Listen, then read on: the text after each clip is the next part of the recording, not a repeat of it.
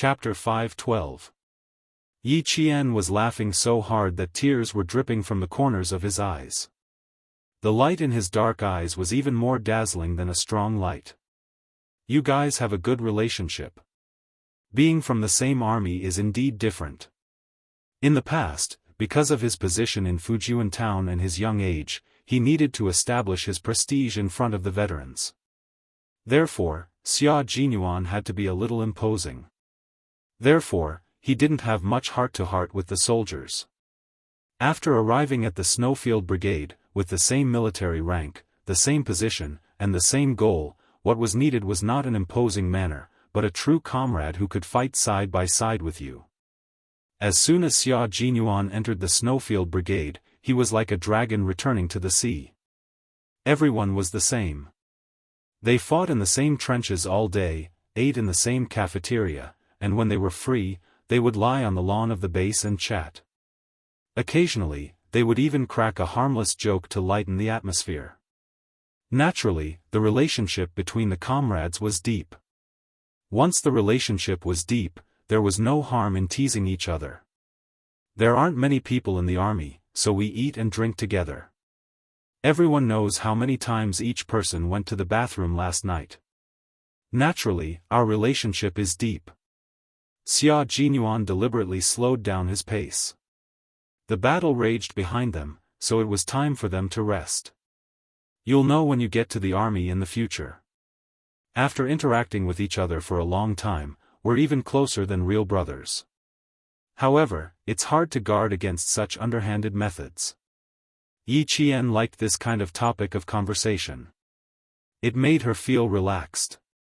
During the conversation, her slight smile was like a freehand landscape painting of a boat on a river.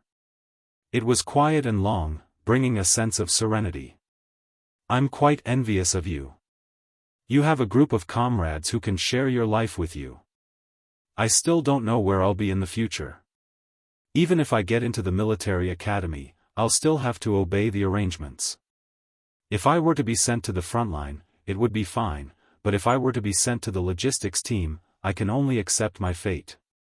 Every time she fought with them, she couldn't wait to join the army instead of sitting in school and studying peacefully. However, when she returned to school, she would be able to calm down and study seriously. Of course, it would be even better if she did not have those trivial matters to deal with. What's there to be envious of? Can't you just set me as your goal? Hunters would always inadvertently set up traps and wait for their prey to arrive. Just like now, in order to raise Yi Qian's goal, Xia Jinyuan casually brought it up in a relaxed mood. Yi Qian was really interested. After 3 rounds of cooperation, she guessed that Xia Jinyuan's troop was definitely a special force. She also heard him say that there were not many people in the troop. Generally, even if there were not many soldiers in a special force, there would be more than 30 people. Only some special forces would be limited to a small number of people. If that was the case, Captain Xia's unit was a special force with a special nature. Yi Qian's eyes lit up.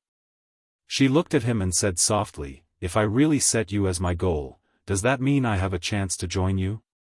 There weren't many bait that could make his little fox take the bait. The army was one of them. It was also the most useful one. He would mention the army from time to time, and his little fox would obediently follow him. Now, it was even better. She was using his army as bait. Very good. That was the effect he wanted. The effect was what he wanted, but it also made him nervous. He didn't know if it was right or wrong to bring her into his army. Chapter 5:13. If today's kidnapping had not happened, he would have insisted on his original plan and brought her to his military unit. Now, he would listen to her thoughts first, then take it one step at a time. His slender hand held hers tightly and did not let go. It was as if he was taking a leisurely stroll. If there was a crescent moon in the sky, he would be able to take a leisurely stroll under the moonlight. Xia Jinyuan raised his thin lips slightly and said with a faint smile, "My army? My military unit is a little difficult. If I said that even the best soldiers in Fujian Town's military unit might not be able to make it, would you believe me? Of course I believe you. Yi Qian answered without hesitation. She even looked a little serious. You wouldn't joke about this kind of thing, so I believe every word you say. She always believed him like this. She did not need to think, nor did she need to think too deeply about it. She believed him so easily. Xia Jinyuan tilted his head and looked at her quietly with his dark eyes. He asked her softly, word by word, why? Why do you believe me so much? You don't even think about what I say to you and you subconsciously choose to believe me? This little fox, she definitely knew what he was thinking. The light in his black eyes became even more scorching, and his voice became softer, as if it was entangled with the smoke of gunpowder in the wind. It was also like a gentle net that surrounded Yi Jian. He asked her, do you know what I'm thinking in my heart? Am I right? Yi Jian raised her head abruptly and looked into his dark eyes that were as deep as the sea. The light in his eyes made her heart beat wildly and her face seemed to turn red. Yi Jian naturally looked away as her breathing became irregular. Avoiding his burning gaze, she smiled and said, of course I know what you're thinking. You just want me to choose the military path in the future. Do you really think my thoughts are as you say? With a smile in his eyes, Xia Jinyuan squeezed Yi Qian's hand and rubbed her fingers gently with his thumb. He conveyed the joy in his heart with his fingertips and also hinted to her that he had a lot of thoughts. When they were about 5 meters away from their comrades, Xia Jinyuan pulled her to the side and walked towards the darkness that even the strong light could not illuminate. Yi Qian's heart skipped a beat when she saw this. She instinctively said, Xia Jinyuan, where are you taking me? Because she understood, Yi Qian rejected him when he tried to do something. She refused to take their relationship to the next level. She was fine on her own and did not need someone to force their way into her world. She did not care about men and daughters forming a circle. She could draw a circle on her own. Jianghu is not that big. I can't possibly take you out of the airport. Her reaction like a frightened rabbit made Xia Jinyuan's smile deepen. The man who just walked out of the smoke of war had a strong sexiness to him. He showed the might of a man everywhere. His long legs took large strides and Yi Qian had no choice but to run after him. Xia Jinyuan, let go of me first. I can't outrun you. Yi Qian grabbed his hand and tried to break free. But for a man, it was difficult to let go of the girl he wanted. Chapter 5:14. Especially for a man like Xia Jinyuan, who was extremely honest and loyal when it came to relationships. It wasn't easy for him to meet a girl who made his heart flutter. He patiently waited for her to bloom, for her to bear fruit, and then, for him to pluck her. During this entire process, he didn't want to let go of even half a step. His sexy smile was like the red wine in a crystal glass at night, intoxicating even before tasting it. Now, you don't have to walk past me. I'll hold your hand and walk. When we get there, I'll let go and watch you walk past me. Or, we can walk side by side. How about that? The double entendre made Yi Qian's struggle stop for a moment. Was the hidden meaning in his words what she was thinking? Or was it another one of his casual teasing? No, it didn't seem like it. His gentle voice and attitude of never letting go were all indicative of his deeper meaning. That deeper meaning made her heart tremble slightly. Even if she wanted to ignore it, how could she so easily ignore the palpitations in her heart? She stopped struggling and let him lead her to a darker place without any light. Yi Qian didn't say anything else. If she did, she wouldn't know how to deal with these things that she had no experience with. Don't be in a hurry to answer. Just keep quiet. Her obedient silence made Xia Jinyuan's eyes darken slightly. Every time they met, he used all his skills. Time and time again, he went deeper and deeper. Time and time again, he hinted at her verbally. He wanted her to gradually accept it as she grew older. It was a natural acceptance, not an escape. His little fox, who was resistant to adult men, couldn't be impatient for instant success. Other than taking it step by step, there was no other way. Yi Qian had already pursed her lips. Then, the double entendre in his words was just as she thought. He did have some feelings for her. Captain Xia, you don't have to be in such a hurry to give me some information so early. I'll say the same thing again. There's still a long way to go. Yi Jian, who had been jogging with him, expressed her attitude in a very firm tone. So, I won't take it to heart, and I won't think too deeply about it. Yi Jian, who had been jogging with him, expressed her attitude. In my world, I only want to go higher and further. Instead of settling down in a corner or living a life of being a fish on the chopping block. Her attitude was firm, and she had no intention of dating at such a young age. Xia Jinyuan was not discouraged. It was because of her attitude that he was able to take things one step at a time. He smiled and said, "Of course, you're still so young. Don't think too much about these messy things. Think more about your studies and the military academy." It was clearly his double entendre that made her overthink things, and now, she was the one who was overthinking things. At the same time, Yi Qian felt even more helpless. Captain Xia, you're just here to tease me, aren't you? I'm not teasing you because you're too young. I don't want to scare you. Xia Jinyuan laughed. His deep laughter was full of mockery. I'm not joking, and I won't take back what I've said. It's entirely up to you. Yi Qian thought to herself, if this goes on, I'll be even more worried. Just one sentence was enough to make her feel uneasy. She was afraid that he would be angry at her for her attitude, but she didn't want to lie. She had to feign ignorance. The more she said, the more mistakes she would make. The less she said, the better. Shut up. Her silence made Xia Jinyuan's heart soften. No matter what he said, his little fox never questioned him. Her obedience really made him like it. Chapter 5:15. He liked the fact that she was occasionally obedient. When she was stubborn, it made his heart ache. He said softly, "Let me know if the wound opens again. We can treat it first." Yi Qian, who was being pulled along, pursed his lips and muttered, "Even if it's just a minor injury, it's going to become a serious injury because of you." His voice was as soft as a mosquito. For special forces soldiers like Xia Jinyuan, no matter how soft a voice was, it was still a voice. He chuckled when he heard the grievance in Yi Qian's voice. "Grievance? I saw it when you handed Pavel over just now. It's a scratch, similar to the one you get during training. It's definitely not a minor injury that will become a serious injury." "Then why are you asking me?" "To show that I care about you." They chatted back and forth. It was rare for them to find a moment to relax after a battle. It was the happiest time to have a good chat. For Xia Jinyuan, it was the same.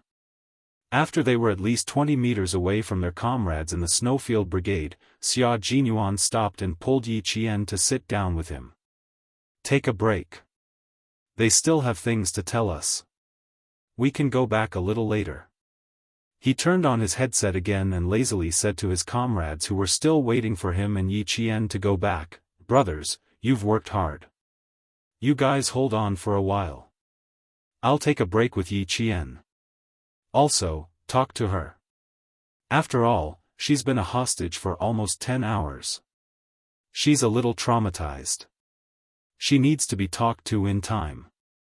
After he finished speaking, a few disdainful snorts were heard in the entire channel. J5 put on a fake smile and said, "Q King, I'm an instructor. I'm better at talking to people than you are. You should leave Yi Qian to me." "Thanks. I'll deal with my own problems. There's no need to trouble you guys." Xia Jinyuan would not allow his comrades to occupy his and Yi Qian's time. There were only a few days left before the overseas visit. By the time he returned to the army and she went back to school, he didn't know when they would meet again. It was not difficult to detect a strong possessiveness in his words, but Yi Qian did not take it to heart. Instead, he was worried about his rascally behavior. The mysterious and unpredictable Xia Jinyuan, the multifaceted Xia Jinyuan, the scheming Xia Jinyuan, the cold and ruthless Xia Jinyuan, no matter which side he was, she couldn't figure him out. Now that the rascal was here, he couldn't do anything to him. After he hung up, Yi Jian smiled and looked at him. Captain Xia, I'm not traumatized. Don't talk nonsense. Even I have some psychological trauma. How come you don't? The shameless Xia Jinyuan had the air of a rich playboy in the capital. When he raised his eyebrows and smiled, he looked both flirtatious and flirtatious. You're quite traumatized. When I saw the gun you left behind, I almost shot the Pakistani staff member who accompanied you. He spoke with a smile, but his deep voice did not hide his ruthlessness. Yi Qian believed that he did have such an impulse at that time, but he suppressed it. If I heard that one of my people was kidnapped, I would be so anxious that I would fight to the death. Her smile was very relaxed, and it floated over with the wind. Even Xia Jinyuan's eyes, which were filled with ruthlessness, became clear. Captain Xia, your army is the front line, right? When they talked about the army, he pulled her away. In fact, it was also to avoid his comrades. He did not answer immediately. Yi Qian said softly in the silence between them, my goal is to enter the frontline army. Only then will I feel that my life is not in vain. Chapter 5:16. Going to the front lines. Becoming a world-class sniper like Uncle Chen, becoming an unshakable tree, even if she had to go through life and death, it would be worth it. This life was really worth it. Xia Jinyuan lay down, his body pressed against the cold ground. He looked up at the endless, dark sky. After a moment of silence, he said in a deep voice, then you have to work harder. We're not a team that you can join just by saying you want to. He seemed to be thinking about something as his tone was a little serious. Yi Qian, who was sitting down, turned her body to the side and quietly waited for him to bring up the mysterious special forces. What kind of team would gather such outstanding soldiers like Captain Xia and the others? They were brave and fearless, strong in combat, and had high overall quality. Even the standard equipment on them was better than the average combat team. All these things made her curious about this team and filled her with yearning. Her serious waiting made Xia Jinyuan narrow his eyes slightly. She was indeed very interested in the team he was in. Even though she didn't ask much, her actions already explained everything. You've seen what the team is for. They rushed to the most dangerous place. If you're aiming for the team we're in, that's great.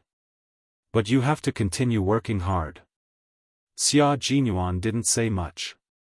He only told her that the goal was good, but it was a little difficult. What was Yi Qian least afraid of? The one thing he was least afraid of was difficulties.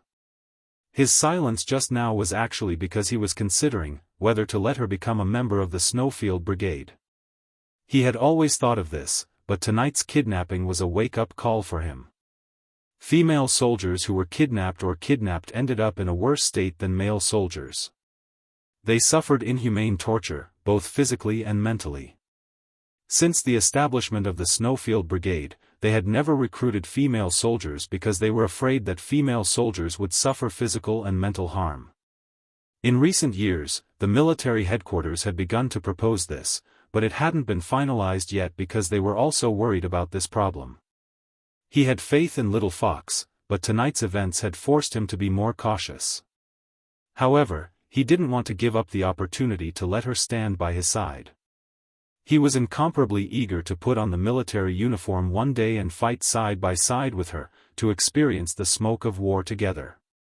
This kind of desire could not be suppressed. She was already so outstanding at such a young age, and there were still 6 more years. 6 years later, when she joined the army, how dazzling would she be? Just thinking about it now made him feel emotional. Why do I feel that Captain Xia is only giving me a taste of sweetness and not really letting me have a taste of the candy? Yi Qian, who was sitting, lowered her head and looked at the cold silhouette of her body even when she was lying down. She raised her eyebrows slightly and smiled. It looks like I really have to work hard. No matter which unit I'm in, whether I can go to the front lines, I have to work hard before everything is set in stone. Smile was confident, proud, and fearless. Just as Xia Jinyuan said, Yi Qian was the least afraid of difficulties. The more difficult it was, the more she would conquer it. Xia Jinyuan, who was frowning in the dark, heard this and a trace of determination flashed across his eyes. He restrained his expression and said in a low voice, "There are still differences between frontline units and special forces. All I can tell you is that all the brothers in my unit are the best of the best." Chapter 5:17. Xia Jinyuan's voice was low and heavy, as if it was filled with molten iron. Combat, precision shooting, high-speed driving, electronic blasting, communication decoding, and flying in the sky and running on the ground, all of these are necessary. Yi Qian, you've only traveled less than 1,000 miles in your long journey. There are too many things you need to learn. You need to know how to drive all kinds of combat vehicles, use all kinds of domestic and foreign weapons, be proficient in all kinds of radio and communication devices, and learn how to assassinate, scout, and destroy. Little fox, you're just a beginner. It will take you at least 5 years to become an elite special forces soldier. If you really want to join my unit, then as long as you can meet the requirements in the next 6 years, my comrades and I will definitely welcome you. Meticulous selection and strict training over a long period of time had finally created the Special Forces members of the Snowfield Brigade with unique skills and extraordinary skills. Yi Qian's eyes sparkled when he heard what Xia Jinyuan said. He nodded vigorously, and his voice was filled with excitement. As long as there's a chance for me to learn, I will definitely make good use of it. She continued, "You brought me to participate in the car training because you wanted me to become a Special Forces soldier, didn't you? How did the smart little fox become so dumb all of a sudden? The 4-year plan Uncle Chen and Uncle Jen drafted for you was based on the training plan of the Special Forces in the triangular state of the United States. But our requirements are stricter now, and we have more skills." Since she had the same thoughts, then he was definitely going to hold her hands. He would tell her how to proceed and support her on this path until the day she left the army. From the looks of it, your outstanding performance in several missions has already been noticed by the military. Otherwise, they wouldn't have proposed to let you be a student who went abroad for an interview this time. They also asked you to train with the motor vehicle soldiers within a month. Yi Qian, the military has high hopes for you. Now, you can either cherish it or give it up. Before the military orders are issued, there's still time. His words made Yi Qian's expression turn cold. He said in a low voice, "Captain Xia, are you saying that there's a high chance that I'll join the frontline army?" "That's right. As long as you keep progressing at this rate, there will definitely be a place for you in the frontline." He had been thinking about whether or not to let her become a member of the Snowfield Brigade. Now that he thought about it carefully, since the military had already taken notice of his little fox, wouldn't it be obvious that the military wanted her to follow her leader to secretly visit a war-torn country at such a young age? As such, his worries were not worth mentioning in the face of military orders. Xia Jinyuan, who had been keeping track of how much time he had left, used the strength of his waist to support his upper body, sat up nimbly, and said with a smile in his dark eyes, "The most important thing for you now is to have good skills before you join the army, so that the military and the country can rest assured about you. In your first year of high school, Yi Qian, you have to work hard. Follow Uncle Chen more often and endure more hardships. It will be good for you." This conversation was the most serious one Xia Jinyuan had ever had. In the past, he had been hiding it, but now, he was truly involved in Yi Qian's life. "Okay, I understand." Yi Qian nodded solemnly. The determination between his eyebrows was no less than that of a real soldier. After being reborn, she no longer wanted to be a coward for the rest of her life. She wanted to stand at the top of the mountains and look down on the past. Chapter 518. His little fox had already gone through basic training and had the basic skills and tricks that it could rely on to survive. Even the important training programs were being carried out one by one, and the results of the training were finally reflected in every operation.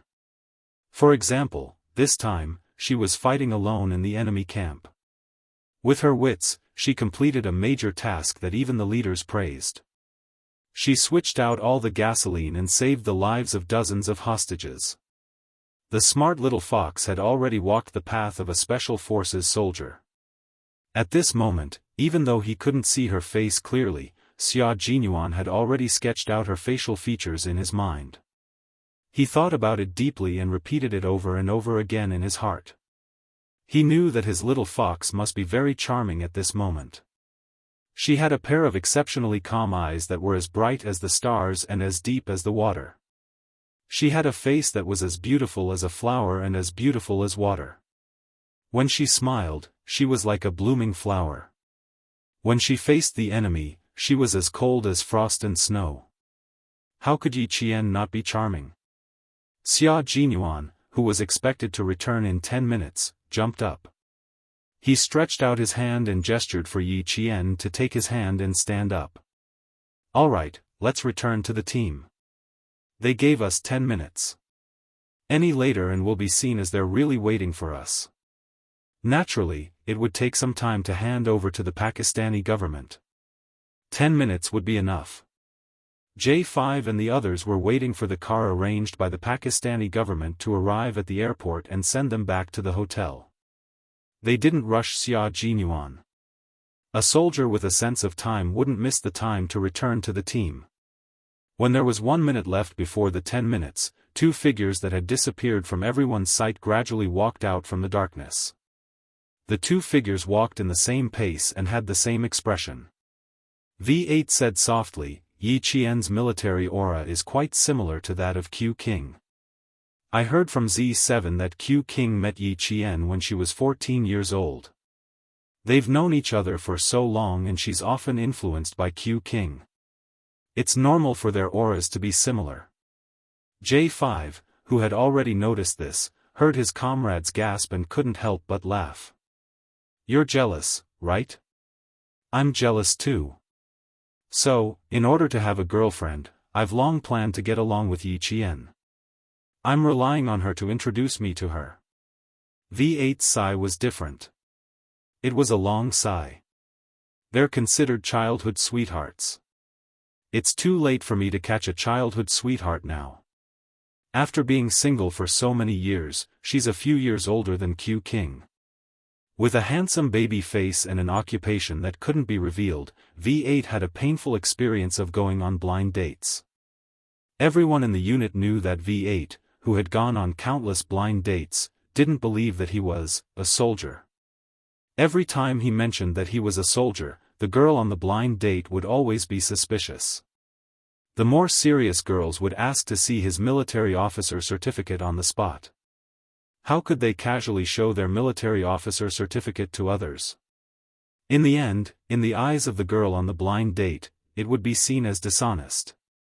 V8, who had gone on blind dates during his vacation, had always failed and returned to the team. So, whenever he mentioned his girlfriend, his heart ached.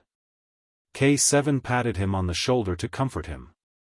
Continue with the blind dates next time. Even a blind cat will catch a mouse.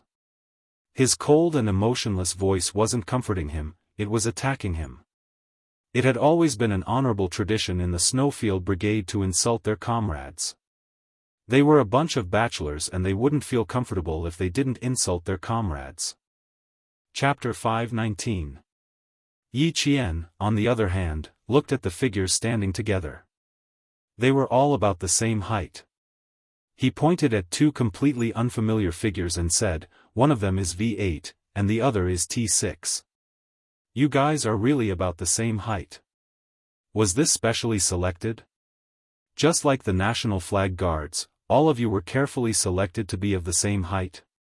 They had to be the best of the best in the army, and they had to be of the same height. How difficult was it to gather all of them together? There's only one thing. It's just that it's slightly controlled, so there are fewer people in our army. When they were still 3 meters away from their comrades, Xia Jinyuan sped up his speech and said, their facial features also have to be well defined. It's extremely difficult. Yi Jian glanced at him quickly. Why did she hear a hint of smugness in his voice? They were so close, and they had been holding hands the whole time. Even if they only looked at each other from the side, there was an intimacy that no one else could interfere. Another collaboration. How many times have we worked together, Xiao Yi? J5 laughed heartily. It had been more than a year since the last battle in the snowy highlands. This time, he saw her fighting ability again. She saved more than 10 hostages by herself, saved the orphanage from an explosion, and remained calm in the midst of a crisis. J5 admired her. Yi Qian was like a returning comrade.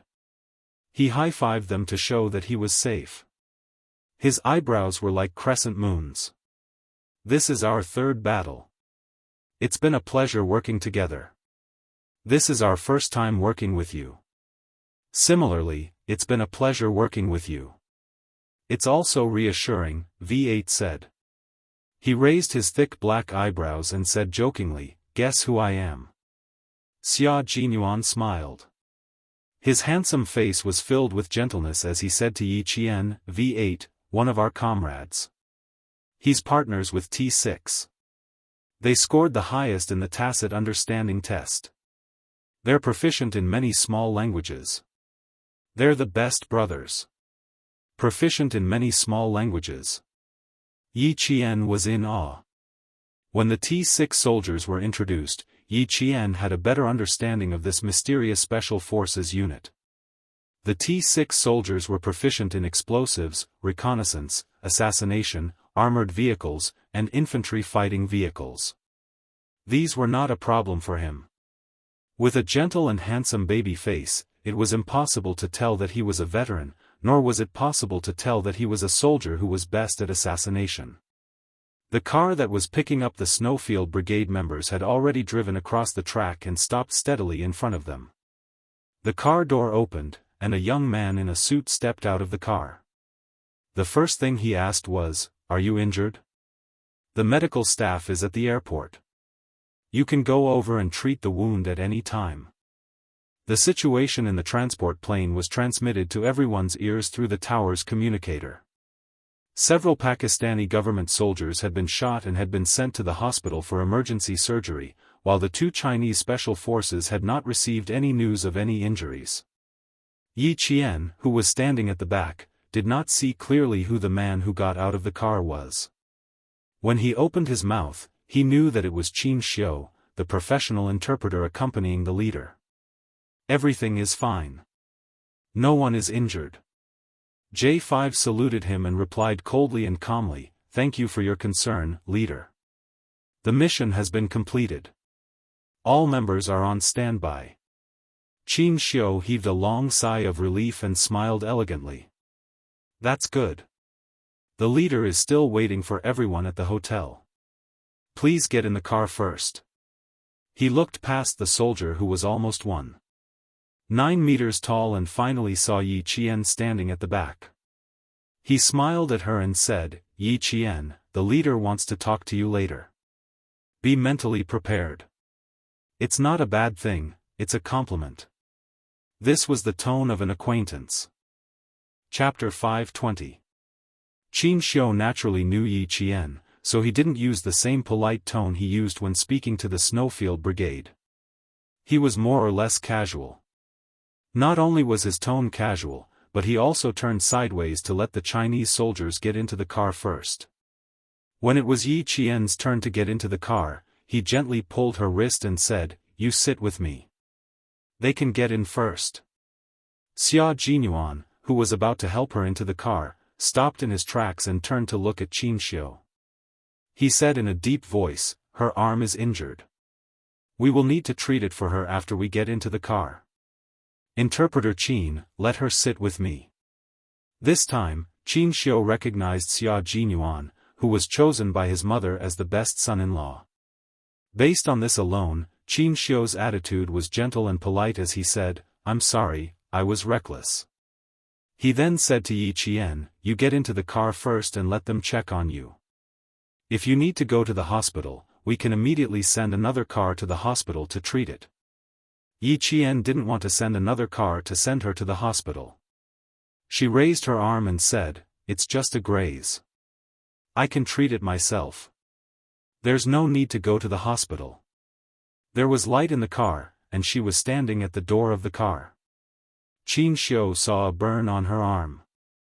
This was caused by a stray bullet hitting a hard object. It dissolved most of the bullet's power and changed its trajectory, causing a burn. It was one of the lightest bullet scratches. "Then let's go to the car to treat the wound. There's a first aid kit in the car." Qin Xiu had seen gunshot wounds before, and he himself had suffered a graze before. He knew that there was no need to go to the hospital with this kind of injury. He didn't say anything else and helped Yi Qian up. Xia Jinyuan, who had already gotten into the car, held her wrist and got into the car. The medical kit was fully prepared. Xia Jinyuan placed Yi Qian's left hand between his knees. As the car rocked, he picked up a cotton ball dipped in saline with a pair of scissors and carefully treated her wound. "Don't move. Steady your arm. Don't let the forceps touch your wound." Qin Xiu, who was sitting alone on the side, was about to stand up and support Yi Qian's shoulders when she heard this. However, she saw that Yi Qian had already grabbed the back of her chair with one hand and stabilized her swaying body. She had been kidnapped, and walked out of a hail of bullets. She was even injured, but he did not see anything strange on her face. There was not a trace of fear, as if she was already used to it. This was a bit strange. How could a student be used to a hail of bullets? Qin Xiu couldn't help but take another look. His gaze was fixed on Yi Qian's back, and there was a hint of doubt in his indifferent eyes. "The wound is not deep, so you don't need stitches. However, there will be some scars." After Xia Jinyuan finished speaking, he used a bottle of saline to rinse the wound, applied some anti-inflammatory medicine, and bandaged it with sterile gauze. "Don't touch unboiled water tonight. It might be inflamed." He looked up and instructed Yi Qian. When he put away the medical kit, his cold gaze seemed to inadvertently look at Qin Xiu. As if he had just realized that he was looking at Yi Qian, his thin lips curved slightly, revealing a polite but distant smile. Qin Xiu nodded slightly and calmly looked away. Both of them came from good family backgrounds and were rich young masters in the capital. The noble aura in their bones was not something that could be learned by others. They were born with a noble aura. This was a confidence that was engraved in their bones. It was not something that could be cultivated. The saying, "Nobility accumulates for 3 generations," was referring to these two people. A calm look was exchanged with a faint smile. Then, they looked away as if nothing had happened. Qin Xiu had already narrowed his eyes. This young master from a family Xia was indeed not bad. However, the old madam of the family Xia did not get along with the old madam of the family Xia. If he wanted to marry the daughter of the Qin family to a family Xia, it would be difficult to get past the old madam alone. Chapter 521. The Qin family and the Xia family were both old aristocratic families in the capital. Even if their ancestors went back 3 generations, there was still a genealogy. However, the Qin family and the Xia family were slightly different. The old master of the Qin family went abroad during the war and later returned to the country to become a diplomat. Only then did the Qin family take root in the capital again. Family Xia, on the other hand, did not go anywhere. When the war broke out, old master Xia and his 5 brothers all gave up writing and joined the army. When the war ended, only 3 of the 5 brothers were left. Old master Xia was the youngest, and now he was the only older member of the family Xia. Logically speaking, the two families were both aristocratic families in the capital and were somewhat related by marriage. However, in reality, there was no marriage at all. As a result, Qin Xiu's mother had to put in a lot of effort to marry her daughter into family Xia. Qin Xiu did not care about these things, but it was impossible for him to not care at all. Otherwise, how could he explain to his parents? However, Qin Xiu was also thinking about how to talk to Xia Jinyuan. Just now, even if it was just a glance, he could see that Xia Jinyuan had a condescending arrogance. This was not a display of arrogance, but a kind of noble heritage of an aristocratic family. It was obvious that Xia Jinyuan was not someone who was easy to get close to. Qin Xiu was the same. He looked gentle, but there was a sense of alienation in his bones that kept people thousands of miles away. After getting out of the car, Qin Xiu said to Xia Jinyuan, "Major General is waiting for everyone's report. I will take Xiao Yi to him first." "Sorry to trouble you, Interpreter Qin." Xia Jinyuan smiled at him politely, then said to Yi Qian, "You have been with him for 2 days. If he asks you anything, just answer truthfully. There is no need to deliberate." He was afraid that he would not have a chance to meet her tonight. After he finished reporting to Major General, she probably went back to her room to rest. Qin Xiu was a smart person.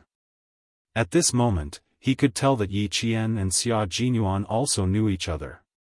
He stood to the side elegantly and did not say anything, quietly waiting for the two to finish talking. "Yes, I know." Yi Qian knew that Qin Xiu was worried that she would think too much and lose her honesty in front of the leader, so he reminded her to say whatever she wanted to say. No matter what, this elegant but dangerous man would always remind her appropriately and tell her what she should do. Xia Jinyuan wanted to raise his hand to rub her head again, but in front of so many comrades, he had to restrain himself. In the end, he gently patted her shoulder and said softly, "Leader is concerned. Leader is care." It was impossible for the leader to put on airs in front of a student. When he saw Yi Jian come in, her hands were wrapped in bandages, her face was covered with gray marks from the war, and her neat student uniform was wrinkled. He immediately said to Qin Xiu, "Quick, let the doctor come in and take a look at the child's injuries." Qin Xiu. Qin. Yi Qian. Afraid that the leader would call for a doctor, he said, "Translator Qin, you know. You don't have to worry about my injuries." Qin Xiu gently closed the door and stood to Yi Qian's left. He smiled and said, "It's indeed a minor injury. Our Chinese soldiers have already treated it in the car. You don't have to worry. It's not a big problem. It's considered a minor injury." There were 4 guards standing upright in the room. When Yi Qian came in, they glanced at him lightly. Their eyes were as sharp as a falcon's, making Yi Qian's hair stand on end. They were the guards sent by Zhong Nanhai to protect the leader's personal safety 24/7. Chapter 522. Even if it's just a minor injury, you still have to recuperate. You came with us but let a child like you suffer. This is a foreign country. Child, there are some things that our country can't interfere with. I hope you don't mind." The leader stood up and walked over. His dignified and kind eyes stared at the girl who was praised by the Pakistani president. He patted her shoulder gently and said gently, "It's good that you're back safely. It's also our fault that we didn't make proper arrangements and let a child like you suffer so much." Long before Yi Qian came back, the leader had already reflected on himself. But how could this kind of thing be completely controlled? Both the Chinese and Pakistani sides had made careful arrangements. But who knew that the English teacher in charge of teaching Miss Petty was actually an Al-Qaeda member? From the old government to the new government, through layers of examination and verification, it was confirmed that the background was clean and there were no problems. The Chinese leader's visit to Pakistan was a secret visit. The only people who could stay in the presidential palace and know about this trip were people close to the president and trusted. Pavel represented the Pakistani government during the old government and attended a joint venture celebration banquet between China and Pakistan. Even so, there was still a problem. To me, it wasn't a hardship. On the contrary, I was quite happy about the kidnapping. Yi Qian sat down with the leader and pursed her lips into a smile. She had the innocence of a young girl and the fearlessness of a soldier. When the leader heard this, he was quite surprised. He wanted to let Yi Qian go back to rest early. Now, he asked with interest, why? Aren't you afraid? This young girl was quite interesting. She wasn't afraid of being kidnapped. Instead, she was happy.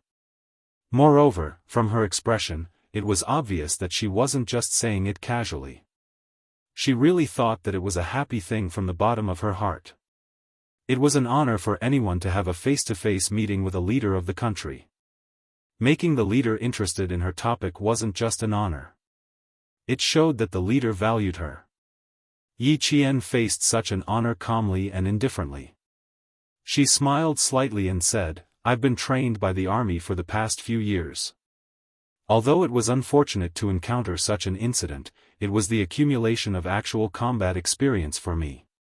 I'm not afraid of being laughed at, but when I was kidnapped, I was actually quite excited, thinking that I could finally practice. At this point, Yi Qian pursed his lips slightly, revealing a shy smile. That was what I thought at the time, but when I found out who had captured me, I actually panicked. She spoke at a steady and calm pace. She talked about her fear at the time and her plans after the incident. Every word and every look in her eyes revealed her confidence. The army groomed me in the hopes that one day, I can bring glory to the country. I'm just doing my best to repay the country and the army for their training. That was what she thought in her heart, and that was what she said. There was no need for her to think about it, and there was no need for her to think about it. She said what she thought. Qin Xiu, who had not left, listened quietly. He heard every word Yi Qian said. His calm expression hid the shock in his heart. She was just a high school student. What she could say and what she could do was far beyond anyone's expectations. Even the leaders were no exception. Chapter 523. The reason why the leader came to meet Yi Qian so late at night was also because he was worried that this student might be scared and wanted to have a heart-to-heart talk with her. In addition, China had decided to keep Yi Qian by Petty's side as a hostage. It wasn't that China didn't value her, but from the perspective of the relationship between China and Pakistan, they had no choice but to consider the big picture and make Yi Qian suffer. In the end, there were many things that she didn't say out loud, but she had already thought it through clearly. She even treated this kidnapping as an accumulation of actual combat experience. Good child, you did very well. I'm very glad that I brought you with me on this trip. If it was another student, I'm afraid that they wouldn't be sitting here chatting right now, but would still be anxiously waiting. It was the right decision to let the local army raise you. You are now in your second year of high school and will soon become a third-year high school student. Study hard, and the door to the army will definitely be open for you. The leader had some understanding of Yi Qian's family situation, but regarding Yi Zhifan's matter, the military couldn't possibly report it to the higher-ups.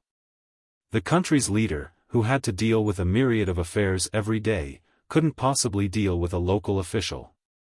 The current situation was already very good. Yi Qian didn't need to fight for any special treatment. She would use her own hands to win the final victory. Because there were no changes to tomorrow's itinerary, they still had to visit a school. After about half an hour of talking, Qin Xiu, who was waiting by the side, received an internal call.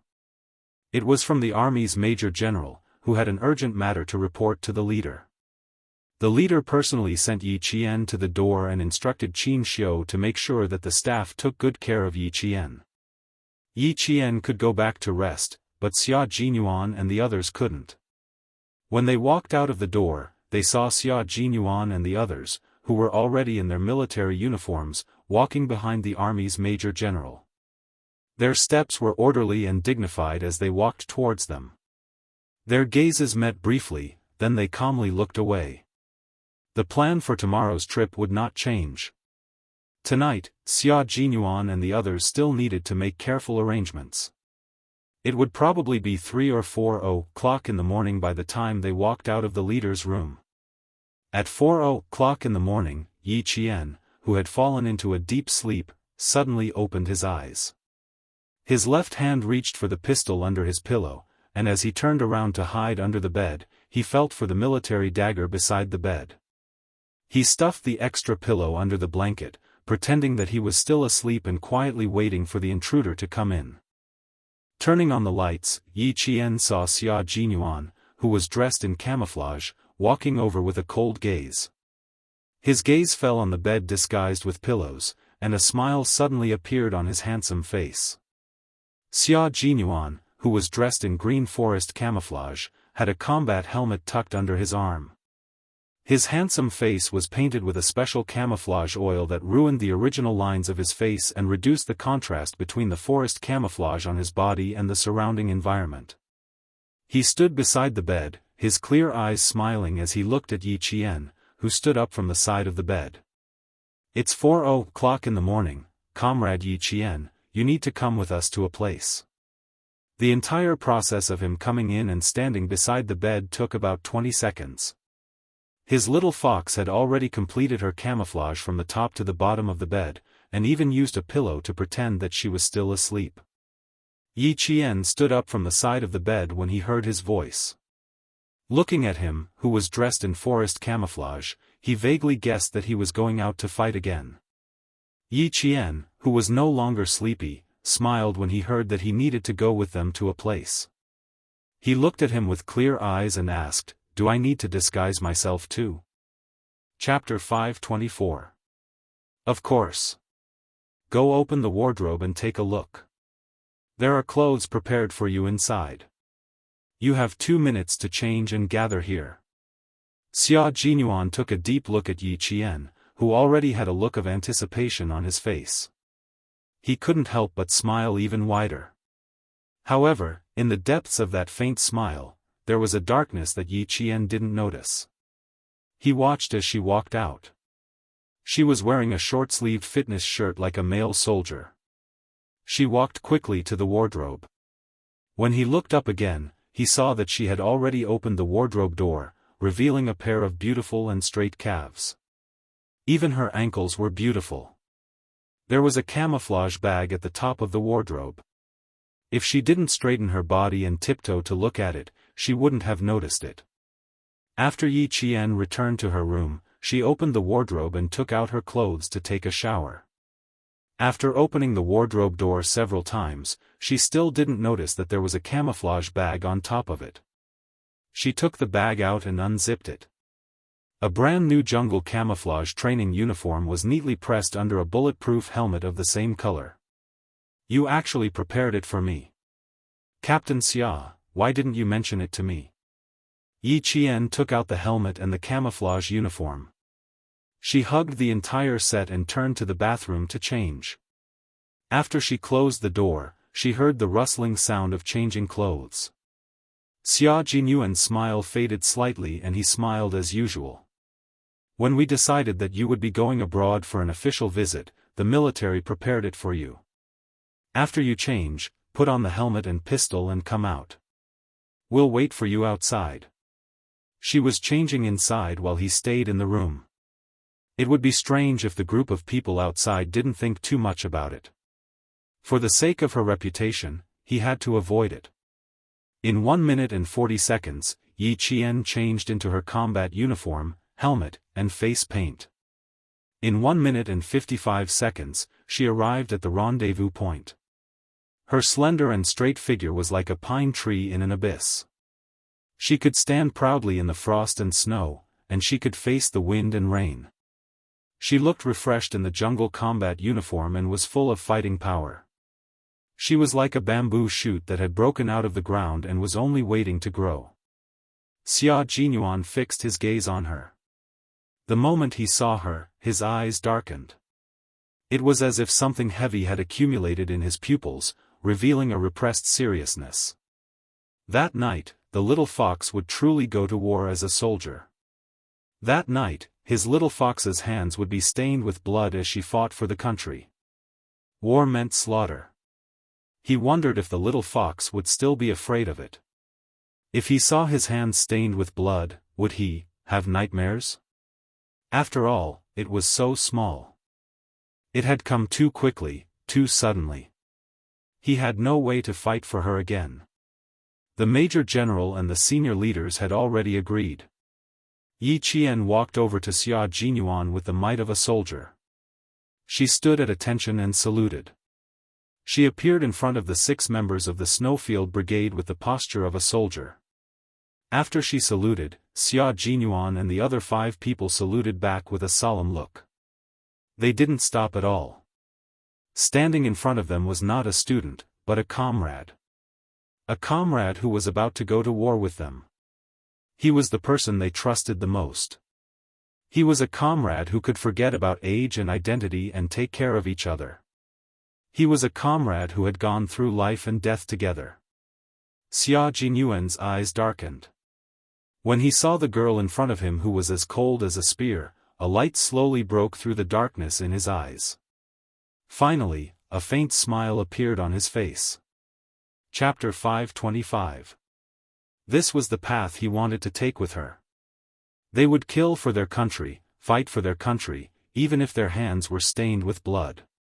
Come, come, come, fold your hands again.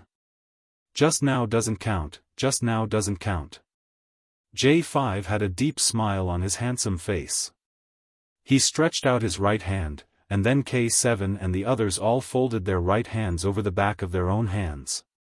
He then said to Yi Qian in a loud voice, use whichever hand you're holding the gun with. Xia Jinyuan covered his left hand, raised his eyebrows, and gestured for Yi Qian to extend his hand with a smile in his eyes. Use both hands, no distinction between left and right. A bright smile bloomed on her beautiful face. It was bright and full of vitality. She placed her left hand over the back of Xia Jinyuan's hand and said, I'll use my left hand. Xia Jinyuan raised his eyebrows and placed his right hand over the back of her hand. T6 looked at Yi Qian, then at Xia Jinyuan's right hand. He sighed and said, childhood sweetheart, childhood sweetheart. I'm really envious of you. Hurry up and look through your old photos when you get back during the holidays. See if you can find another childhood sweetheart. Following J5's teasing, a few chuckles could be heard. They all understood what was going on. Only Yi Qian looked a little confused. As J5 shouted, 1, 2, 3, his large hand and her small hand lowered and retracted together. Every time they went on a mission, the comrades of the Snowfield Brigade would fold their hands to cheer for each other. When they returned, they would fold their hands again to represent their unity and return. Get your weapons first. We'll talk about the details after we get in the car. After they finished folding their hands, Xia Jinyuan's expression instantly turned cold. He was like a ferocious beast that was baring its fangs as he crouched in the dark, waiting for an opportunity to strike. He wasn't the only one. The team members who were chatting and laughing with Yi Qian just now all had cold expressions on their faces. There was no trace of a smile on their faces. Yi Qian's heart skipped a beat, and he even held his breath. From their serious expressions, he could tell that this was a very important and dangerous mission. Every one of them was armed with an M16 automatic assault rifle. Not only were they equipped with guns, but they were also equipped with 4 grenades, light grenades, and smoke grenades. When it was Yi Qian's turn, Xia Jinyuan handed her a sniper rifle developed for the Special Forces, the AS sniper rifle. It was produced by the Tula Munitions Factory for the use of secret military organizations and police forces, so it was a sniper rifle that could be disassembled and put into an ordinary briefcase. I'll leave the sniper position to you. Xia Jinyuan handed the gun to Yi Qian and helped her put on the earpiece communicator. He tidied up her collar with a dark look in his eyes and smiled faintly. Now, you can keep in touch with us at any time.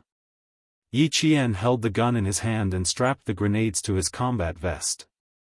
He smiled at him, calm and confident. Yes, I'll definitely guard my position. I won't cause any trouble. Silly girl, if you were here to cause trouble, we wouldn't have dared to let you come over. J5 was amused by her. She was a very honest girl.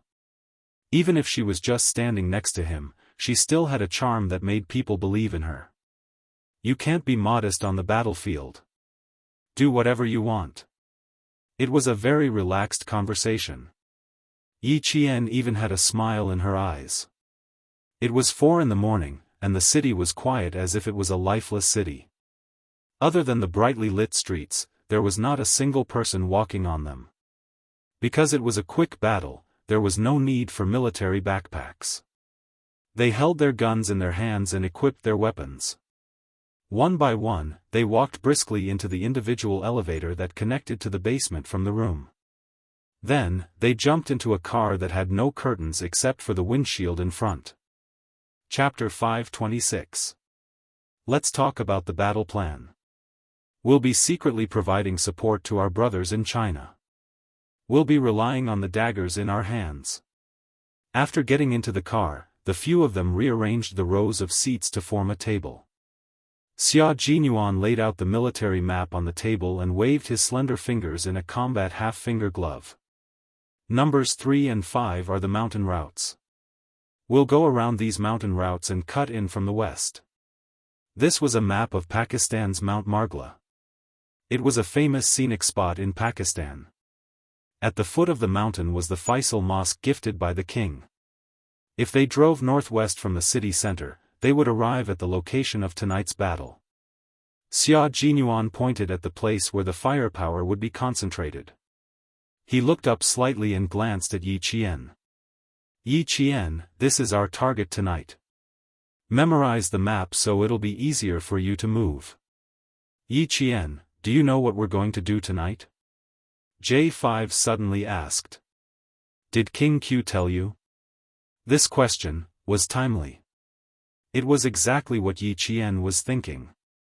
He didn't have time to tell me, but I can guess a little. It's still about the Al-Qaeda incident tonight, right? Yes, and no. J5 raised his eyebrows and looked at her calmly. How do you know it's related to the Al-Qaeda incident tonight? How can you tell? Yi Qian chuckled. They were testing her observation skills. Mount Margla is located in the northwest of the city. It's part of the Karakoram Mountains. There's a famous mosque at the foot of the mountain. It was gifted by King Faisal. Pavel is a believer, so the mosque must be the place he goes the most. After tonight's operation, we rushed to Mount Margla where there's a mosque. I'm guessing that the current mission is related to the Al-Qaeda members. Xia Jinyuan glanced at J5 and said calmly, just because I didn't say anything doesn't mean she doesn't know anything. Some things can't be told by others. You have to think about it yourself. Although he was looking at J5, Yi Qian knew that this sentence was actually directed at her.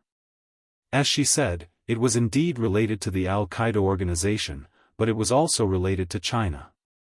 The Pakistani government forces learned that there were not only Al-Qaeda members in Mount Margla, but also Chinese people. The reason why the Chinese government had joined in again was because the other special forces that had previously supported the Snowfield Brigade had come for this purpose. They were investigating a local arms smuggling case with the local police. However, the investigation went further and even involved a foreign terrorist organization. This special forces team from the Linchuan military district had actually been secretly operating in the border area between China and Pakistan. That was why he was able to reach Bafang within 3 hours. We've discovered that the Chinese are all concentrated in the north. We'll cut in from the west and attack in a fan shape. We'll directly cut into the enemy's base camp. All members of Al-Qaeda, make your decision. Xia Jinyuan, who was in charge of the entire battle plan, had a deep and cold look in his eyes. Even his voice was devoid of any warmth. It was cold, heavy, and piercingly cold as it traveled to everyone's ears. will be responsible for assassinations and arresting suspected Chinese personnel. The brothers from the Linchuan military district rarely had the opportunity to go abroad to fight terrorism. Now that they had found out that the enemy was related to China, they returned to China overnight last night. The Snowfield Brigade Special Forces team was responsible for cutting into the enemy's base camp. From this, one could see the difference between the two special forces. Chapter 527. When the car arrived at the exit point, the sky began to brighten. Under the faint light, the group of people entered the endless mountain range, all the way to the horizon of Mount Meghalaya. This was an iconic scenic spot in Pakistan. There were very few people in the deeper parts of the mountain range. In addition, the situation in Pakistan was not very good, so mountaineering enthusiasts stopped at the developed mountain range. No one dared to go any deeper. However, Yi Qian and the others were going to the undeveloped and dangerous depths of the forest. Their camouflage uniforms were the best camouflage in the green forest. When the sky was slightly brighter, they bypassed 2 tourist routes and entered the undeveloped area at 3 in the afternoon. This was also the area where the Pakistani government put up a "No Trespassing" sign. Once they entered the area, they began to move cautiously. There were people in front leading the way, observers on the left and right, and observers at the back. The 7 of them maintained a high level of vigilance and moved forward at the same speed. Everything is normal. Keep going. K7, who was in charge of scouting, told his comrades to keep up with them through his earpiece. His calm voice gave them a sense of security. Xia Jinyuan, who was kneeling on one knee, bowed and stood up. Yi Qian immediately held his gun and guarded the rear. Then, he followed closely behind Xia Jinyuan and continued to move forward. Although the mountain was lush with green trees, in order to safely cut into the enemy's base, they did not choose to walk through the valley. Instead, they used their GPS to march on the back of the mountain. As a result, the entire journey was extremely dangerous. If they were not careful, they would fall down the mountain and hit a tree. At 5:00 in the afternoon, the sun had already set. Walking in the middle of the forest, Yi Jian smelled a very light, abnormal smell in the rotten leaves of the jungle. Yi Jian narrowed his eyes and warned in a low voice, "Someone is here. Hide." They were on the back of the mountain, and they were far away from the development zone. They couldn't let their guard down if someone suddenly appeared. But, what they didn't understand was, how did Yi Jian find out when K7, who was scouting ahead, didn't find anything strange? Scent, there is a different scent. Yi Qian was afraid that they still did not believe him, so he explained, "I smell a different scent in the wind." This explanation was indeed not very convincing, but no one questioned it at this time. They all chose to believe him. Of course, their comrades believed him. If you have any questions, you can ask them later. 3 minutes later, they saw 2 bearded men in gray robes with machine guns on their backs. They climbed up the bushes and leaves in the forest with their hands and walked towards them from below. They also had AK-47 assault rifles on their backs. There really was someone. Apart from Xia Jinyuan, the rest of the team members widened their eyes slightly. She smelled other odors in the wind. Her sense of smell was too sensitive. V8, who was hiding on a high rock, made a hand signal to Yi Qian and Xia Jinyuan, who were closest to the 2 men. "Capture them alive and kill them." "Okay." Yi Qian raised his hand and answered. He quietly exchanged a look with Xia Jinyuan. When the 2 men were in front of them and they could clearly see the size of their feet, the 2 men who were hidden in the bushes grabbed the 2 men's ankles and pulled them behind them. The 2 men immediately fell to the ground heavily. Before the men could make a sound, the 2 men jumped up at the same time and stepped on their backs with one knee. The daggers in their hands were pressed against their necks. Behave. Chapter 528. Xia Jinyuan warned them in a low voice in English. He tightened his grip on the dagger that was pressed against their necks, causing blood to trickle down the throats of those who were still struggling. Yi Qian, who had used the same method to restrain the Al-Qaeda member, did the same. He did not give the other party a chance to make a sound, nor did he give them any chance to struggle. They were moving at the same speed, making the same move, and even their attacks were synchronized to the point that there was little difference. But J5 and the others were dumbfounded. The cooperation between these two people was really, quite tacit. The T6 combatant in charge of the body search walked out and carefully searched the other party from head to toe. After confirming that they did not have any real-time communication devices, he clamped the head of the man Yi Qian had captured alive with both hands and silently disposed of the head after a click. Without any communication devices, these two people could not contact the Al-Qaeda base, and the people from the Al-Qaeda base could not contact them either. Naturally, they chose to dispose of them. After all, they could not possibly leave behind people with guns behind them. Without any real-time communication devices, this means that we're already close to their furthest patrol range. Xia Jinyuan opened the map again and used the GPS to locate their location. He tapped lightly on the map with his finger. We're here now. We're very close to the coordinates of the enemy's base camp and within their furthest patrol range. We're on the right track. We're expected to arrive at 7 p.m. The Pakistani government forces cut in from the north. They're taking a transport plane, and they're marching about half an hour ahead of us, K7 said softly. Everyone had a natural expression on their faces about what had just happened. It's a good opportunity for us to go in deeper now that they've started fighting. Check the time again. Rest for 10 minutes and then get ready to set off. Timing was also very important. A 1-minute error would result in a major mistake. The worst thing was to wait for a 1-minute error while your comrades were attacking. The few of them stared at the map. Other than Xia Jinyuan, the rest of them glanced at Yi Qian from time to time. It was fine if it was just once, but after a while, Yi Qian did not know whether to laugh or cry. What are you guys doing? You don't have to keep looking at me. Ha, ha. The T6 combatant who caught Yi Qian chuckled unnaturally and patted his helmet a little embarrassedly. Aren't we afraid that you'll think we're cruel? Xia Jinyuan, who was facing Yi Qian, said calmly, don't mind them. This is the first time we're working with female soldiers. They're a little crazy. You're overthinking it.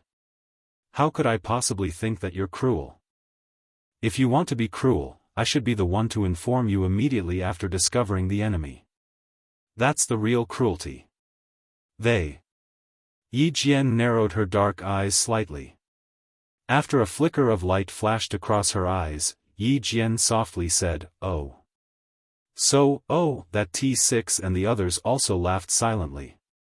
It seemed that this smart girl knew what they wanted to ask. My sense of smell is very sensitive. If it's the smell of perfume, as long as the wind blows, should be able to smell it from quite a distance. The Pakistani men have a indescribable smell on them. It seems like everyone has it. When I was in the mountains just now, I kept smelling the smell of rotten leaves. Suddenly, another smell drifted over, and I smelled it immediately. What they wanted to ask was, how could she smell the enemy's scent and determine that there were enemy forces? Chapter 529. The members of the Snowfield Brigade sighed with emotion at Yi Qian's special skills. Their painted faces changed slightly. J5 turned his head and bumped his shoulder against K7's shoulder. He lowered his voice so much that K7 almost couldn't hear what he said. Looks like I'll have to shower a few more times in the future. I can't be proud of my masculinity anymore. I'll have to restrain myself a little. A bunch of men either trained or went out on missions every day, so the smell of sweat on their bodies wasn't that pleasant. They definitely cleaned themselves up when they were in uniform, but they wouldn't clean themselves up immediately after training. Sometimes, they would just wash their faces under the faucet and rush to the cafeteria to eat. Anyway, everyone was the same. No one cared about the smell on each other's body. K7 glanced at J5 coldly and turned his head away without saying a word. He didn't have any smell on him. He had been smothered in Chinese medicine since he was young, so no matter how much he sweated, there was only the smell of Chinese medicine. Many people had the same thoughts as J5. Other than Xia Jinyuan and K7, who were indifferent, the others all had subtle thoughts. Especially T6, who had failed multiple blind dates. His appearance was top-notch. He felt as if a bucket of ice water had been poured on his heart. Damn, could it be that the smell was one of the problems? Yi Qian didn't expect that his words would shock the elites of the Snowfield Brigade. As a result, the Snowfield Brigade's personal hygiene was left in the dust by other troops. When the 10-minute break was over, the 7 of them set off again. By this time, they had been on the road for nearly 9 hours. The Snowfield Brigade members, who had been training for a long time, didn't have a trace of fatigue on their faces. Yi Qian was the same. Today, J5 and the others saw the ferocity in his bones. Who said that women were inferior to men? Yi Qian, who also took turns to be the vanguard, sentry, and scout during the march, was definitely not worse than any of the male soldiers. No wonder Major General Liu didn't hesitate to put Yi Qian in the sniper position and fight alongside them. At 6:00 in the evening, the dense shade of the trees in Megala Mountain blocked the last rays of the setting sun. The birds on the tree branches chirped happily, but soon there was no more sound. The shrubbery became the world of the night insects. All kinds of music rose and fell one after another. In the music of nature, a few ghost-like figures flitted past quickly, fearlessly moving forward. Then, they all stopped in a dense forest and crawled forward with their waists bent. Yi Qian realized that the members of the Snowfield Brigade were probably used to fighting at night. Compared to the day. From their night vision goggles. Their way of combat was silent to kill. They were close to the outskirts of the base's Sans Est. Coordinates confirmed. Position 3. Me, Yi Qian. Team 1. Yi Qian will enter the base and look for sniping points. I'll be in charge of covering the rear. T6 and V8, Team 2. J5 and G3, Team 3. K7 will be in charge of comprehensive reconnaissance and find out if there are any suspected Chinese. Yi Qian, who was in charge of sniping, didn't snipe from the outside. He would sneak into the base to cover for his comrades and complete the sniping. Therefore, he had to be the first to enter and look for a suitable sniping point. Facing Xia Jinyuan's dark and deep gaze, she raised her hand and made an "okay" gesture, indicating that she had no problems. After the previous few battles, Yi Qian realized that even his state of mind had become much more determined. Chapter 530. The first time she shot a criminal in Australia, she didn't hesitate to shoot. However, when she saw the bloody scene afterwards, her stomach churned and her mind went blank. She panicked. That was the first time she took someone's life. But now, she didn't feel her stomach churning. She only knew that if she didn't take action, she would be giving the enemy a chance to kill her. She would also give the enemy a chance to kill her comrades. This is the fastest way to enter the base camp. Little Fox, get ready to descend. With the help of the night vision goggles, Xia Jinyuan and Yi Qian arrived at the rocky cliff that would allow them to enter the enemy's base camp. Yi Qian glanced at the broken mountain ridge in front of him and nodded gently. Okay, no problem. I'll be on guard. You go first. No matter who went first, they had to be on guard. Xia Jinyuan nodded and carried the gun on his back. He stepped on the uneven rock surface with the tips of his feet. His hands were either tightly grasping the shrubs growing among the rocks or the cracks between the rocks. He quickly descended along the funnel-like rock. 3 minutes later, Yi Qian, who was on guard, heard the cry of a night bird. He carried the gun and quickly descended like Xia Jinyuan. Her figure was petite and slender, and her waist was exceptionally soft as if it was boneless. She was also very light. She was much more agile than the male soldiers. Compared to Xia Jinyuan, who was like a fierce beast, she was much gentler. It was exactly because of the saying, "Women are like water." And the speed of her descent was only about 1 minute slower than Xia Jinyuan, who was a professionally trained special forces soldier. After descending, the two of them were like cats walking in the jungle. They were so quiet that not even the leaves rustled. It was obvious how solid their basic skills were. Although it was cool in the mountains, they were drenched in sweat after walking for nearly 10 hours. Yi Qian's arm was injured, so it was inevitable that it would feel uncomfortable. Xia Jinyuan wanted to ask Yi Qian about it several times, but Xia Jinyuan didn't feel the slightest bit abnormal. Xia Jinyuan wanted to ask him about it, but he could only give up. This injury also had a psychological effect. She felt fine now, but if he mentioned it and remembered it, it would be counterproductive. With the help of the night vision goggles, Yi Qian saw Xia Jinyuan, who was scouting ahead, making a hand gesture to her. 8:00. Sentry post. Kill. They had already entered the target area. As long as they saw a sentry post, they had to eliminate it. Yi Qian nodded lightly and slung his sniper rifle over his shoulder. He held a military dagger in his mouth as he crept towards the sentry post. His light footsteps were covered by the rustling of insects, and his figure was hidden in the darkness. His figure, which seemed to have become one with the night, flashed his fangs. He crossed his arms and quickly grabbed the opponent's chin. Within 3 seconds, he twisted the opponent's head and neck into a strange and twisted position. His neck was broken without a trace of blood. Xia Jinyuan was in charge of moving and handling the sentry posts that had already been taken care of, while Yi Qian was in charge of keeping watch. Everything was carried out like a ghost. Every sentry post that was discovered was dealt with in the form of assassination. After sneaking past the border patrol, they entered a tighter surveillance area.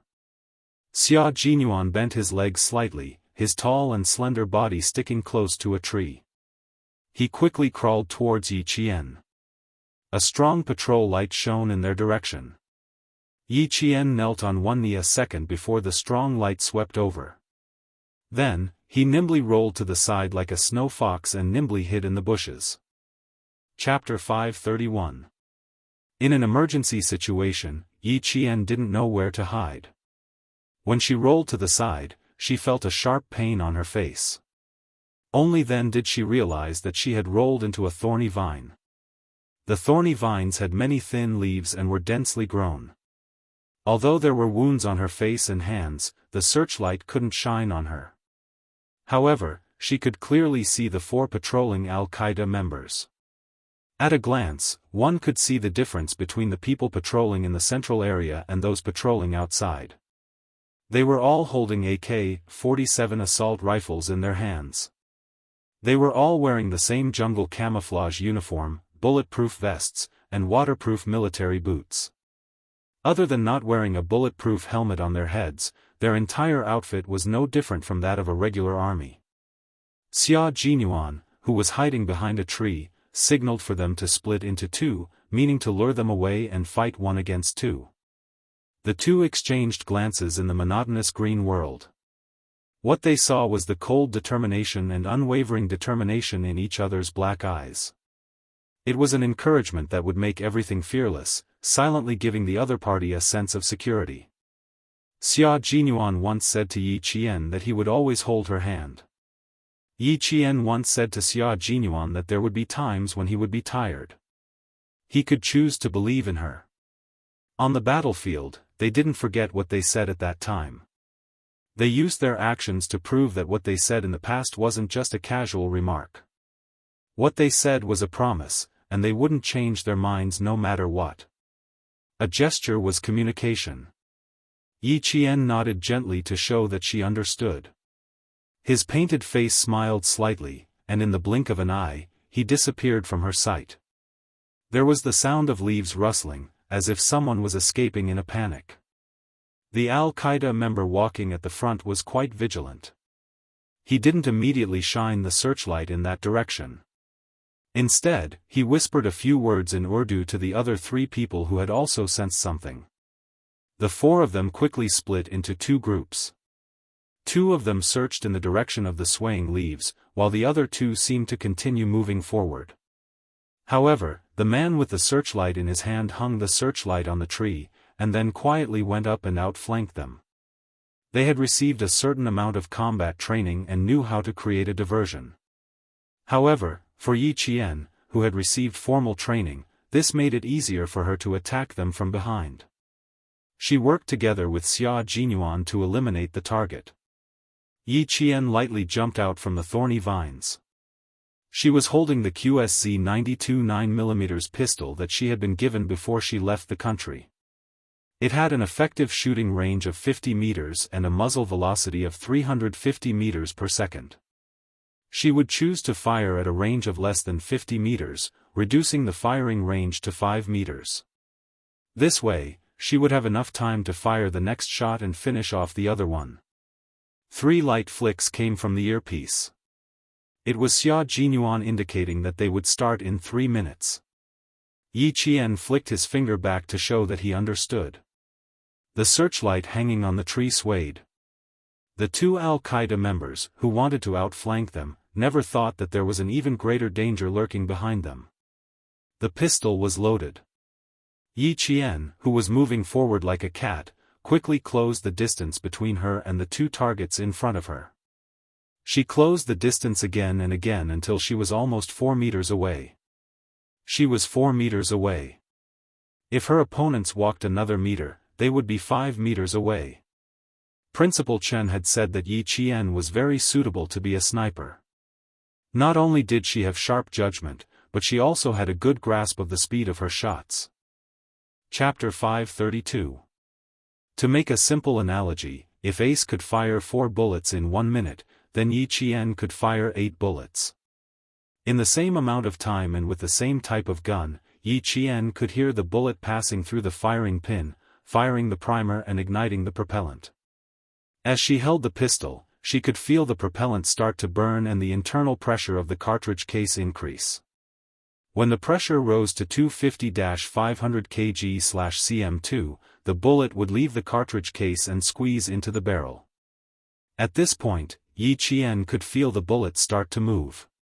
Under the action of the high temperature and high pressure, the bullet would rapidly move forward and pass through the barrel. Her vision would then pass through the front of the gun, and she would aim through the front sight to complete the shot. Yi Qian did not know if this feeling was because she had touched the gun or recognized it. She only knew that as long as she touched the gun, she could clearly see the entire structure of the gun in her mind, just like a 4-dimensional picture. When she fired the gun, the 4-dimensional drawing seemed to have a life of its own. As the bullets in the gun in her hand moved, the 4-dimensional gun in her heart also began to move. It was as if she had become a gun. She did not need to aim before shooting. Instead, she could complete the aiming action after pulling the trigger. It was this feeling that allowed her to shoot twice as fast as other people. What did it mean to fire twice as fast? It meant that she had already completed the shot before others had even fired. For example, right now, the muffled sound of rocks sinking into water could be heard, followed by the same sound. 2 people had fallen consecutively, but the 2 terrorists in front did not even have the chance to fire. This was Yi Qian's ability. After Xia Jinyuan finished off the other guy who had not reacted at all, he looked at Yi Qian through his night vision goggles. Even though he was usually calm, at this moment, his eyes and heart were filled with shock. Her firing speed was very, very fast. She could accurately kill 2 people within 0.003 seconds. Before this, he was still thinking that he should quickly finish off the 2 people who were following him and then turn around to support Yi Qian. Who knew that she would be the one to support him? After dragging away the 4 terrorists who were still warm but were already dead, Xia Jinyuan led Yi Qian into the bushes and got close to her. I didn't realize you were so fast before, but after seeing you today, you really shocked me.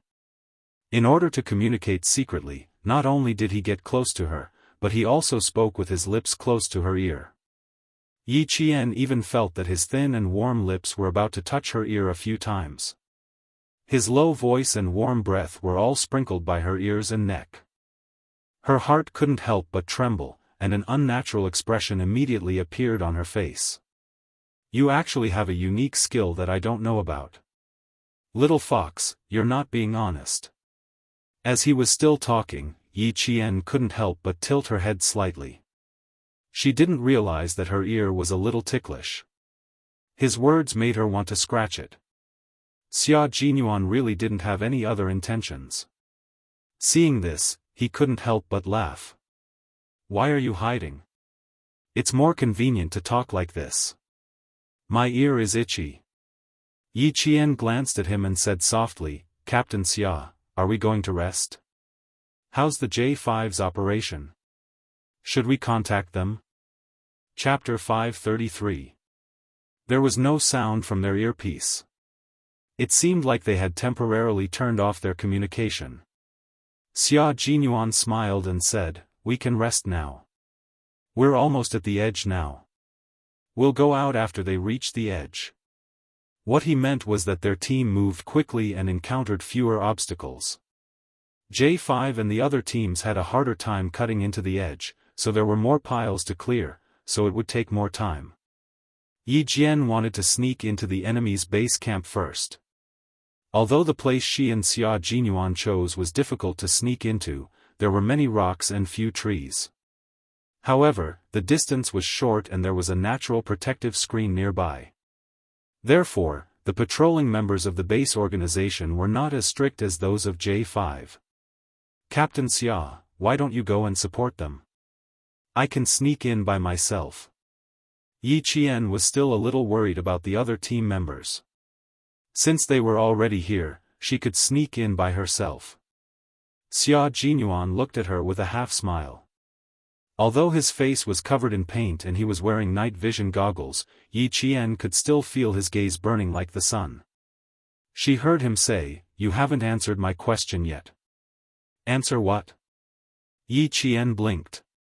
Her face was also covered in paint, so she couldn't read his expression. She was in a good mood. She didn't expect that the speed at which she fired the gun would shock Xia Jinyuan. She was quite happy. In the past, she really couldn't compare to this dangerous man. Xia Jinyuan laughed. Are you proud of yourself? There was a deep affection in his eyes. His gaze was so gentle that it was almost dripping. Although it was blocked by the night vision goggles, that deep affection. Yi Qian could feel it. Her heart skipped a beat. She adjusted her breathing a few times before answering, I feel it. I feel it every time I fire the gun, especially when it's a pistol. As long as I'm sure I need to fire the gun, there's a cross-section of the gun in my heart and mind. I can clearly feel the movement of the bullet, then I can immediately aim and shoot. A deep and somewhat rapid breathing sound came from the earpiece. Then, she heard K7's cold and emotionless voice. Sorry, I just happened to hear it. I didn't want to disturb you, but I couldn't help but gasp when I heard it. Wouldn't that make people gasp in shock?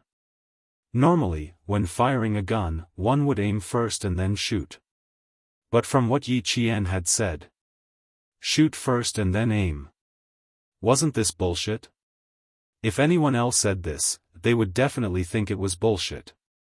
But since it was Yi Qian who said it, K7 believed him. Last night on the transport plane, she fired her first shot in less than a second after the cabin lights went out. This proved that she was indeed capable. Shoot first and aim later. Sounds a little ridiculous. The corners of Xia Jinyuan's lips curled up, and the admiration in his eyes intensified. But since you said so, I believe you. Besides, I did see it just now. K7 was speechless. It was unbelievable. Yi Qian had broken tradition. Her actions were faster than the speed of a bullet, and she still had to aim. The voices of the other two squads came one after another. Each squad repositioned themselves. After confirming the direction, they put aside Yi Qian's shooting speed and focused on sneaking into the enemy's base. The silence in the mountains was not broken yet, but the assassination mission was in full swing.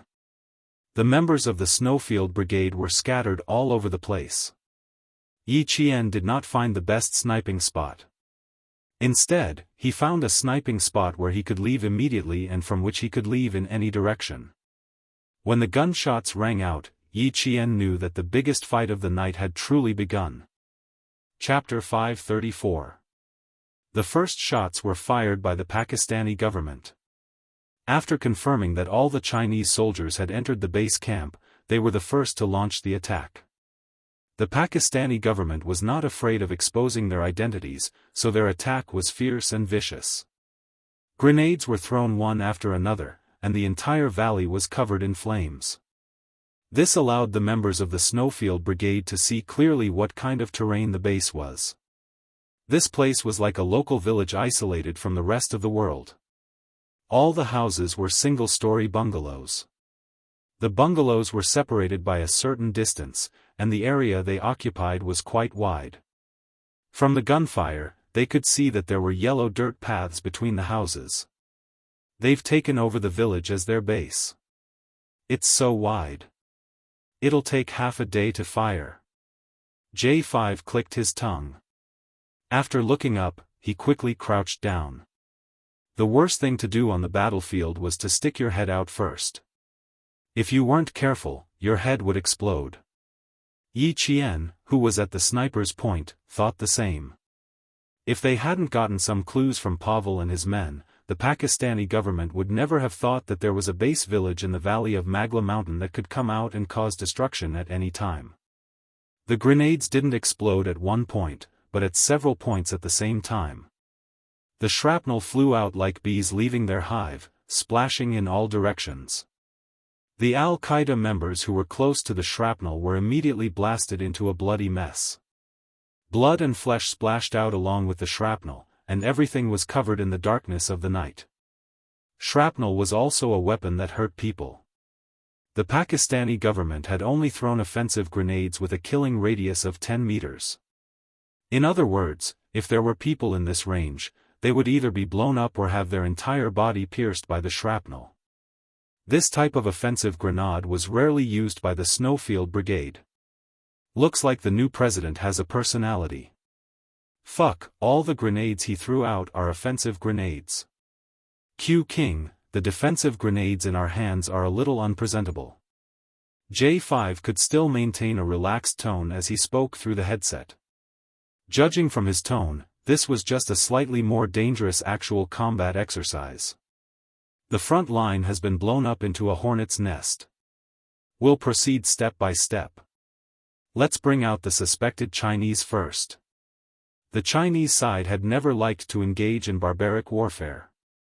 They would only use a knife to grind the meat in a refined manner. They would grind the meat until the other side was scared out of their wits, but they would not be in a hurry to stab the knife in. This was called psychological warfare. They would tear a small wound into a big one, and then uproot it all at once, leaving no way out. Otherwise, why would the Snowfield Brigade carry out assassinations and ambushes? I just want to get him out alive and think of a way to pry open his mouth and ask him how many more such people there are in the country. Only then can our great motherland directly exterminate them.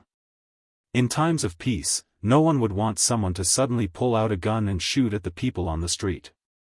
He didn't want to sit in a car, but in the end, there was a suicide bomber in the car. Cathay was the only way to keep the people safe. Allowing such dangerous people to run into society and harm the people was definitely against the principles of the country. They had to be eliminated. Yi Qian listened to the few of them chatting while eliminating the targets. Her widened eyes slowly narrowed. At this moment, she really understood why Captain Xia said that even the best soldiers in Fujian Town's army would not be able to join their army. Just this calmness during battle alone was enough to separate them from the rest of the world. She did not speak. She only paid attention to the movements around her. She saw 4 figures hurriedly rush into her surveillance area. Then, in a flash, they entered a pitch-black mud bungalow. Chapter 535. There was a light in the room, but it was extinguished in less than a minute. Yi Qian sent his location over and said in a low voice, "I'm at 2:00. 4 targets have entered the room. Try to avoid this area. Be careful of an ambush." Now was not the time to make a move. Otherwise, she would have been able to snipe at least 2 targets. "We don't have many people. We can only wait for them to attract the heavy firepower before we make a move." When J5 said this, everyone knew that he was talking to Yi Qian. Even Yi Qian, who was not officially part of the military, was forced to join the battle. Not only did they not have enough people, but they also did not have enough manpower. Yi Qian nodded in understanding. The special forces from the Linchuan military region had already returned to the border to begin their mission. They had managed to pry a lot of information out of the widow Pavel, including the situation at the Chinese border. It was an extremely serious matter that concerned the safety of the entire border. Otherwise, the special forces from the Linchuan military region would not have immediately returned to China after completing their mission at the orphanage. They were seriously short of manpower, and the Al-Qaeda members could retreat at any time. Since the Pakistani government had already fired the first shot, they could not let the second one be a dud. They immediately sent troops to draft a plan. Furthermore, Pavel mentioned that the Chinese would be involved. The operation was even more urgent, which was why they had come up with tonight's plan. Other than Yi Qian, Xia Jinyuan and the others were clear about these military secrets. They had only slept for an hour last night. When they woke up, they immediately woke up Yi Qian and moved out together. Xia Jinyuan and the others had not slept for 2 days and 1 night. They were short of manpower and did not sleep well. Under high alert, they would talk to their comrades from time to time, which was also a way to refresh themselves. Now that they were on the government's home ground, everyone was waiting for K7's reconnaissance report to come back before they could make plans for the next step. Xia Jinyuan's deep voice sounded particularly cold in the midst of the gunfire. It was like a 1,000-year-old rock with indestructible power. The entire base camp is made up of typical mud houses. Each of them has a high outer wall, and we have to be wary of any ambushes inside. It will take some time for K7 to scout by himself. The others absolutely could not act rashly. Xia Jinyuan's plan was because there were only a few people, so each of them had to be used at the most crucial moment. After K7 finished their reconnaissance, they quickly became reinforcements and met up with Yi Qian's team. Xia Jinyuan and the other 2 teams worked together to capture the Chinese alive. Another team provided cover while the last team retreated. K7 and Yi Qian brought up the rear. This was a planned battle, striving for everyone to be able to hold their own and cooperate with each other. No matter how much time K7 wasted, he did not have enough men to support him. Fortunately, the Pakistani government troops were very ferocious. They brought all their light weapons and used grenades to blast a bloody path out. Al-Qaeda's firepower was not as strong as the Pakistani government troops. They were at a disadvantage because they were all preparing to retreat tonight, so all their firepower was concentrated in one place. Now that the Pakistani government troops were fighting separately, it allowed them to disperse their firepower. There would be a gap in between, allowing the government troops to take control of the situation. This also made it easier for K7 to move. He would not be discovered if he sneaked in. They didn't have any battle plans for this place. It was all up to K7 to figure out where to go. Then, K7 would be able to pinpoint every location so that his comrades would know which path to take later on. Chapter 536. The sound of gunfire made Yi Qian feel like his ears were going deaf. He had to listen to their voices on one side and the flames of war on the other. It was not torture, but it could be considered a form of training. The thorny emotions in his heart were smoothed out by gunfire, the fear was broken by bullets, and the fear was washed away by blood. Over time, his state of mind became a flat mirror, bright and flat. It only reflected what was good and evil, what was righteous and what was evil. This was a kind of growth, and it was a growth that could only exist in the flames of war. Yi Qian knew that the reason he could participate in missions again and again was because the military wanted to train him and see if he was a piece of unpolished jade. There was a rumbling sound in the sky, and a transport plane could be seen rumbling from the east to the north. This thing was huge, and it was not a bomber or a fighter jet. It was the transport plane that had secretly landed 30 miles away from the Pakistani government. It was back. The Pakistani government is really generous. They directly sent a transport plane to attract the attention of all the Al-Qaeda organizations and leave the safety to us. Just this alone is worth us risking our lives for. V8 said happily. His lack of psychological pressure made Yi Qian wonder if he had a blade of grass in his mouth as he waited leisurely. The transport plane was very loud, and its sound could be heard from miles away. Wouldn't it attract all the Al-Qaeda organization's attention? If there was an anti-aircraft gun below and it was fired, another transport plane would be destroyed, and even the pilot would be sacrificed. But even if there was such a danger, the Pakistani transport plane still directly flew over, and the danger level of the Chinese soldiers decreased by a lot. Sure enough, the Al-Qaeda organizations that were supposed to be hiding in the dark saw such a big thing circling above their heads. They set up their machine guns and fired wildly at it. So fucking cunning, and there's even a machine gunner hiding. V8 could not help but burst out, and his earpiece started to cough. Instructor J5 said earnestly, "Good brother, pay attention to your image. I almost got my head chopped off, and you guys are still in the mood to curse." K7, who had been silent for a long time, finally opened his mouth and sent the location to Xia Jinyuan and the other two teams. "It's up to you, brother. I'll retreat and meet up with Yi Qian." Yi Qian, who had been quietly listening to their conversation, replied, "Roger that." He immediately sent her location to K7. He then said, "The veteran is not bad. It's not heavy to carry. Get a few of them back. I want to get some good stuff."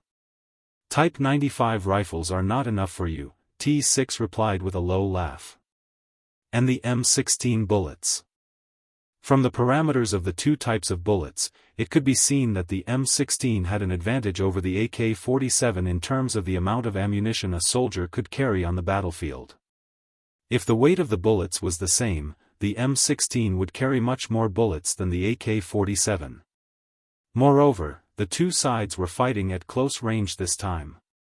The reason why they chose the M16, which was a high-speed bullet, was because of its high speed, high hit rate, and armor-piercing ability. Chapter 537. At the same time, the bullet weight was light enough to ensure that there would be enough bullets on the battlefield. There wouldn't be a situation where the person didn't come out and the bullets ran out. They had chosen the M16 assault rifle for this operation after careful consideration. The Type 95 assault rifle that T6 mentioned was an assault rifle produced by China. In terms of design, the 7.62 bullets were discarded and the 5.8 bullets were used instead. Although the specifications were close, they still didn't meet the requirements. When K7 said that he wanted to get a few M16s back, Yi Qian was also tempted. It was indeed possible to get one back. Among the firearms in Fujian town, there was also a veteran of the battlefield.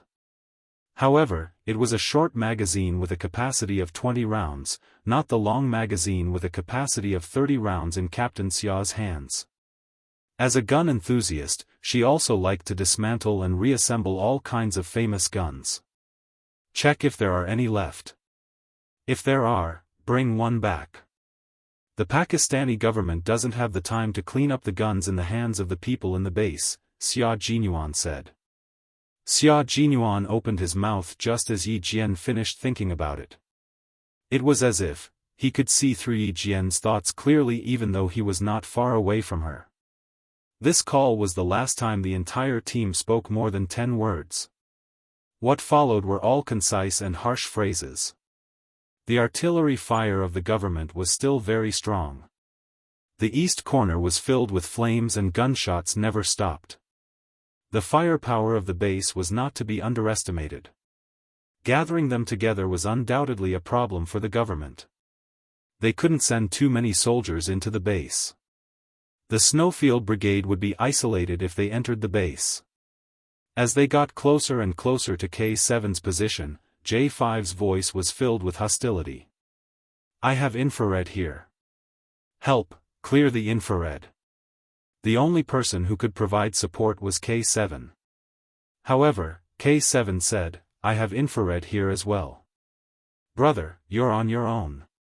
Entering the infrared surveillance system where even flies can't fly, isn't that asking for blessings?" When the transport plane arrived, it even activated all the infrared surveillance cameras that the enemy had turned off when they retreated. This was a result that no one could complain about.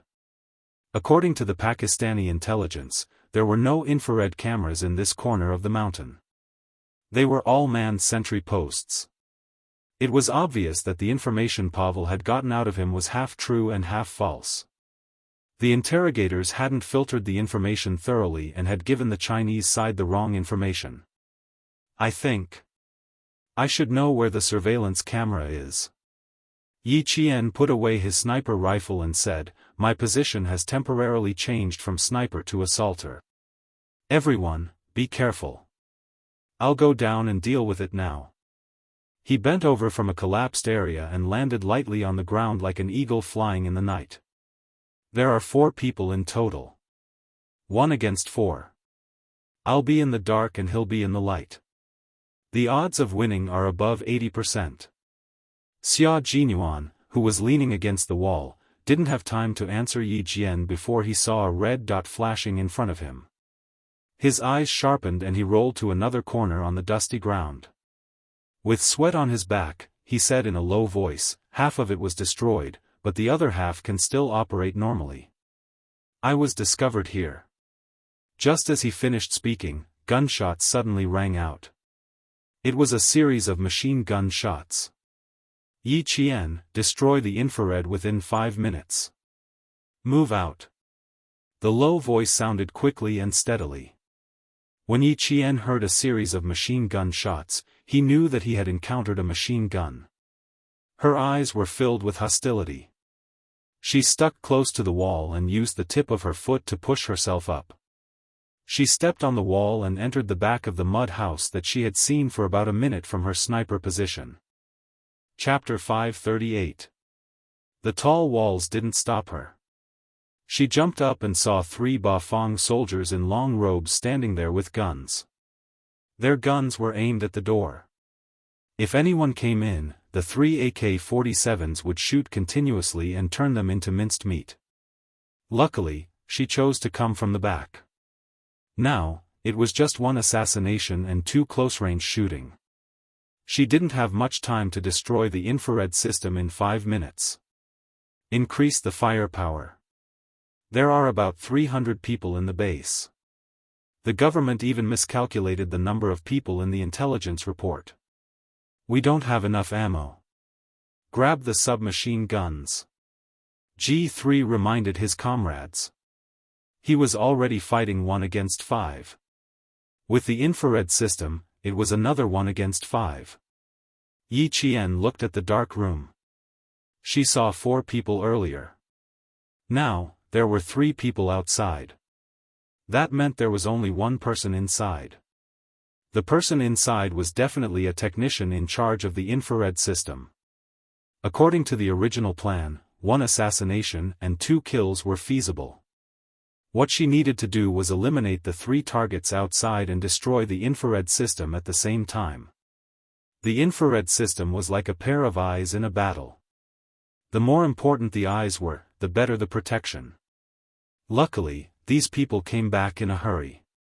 Her chances of winning increased to 90%. Yi Qian jumped down from the wall amidst the explosion. Using the high ground, she stabbed the military dagger in her hand into the left side of the man's neck. Whoa! The man's neck was pierced through by the military dagger. He didn't even have time to pull the dagger out. Yi Qian had already fired and aimed at a target. After 2 shots, Yi Qian's back was drenched in sweat. Why did Grandpa Zhen and Uncle Chen strictly ask her to increase her speed during training? She knew the importance of speed when she was on the battlefield. If she was fast, she could take out 3 targets in less than 20 seconds. If she was slow, she could take out 2 targets. The last one could take her life. The explosion was too loud. The technician in charge of the base didn't hear anything. He needed to activate the infrared system in the base immediately to help his people move quickly. He needed to kill the government soldiers who might have sneaked into the base. Yi Qian, who was standing close to the door, could hear the voices of the other party talking from inside. He tried contacting the sentry posts but found that there were only a few replies, especially from the sentry posts in the northwest. Not a single one of them answered. He must have sensed the danger. He grabbed a submachine gun next to him and turned around to inform the members on sentry duty outside. However, as soon as he turned around, the sound of glass shattering could be heard. A bullet penetrated the glass and hit him in the chest. Yi Qian leaped over the corpses on the ground and pulled out the submachine guns from the enemy's hands. He used the enemy's guns to fire at the infrared surveillance and communication systems. Sparks flew in all directions like fireworks. After bursts of green smoke, everything returned to normal. Infrared solution. She informed all her comrades and left the room with the Heckler Koch MP5K PDW submachine guns. Behind her were 4 corpses that were gradually turning cold. Blood was still spreading on the ground, but there was no fear on her face. "Well done, brother." K7's voice came first. He destroyed the infrared system on his side. After the enemy entered the blind spot, he started his counterattack. The rest of his comrades thought the same, but they couldn't answer. Their firepower was increasing rapidly. Even Xia Jinyuan, who was closest to Yi Qian, was surrounded. Chapter 539. Even though the entire infrared system had been destroyed, the members of the Shuayu team were still exposed. This allowed the members of the Al-Qaeda organization to know that soldiers had infiltrated the base. The bullets were like a net that shot out in all directions, forcing the members of the Shuayu team to shrink their heads. The bullets hit the mud wall, and the thick mud embedded the bullets. The flying dust covered the night vision goggles. Yi Qian didn't waste a second in the bungalow after leaving the room. Destroying the infrared system meant exposing herself. If she didn't leave now, once the Al-Qaeda members rushed over, she would be surrounded like a fish in a net. There was no end to the bullets, and an explosion occurred at 8:00 on her left, about 400 meters away. If she guessed correctly, that was where Xia Jinyuan was. She even used the grenades on her. Yi Qian's face darkened, and she didn't hesitate to run over to provide support. Before they left, they had clearly said that grenades were not to be used unless it was a critical moment, because they were to be used as the main weapon for retreating. But now, Captain Xia was using them. Thinking about the danger he was in, Yi Qian's eyes seemed to be dyed red with blood. "Captain Xia, I'm here to provide support." Yi Qian, who was running close to the wall, wasn't running blindly. Xia Jinyuan, who had already blasted a path of blood, was lying on the ground. The explosion was so close that his eardrums were ringing. When he heard the sound, he said in a slightly hoarse voice, "Support K7, surround them. Surround them." Yi Qian felt her heart clench. A 15-man encirclement was considered a large encirclement, which meant that K7 was now surrounded by more than 15 people. "K7, locate them." Yi Qian didn't run towards her 8:00. She knew very well who needed support more, so she had to go and support K7 now. Before he could pinpoint the location, 4 Al-Qaeda members rushed out from the front. Yi Qian, who was in the corner, fired first. He even used an MP5K PDW submachine gun that he had stolen. The MP5K PDW had a combat firing rate of 900 rounds per minute and a magazine capacity of 30 rounds. This type of gun was originally used by anti-terrorist special forces, but now it had appeared in the hands of an Al-Qaeda member. It was no wonder that the Chinese leaders wanted the Chinese soldiers to participate in this operation. They had to capture the suspected Chinese in the base alive. Who provided such a dangerous gun in the hands of a member of the base that even had its exit controlled? Are there any in the country? Are there any of those who are hiding in the dark to endanger the country's peace? If they captured a few suspected Chinese alive, they would be able to get some clues. The bullets were fired at close range, and the targets were directly hit by the explosive force of the bullets. They were pushed back before falling to the ground. They didn't even make a sound before they were finished off by the guns and ammunition they had purchased. K7's position had been sent over. It was about 800 meters away from Yi Qian. Xia Jinyuan, who had suddenly appeared, said to Yi Qian, "I'm coming over to meet up with them. Support them." Okay. They have MP5K PDW submachine guns. Pick them up. Don't waste them. Yi Qian's tone sounded like a veteran who had been fighting for many years. His actions were not bad either. He cooperated with his comrades in the Snowfield Brigade and gave it their all. J5, G3, T6, and V8 were fighting together. They could take care of the front and back of the base, so there was no need for support.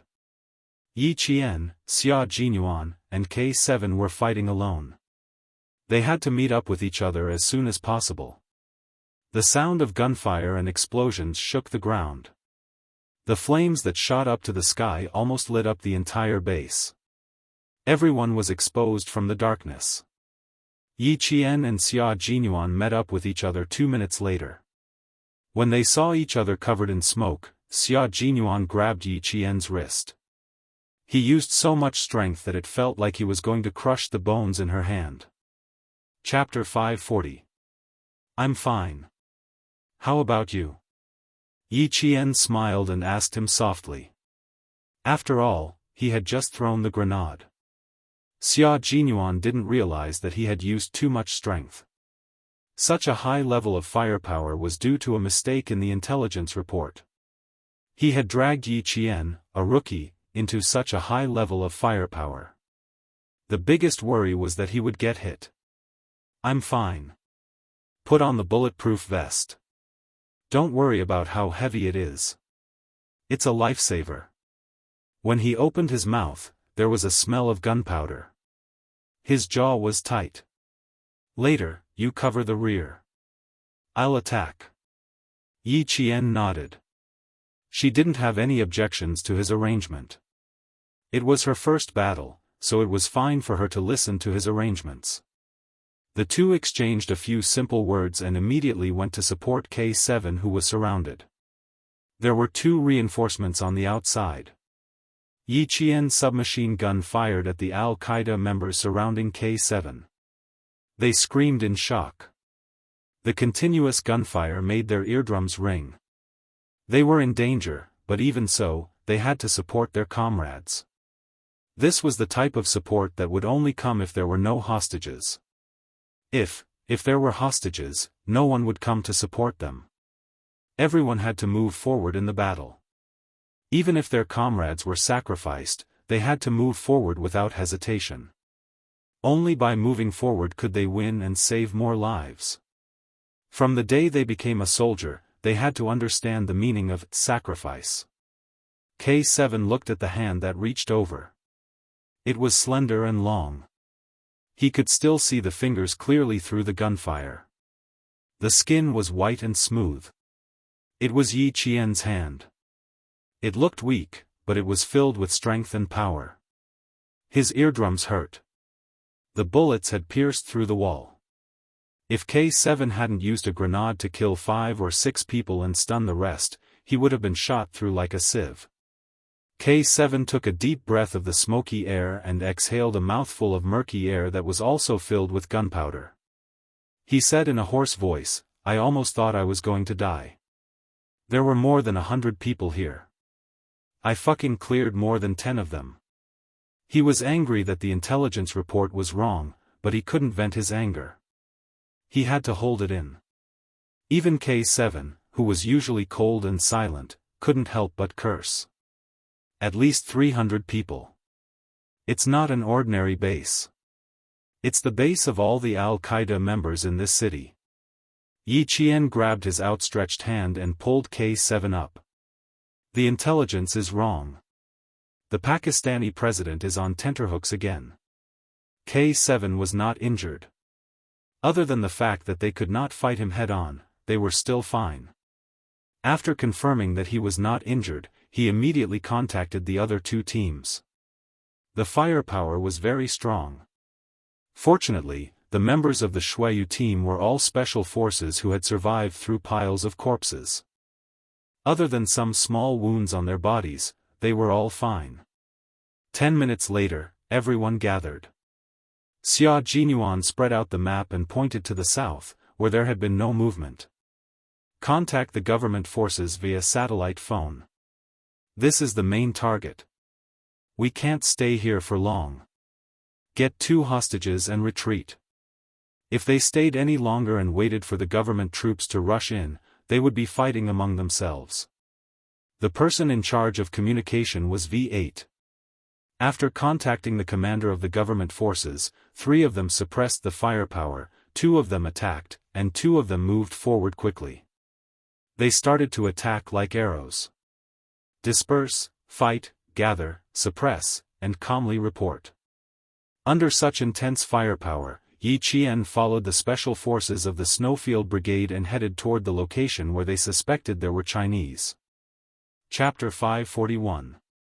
After taking out a machine gunner, the T6 combatant looked at the big gun that still had a lot of bullets in it and started drooling. Don't carry the machine gun anymore. Submachine guns are more practical.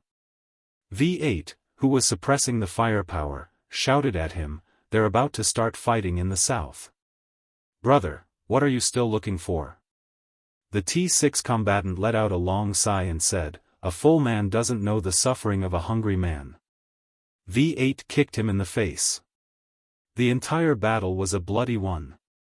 Even if you stepped over the corpses that they had knocked down, you still had to continue walking even if your military boots stepped on the thick blood. Yi Qian would try to avoid them earlier, but in the end, when the firepower was too strong, there was no time for him to do so. He just laid down under the corpses that he had cleared a second ago and used them as cover while firing at the front. The firepower in the south was so intense that all the Al-Qaeda members focused their firepower on it. However, there was no movement from the bungalow that K7 had first located. Under the cover of Yi Qian and Xia Jinyuan, 2 teams of people entered the bungalow and threw a strong flashlight grenade into the pitch-black bungalow. As the light blinded the entire house, they also saw 4 people hiding in the darkness. They were wearing long pants and short shirts and had Asian facial features. Victory seemed to be right in front of them. However, when K7 saw the 4 people, his expression suddenly changed and he said sternly, "Fifth young one." Yi Qian, who was hiding in the dark and keeping watch, looked at Xia Jinyuan.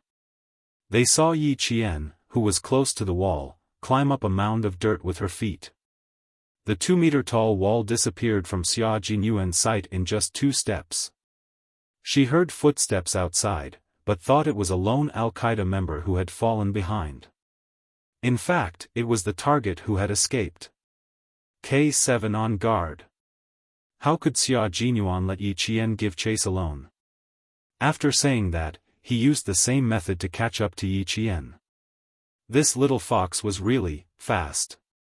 By the time he realized it, she had already given chase.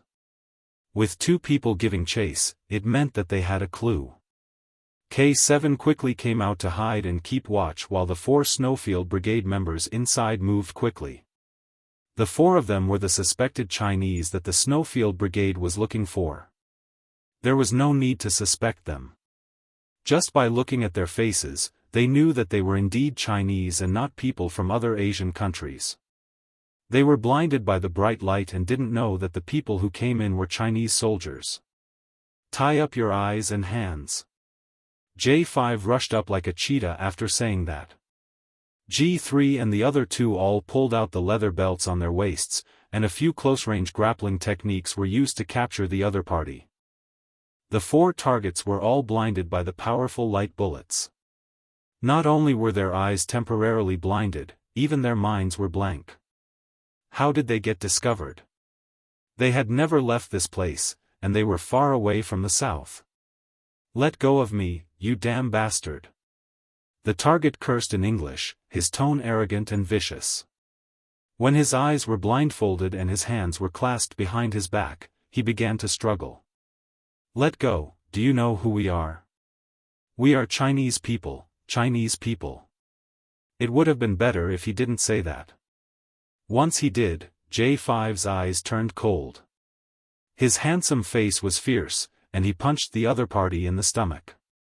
He also replied in English coldly, "China and Pakistan have a good relationship. The Chinese people love peace. And you, terrorist. No, no, no, we are hostages, we are hostages." Someone heard that the government soldiers could speak English and suddenly blurted out this sentence. J5 didn't hold back and punched this person in the face. He also found a desert eagle from the other party's waist. He ground his teeth and sneered in a standard New York accent, "Hostages? Hostages with a desert eagle? Fuck your hostages." Chapter 542. Another punch landed on the man's lower abdomen, causing him to cry out in pain. These were 4 young men, and the Snowfield Brigade had almost sacrificed their dearest comrades for them. Outside, Yi Qian and Xia Jinyuan quickly searched for the other target who had escaped. Under such circumstances, he was still able to calmly escape and leave the other 4 behind. This person would be more useful than the other 4 if they caught him. Outside the wall, Yi Qian used one hand to draw a footprint. It was a man's footprint that was smaller than all the other messy footprints. When Xia Jinyuan came down, Yi Qian pursed her lips. "These are the footprints left behind when he jumped down. Adult male, size 42 centimeters. The strain on his right foot is significantly reduced. He's either disabled or injured. Follow this trail of footsteps and chase after him." As a sniper, reconnaissance was a skill that she had to learn. Although her reconnaissance ability was not as good as AK-7, Yi Qian, who had been trained by a world-class sniper, was not that bad either. Xia Jinyuan loaded the M16 in his hand and said in a low voice, "When you find him, shoot his feet until they're disabled." The fact that this person was able to escape from being surrounded meant that he had a certain level of reconnaissance ability. The government troops began to kill with all their might. Grenades had no eyes.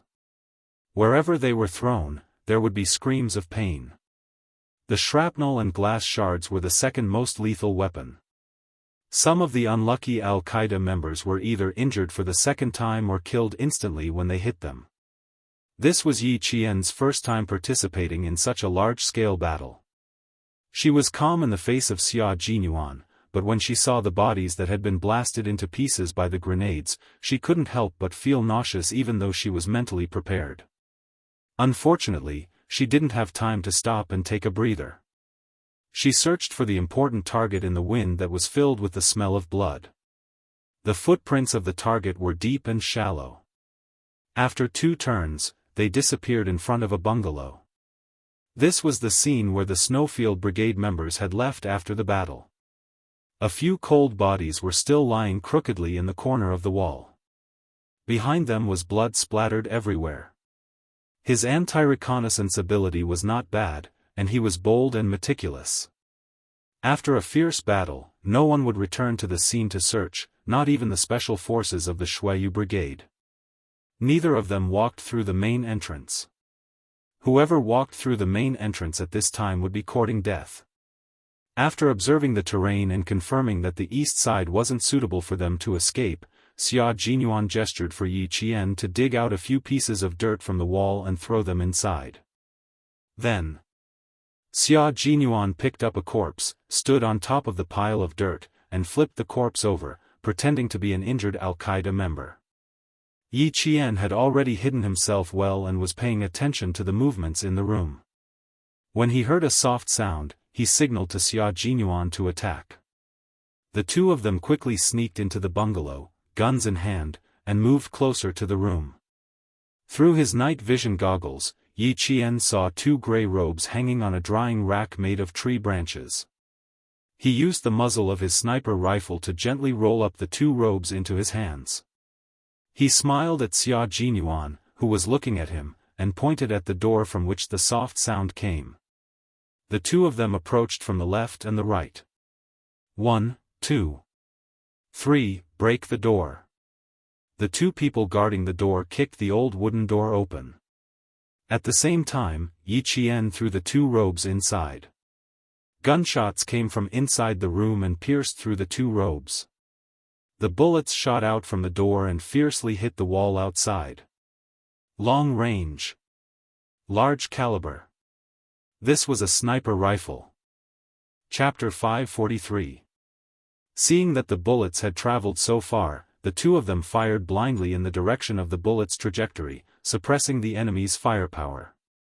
Under the cover of Xia Jinyuan, Yi Jian, who was on one knee, rolled into the room as soon as she entered. With the help of the night vision goggles, she saw a figure squatting beside a table in the green room. It was a man with deep facial features, dark skin, and short limbs. He was indeed holding a sniper rifle. Yi Qian's eyes narrowed slightly, and she aimed at the man's wrist and fired. The first shot hit the man's knee, and the second shot hit the man's right hand. The bullet penetrated his palm, and after the two shots, the man screamed in pain. He didn't scream after the two shots, and even when his bones were broken, he swallowed back his tears of blood. "How's the situation on your side?" Xia Jinyuan was tying the man's hands behind his back with a belt when J5's voice came through the earpiece. "We've pried out a truck with a full tank of gas. It's best to take the hostage and drive away." Yi Qian handed the sterile belt to Xia Jinyuan and reported their situation in English. "We've caught the target. He's a big fish and is useful. Where's the jeep? We can leave immediately." He then sprinkled some hemostatic medicine on the man who had been shot twice. As for the bullet, he didn't even think about it. It was already a mercy that he didn't shoot him to death. At this moment, all the firepower was concentrated in the south. There were still some stray bullets in the northwest, but it was a piece of cake for the Snowfield Brigade to get rid of these guys who were shooting blindly. The 5 guys that they wanted to secretly bring back to China didn't affect the speed of the Snowfield Brigade, but one of them was a little unlucky. A stray bullet hit him directly in the shoulder blade, and the bullet got stuck in his bone, causing him to scream in pain. The 5 of them had a piece of cloth stuffed in their mouths, and even if they wanted to speak, they had to spit out the thing in their mouths first. The truck was usually used by the Al-Qaeda members when they went out. When they found the parking lot, 2 of the tires were shot out, the windshield was shattered, and a row of bullet holes were ejected from the back of the truck.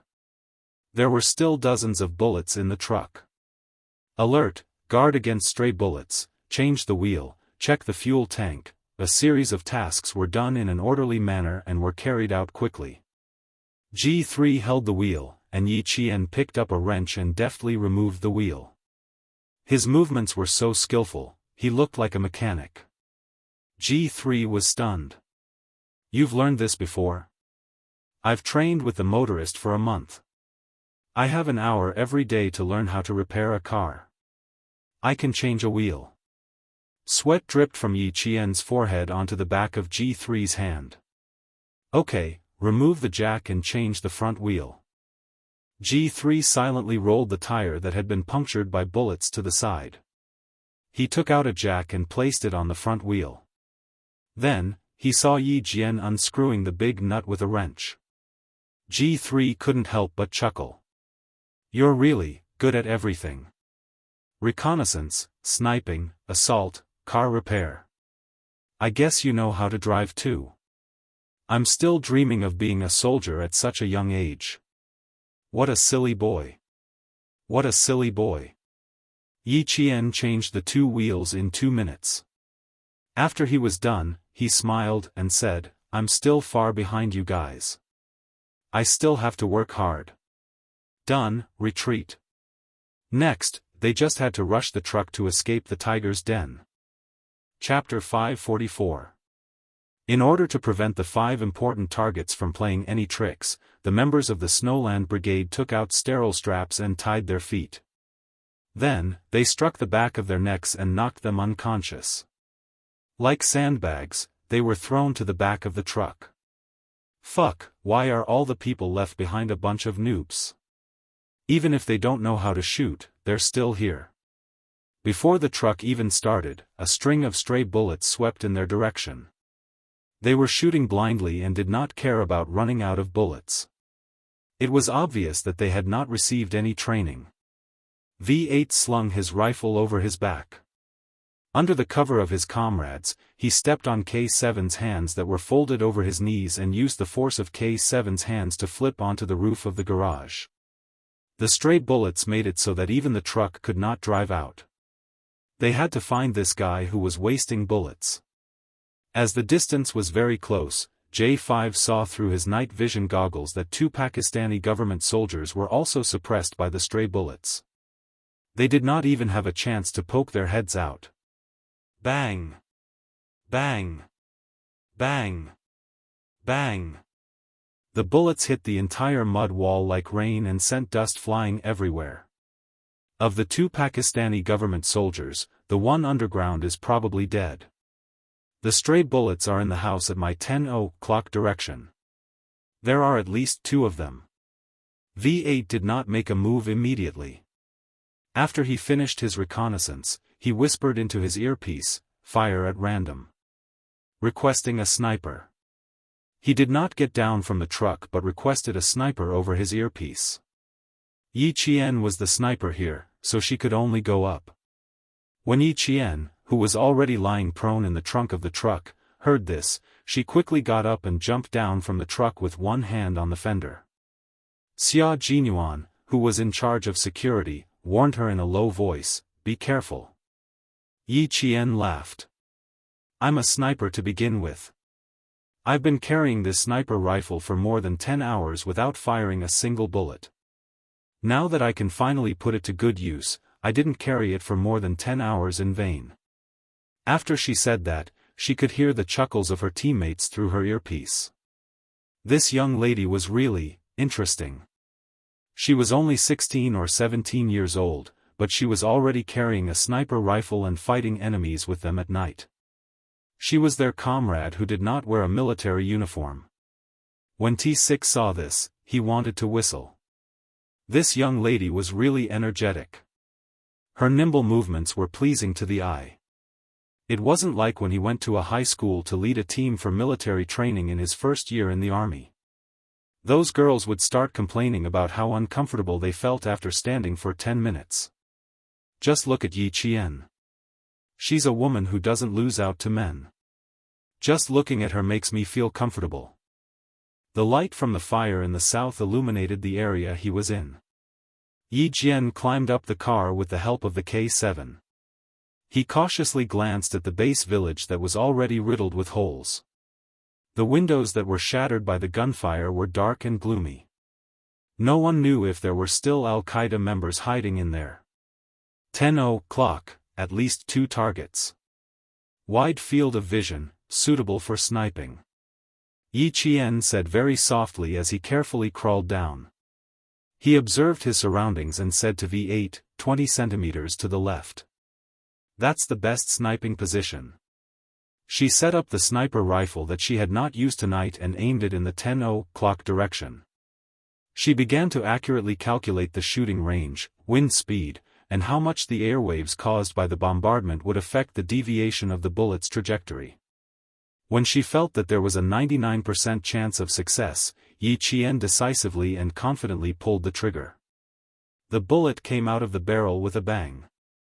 After calculating its precise trajectory, it accurately hit the target that she could only see half of his head through her night vision goggles.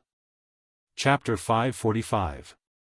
The bullet flew for 2 seconds and hit its target accurately. It was as if the bullet had entered the skull, pierced through the skull, and embedded itself into the wall of the room. The target didn't even know what had happened. He didn't even hear Yi Qian's gunshot before the Grim Reaper reaped his life. "There's one more target, we need to change positions." V8, who was acting as an observer, immediately spoke after Yi Qian fired the first shot. He even began to move his body, preparing to quickly change positions. Everyone knew that as long as a sniper fired the first shot, it was equivalent to exposing their position. Even if the enemy didn't know where they were hiding, their bullets would still shoot blindly in the direction of the gunshot. However, Yi Qian didn't. There was another hidden Al-Qaeda member who was probably frightened. The stray bullets paused for at least 5 minutes and seconds. It was during this short 5 seconds that Yi Qian's eyes flashed with a strange light. She moved her sniper rifle slightly to the right. In that instant, the light in her eyes changed. It was also in that instant that she fired a second shot. V8 stared closely at Yi Qian, who didn't even need his reminder to fire a second shot. "Fuck, this works too." The Pakistani government troops who were pinned down by stray bullets quickly realized that the Al-Qaeda members had encountered a sniper. They thought it was one of their own snipers. When they heard that the stray bullets had stopped, they cautiously fired a few shots in front of them. Then, they stood up from the corner of the wall and continued to advance. Until now, they still didn't know that the sniper wasn't sent by the government. Yi Jian, who had completed the sniping, did not feel any sense of victory. There was a dark color in her dark eyes, which was so tight that it sank into the depths of her pupils. She lowered her eyes, and even her long eyelashes were trembling slightly. She put away her sniper rifle and said to J5 with both hands on the barrel, "They haven't been through strict training. Whether they encountered a sniper or not, they probably can't tell. If they can finish it off with 2 shots, they'll finish it off in one place." Daring to gamble, V8 praised sincerely and gave Yi Qian a thumbs up. "I'm impressed, Yi Qian." It was extremely rare for a Special Forces soldier to say that he was impressed. Yi Qian did not feel proud at all. V8 was not a sniper, so he found it unbelievable. He believed that if the snipers in the Snowfield Brigade saw this, they would at most say, "Not bad." But if Uncle Chen were here, he would only say, "You've made some progress." It wasn't courage, nor was it a gamble. It was confidence. He believed that he could snipe twice in a row, 1 target per shot. On the battlefield, especially as a sniper, the worst mistake one could make was to gamble. Gambling was something that was uncertain, and what a sniper needed was certainty, and accuracy. After all, V8 did not know Yi Qian very well. In his mind, he was more or less thinking that the young lady was not scared out of her wits when she first stepped onto the battlefield. Instead, she held her gun and fought against the veterans like a newborn calf that was not afraid of a tiger. Even though he was in the assault position, he still had experience with sniper rifles after being in the military for so many years. He more or less knew how to shoot twice in a row without changing positions unless the position was very good and the target was clear. Only then would there be 2 or 3 shots. Just now, their position was average. The first shot would expose them, and the second shot would be equivalent to giving the opponent a chance to shoot. That was why he said Yi Qian was daring to gamble. Xia Jinyuan did not say anything at that time. After the 2 of them came down, he said calmly, "It's not a gamble, it's a calculation."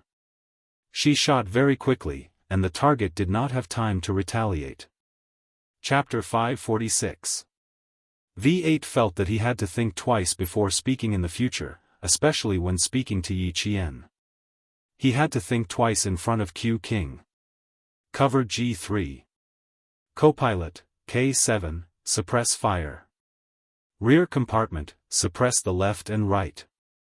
Yi Qian, bring up the rear. After getting into the car, Xia Jinyuan immediately arranged a battle plan to rush out. They were facing gunfire and had to be careful of artillery. However, there was a lot of firepower in the south, and the heavy weapons of the Al-Qaeda organization were all concentrated in the south.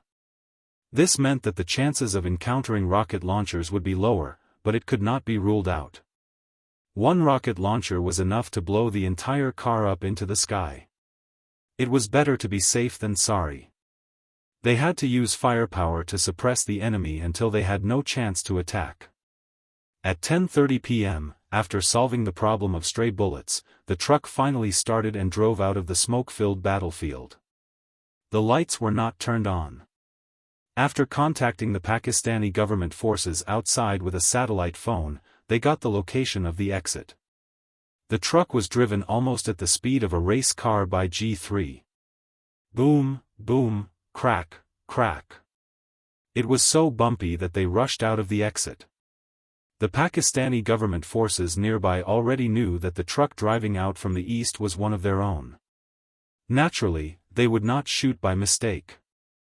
However, with such a big guy driving out, more bullets would be fired at the truck. The Pakistani government forces were very generous. When the commander knew that the Chinese soldiers were coming out, he immediately sent troops to support them. Friendly reinforcements. That saves us a lot of trouble. V8, who was holding a satellite phone in his hand, cut off the communication.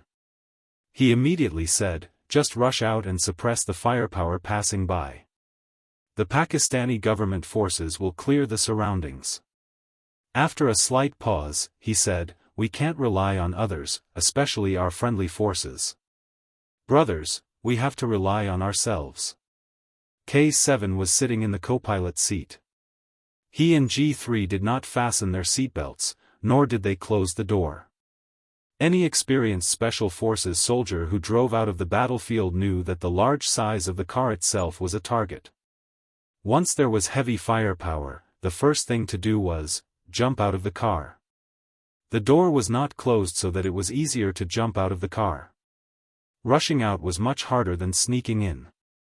However, with a vehicle in hand, as long as the car didn't catch fire, the wheels didn't explode, and the driver didn't get shot, and with a little bit of luck, suppressing the enemy with firepower would greatly increase one's speed. The grenade in his hand was meant to be used when he was retreating. K7 saw about 5 or 6 men in long robes rushing towards him, so he threw a grenade at them. Amidst the screams of agony, the car was jolted to the point that it sent people flying. With a loud boom, the car passed through the smoke and flames. Yi Qian felt a warm breath on her back. Then Xia Jinyuan, who was on her right, lifted his leg and rubbed it against her back. A piece of clothing that had been ignited by the explosion landed on Yi Qian's back. Although jungle camouflage was fireproof and waterproof, a piece of cloth that was on fire would still set the camouflage uniform on fire. "Don't move." When the car rushed out of the flames of the grenade, Xia Jinyuan thought of turning sideways to check on Yi Qian. He had always been quick to react, so when he noticed the situation, he immediately used his leg to extinguish the flames.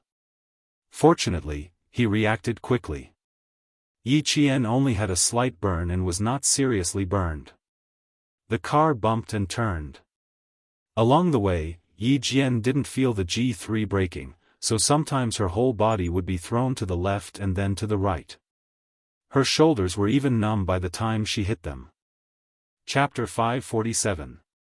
Because the car was swaying left and right, the Al-Qaeda members who were shooting at the car lost their aim and could only watch as the car drove away. On the other hand, the Pakistani government forces were using all their firepower to suppress the people in the dark, so the G3 was able to drive the car so fast that Yi Qian wondered if the spring would break as it sped out of the village. When the car rushed into the area controlled by the government forces, the bullets finally ran out. Other than Q King, who still needed to rush out, everyone instantly relaxed their limbs. Xia Jinyuan turned over to Yi Qian, who had also relaxed her limbs, and used his helmet to gently touch hers. "Go back and let the doctor check your back and see if there are any other injuries on your body. Because he was choking on the smoke, his originally low voice was deep and hoarse, as if he hadn't drunk water for a few days, so hoarse that it was dry. Yi Qian could only feel the smell of smoke and blood in her mouth. She gently closed her beautiful lips and let out a long sigh. It's not a big problem. Go back and treat it with alcohol and disinfect it. The car bumped again. J5's voice was lazy as he said, G3, you can drive more steadily. The government forces are covering the back. Even if there are stray bullets, they will be blocked by the human bulletproof armor. My stomach, I'm going to throw up last night's meal. As for the 5 people who needed to be secretly escorted back to China, they were not like the members of the Snowfield Brigade. Their heads were not protected by helmets, and they were not wearing high-performance camouflage uniforms. When they rushed through the grenade fire, one of the young men woke up from the pain. Xia Jinyuan secretly held Yi Qian's hand. Because there were 5 other Chinese in the car who needed to be secretly escorted back to China for interrogation, Xia Jinyuan said in English, just in case, this is a battlefield, and the firepower is not even medium. The only choice is to accept it. From her short answer, he could hear that she was a little emotional. Everything was fine before, so why did she suddenly become emotional? Hearing his words, Yi Qian suddenly took the initiative and held Xia Jinyuan's hands tightly. After a while, she said with difficulty, Captain Xia, the people I shot just now were 2 children. The 2 of them were probably young children who were about her age. She also spoke in English, which was like her mother tongue. Tonight, she spoke in a foreign language with great difficulty. Yi Qian held his hand tightly. Her heart was trembling, and even her voice was trembling. Before the second shot, I heard a voice. It was a voice that was so young that it was still in the puberty stage. Xia Jinyuan, who had been watching her calmly, Yi Qian. That's not a child. You're holding a gun to protect our country, but he's holding a gun to kill. Do you know how many innocent people die in the hands of these teenagers every year? A lot. The youngest one was just born. Listen, Yi Qian. As long as the enemy picks up a gun, as long as he fires the first bullet at us, there is no difference between children and adults in your eyes. There is only the enemy. They are the targets we need to get rid of. For the sake of the innocent people who need our protection, for the sake of peace in the future, these people are the cancer that we must get rid of as soldiers. Chapter 548. You have to be worthy of. The 2 of them held hands tightly. Xia Jinyuan wrapped her hands tightly with his and transmitted strength to her with his smoke-stained hands. You have to be worthy of the camouflage uniform you are wearing, worthy of the country's expectations of you, and worthy of the training that the army has given you. When Yi Qian found out that the target was the same age as her, she almost chose to give up. This was a normal mentality and a necessary psychological process. However, Yi Qian suppressed this thought and chose to shoot normally. At that time, she thought that if she chose to give up, then the bullet would very likely hit her comrade. It was this thought that made her pull the trigger. She did not waver at all, calmly and decisively pulling the trigger. Yi Qian, don't use your kindness in the wrong place, and don't use your pity on the wrong person. Do you know why the Major General wants you to participate in the battle? He believes in you. He believes that you can become an outstanding Special Forces soldier and that you can fight alongside us. This was a very bad mentality. He had to stop it tonight. He had to make her understand that once she put on the military uniform and picked up a gun, she was no longer alone. Yi Qian, who had her eyes closed all this time, opened her eyes when she heard his angry reprimand. She turned her head to look at Xia Jinyuan. In the bright red light, she saw the coldness in his dark eyes, as well as the deep encouragement he was giving her. There was no anger or disappointment. Instead, he was encouraging her and enlightening her. The earpiece was not turned off, so everyone heard it clearly. They were all waiting for Yi Qian to speak. This kind of thing was not something that could be accepted just by listening to others. She had to understand and accept it herself before she could walk out of this hurdle. When facing obstacles on the battlefield, only she could help herself. Yi Qian did not answer immediately. She was taking deep breaths. She actually understood the general principles. Because she understood, she did not hesitate to shoot even though she knew that the target was a child, a person her age. She remembered that year when Xia Jinyuan appeared in the classroom in his military uniform. Zhang Bin, who was sitting beside her, whispered, "What a scary gaze. I bet he must have killed someone before." What did she say back then? Her answer was, even if he has killed someone, he is still a bad person. They were soldiers, and it was their duty to protect the country. The people who were killed were those who deserved more than death. It was really different from saying it aloud and personally experiencing it. However, one's beliefs could not be changed. Wearing a military uniform and holding a gun, one was a soldier. One was a soldier who protected the peace of the motherland. One was the nation's sword and the people's shield. She did not kill the innocent. Even if the other party was of the same age, he was the first to take a gun and shoot her comrade. They were the members of Al-Qaeda. Regardless of age, they could only differentiate between friend and foe. His undulating breathing gradually calmed down, and he exhaled a mouthful of foul air. He looked firmly at Xia Jinyuan, who was still staring at him. "I got it. Thank you, Q King." It was not Captain Xia or Xia Jinyuan, but his comrade with the code name Q King. "You don't have to thank me. I'm just reminding you. In the end, you can only be yourself." There was a faint smile in his deep and dark eyes. His lowered voice brought a warmth to Yi Qian's heart amid the rumbling sound of the truck. "Rest for a while. You'll be fine after a good night's sleep." The only thing they did not have to worry about in this operation was the ending. They would leave after the battle, and the Pakistani government would take care of the rest. Chapter 549. Sleep on your lap? The only thing the Chinese soldiers brought into the base from their own country during this operation was the camouflage uniform they were wearing. There was no longer any trace that could indicate that the Chinese soldiers were involved in this operation. It wasn't until midnight that Xia Jinyuan turned on his satellite phone and contacted the Major General in the hotel after the car drove out of Magla Mountain. After hanging up, Xia Jinyuan said to the G3 soldiers, "Everyone will take turns driving and resting for an hour before we head to the Pakistan military airport." Then he said to Yi Qian, "Rest your head on my lap and have a good sleep. We'll arrive in the city in 3 hours." Normally, it would only take 5 hours to get there by car, but they had to drive for nearly 12 hours. "All right, I'll rest then. I'll be on sentry duty in an hour while you guys sleep." Yi Qian did not refuse. Although the car had already driven out of the war zone, Pakistan itself was a dangerous country. If they drove in the middle of the night, they might encounter armed robbers. Even if they were leaving the war zone, a sentry post was a must.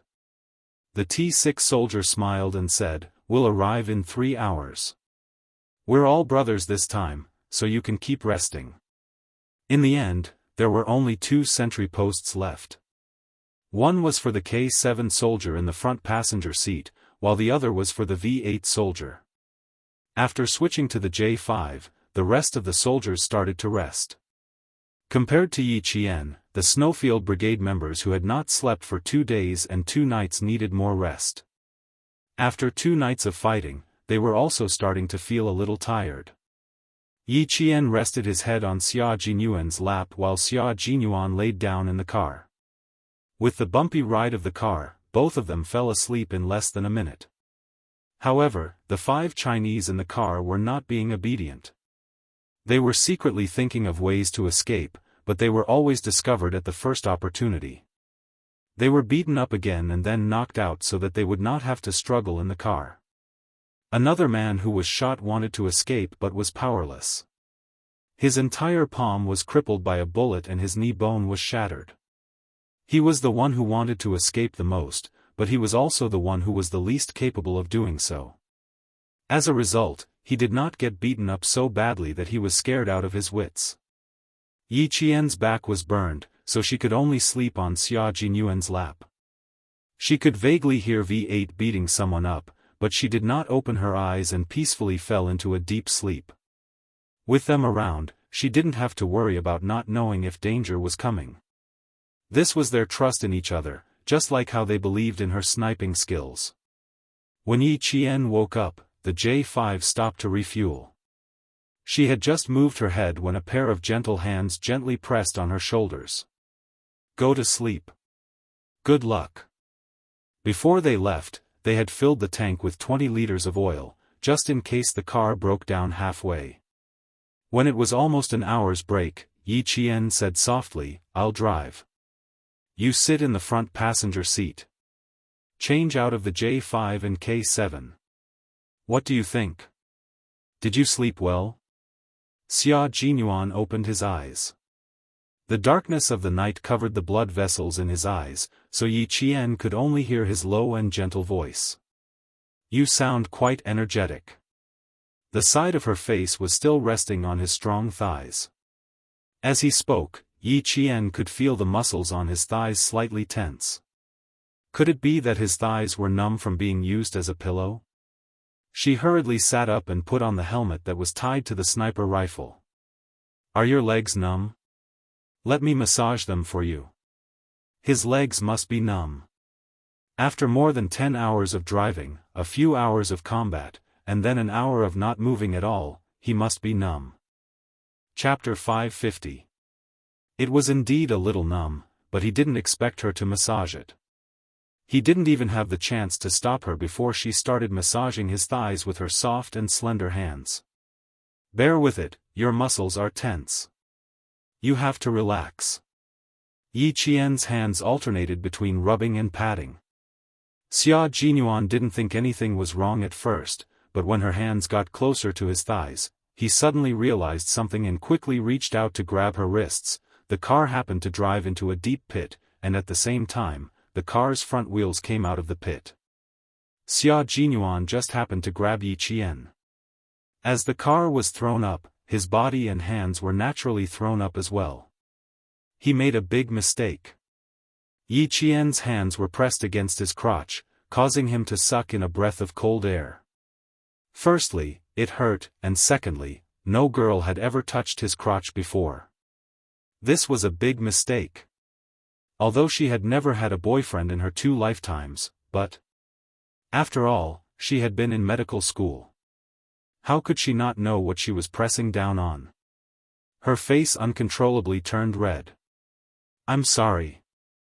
Yi Qian knew how much strength she had used to press down on his crotch. The car was shaking so much that she had to put all her strength into her right hand, and then, just like that, she pressed down hard on his crotch.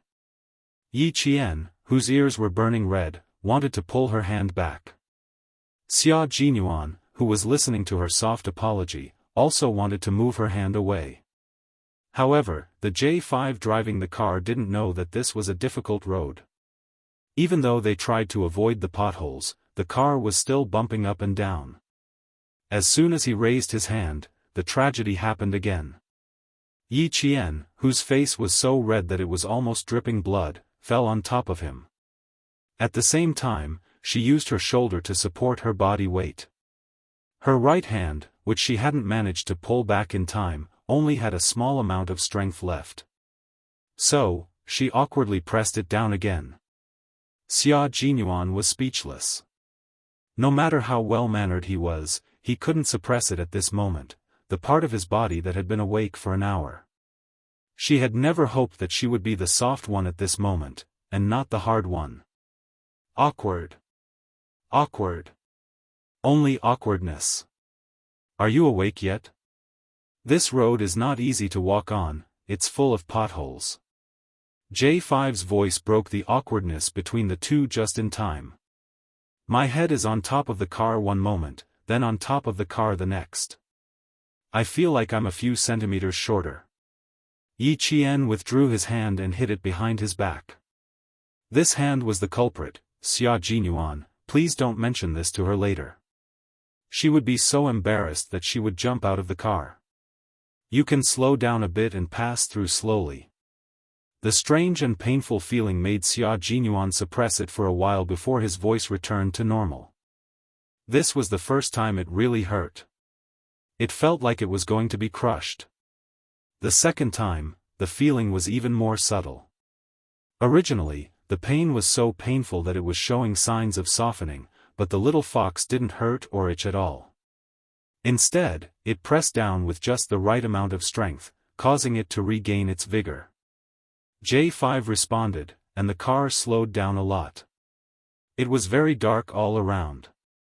Yi Qian, who was sitting alone on the side, took a deep breath. Based on the professional knowledge she learned in medical school, Captain Xia's part was probably crushed by her. Crushed parts had to be treated.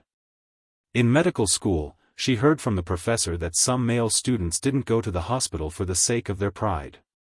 In the end, they developed some dysfunction that affected their male function. Chapter 551.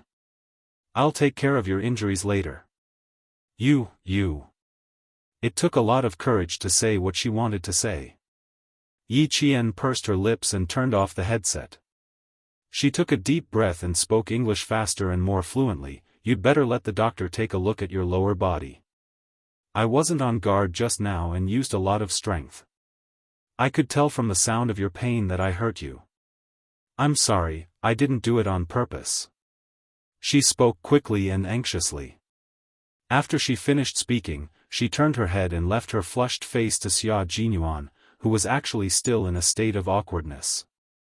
He could tease Yi Jian from time to time, and even kissed her gently on the cheek twice. However, he was really in love with her, but he did not care about etiquette. He always maintained his gentlemanly demeanor and did not have any improper intentions. She wasn't the only one who wasn't prepared.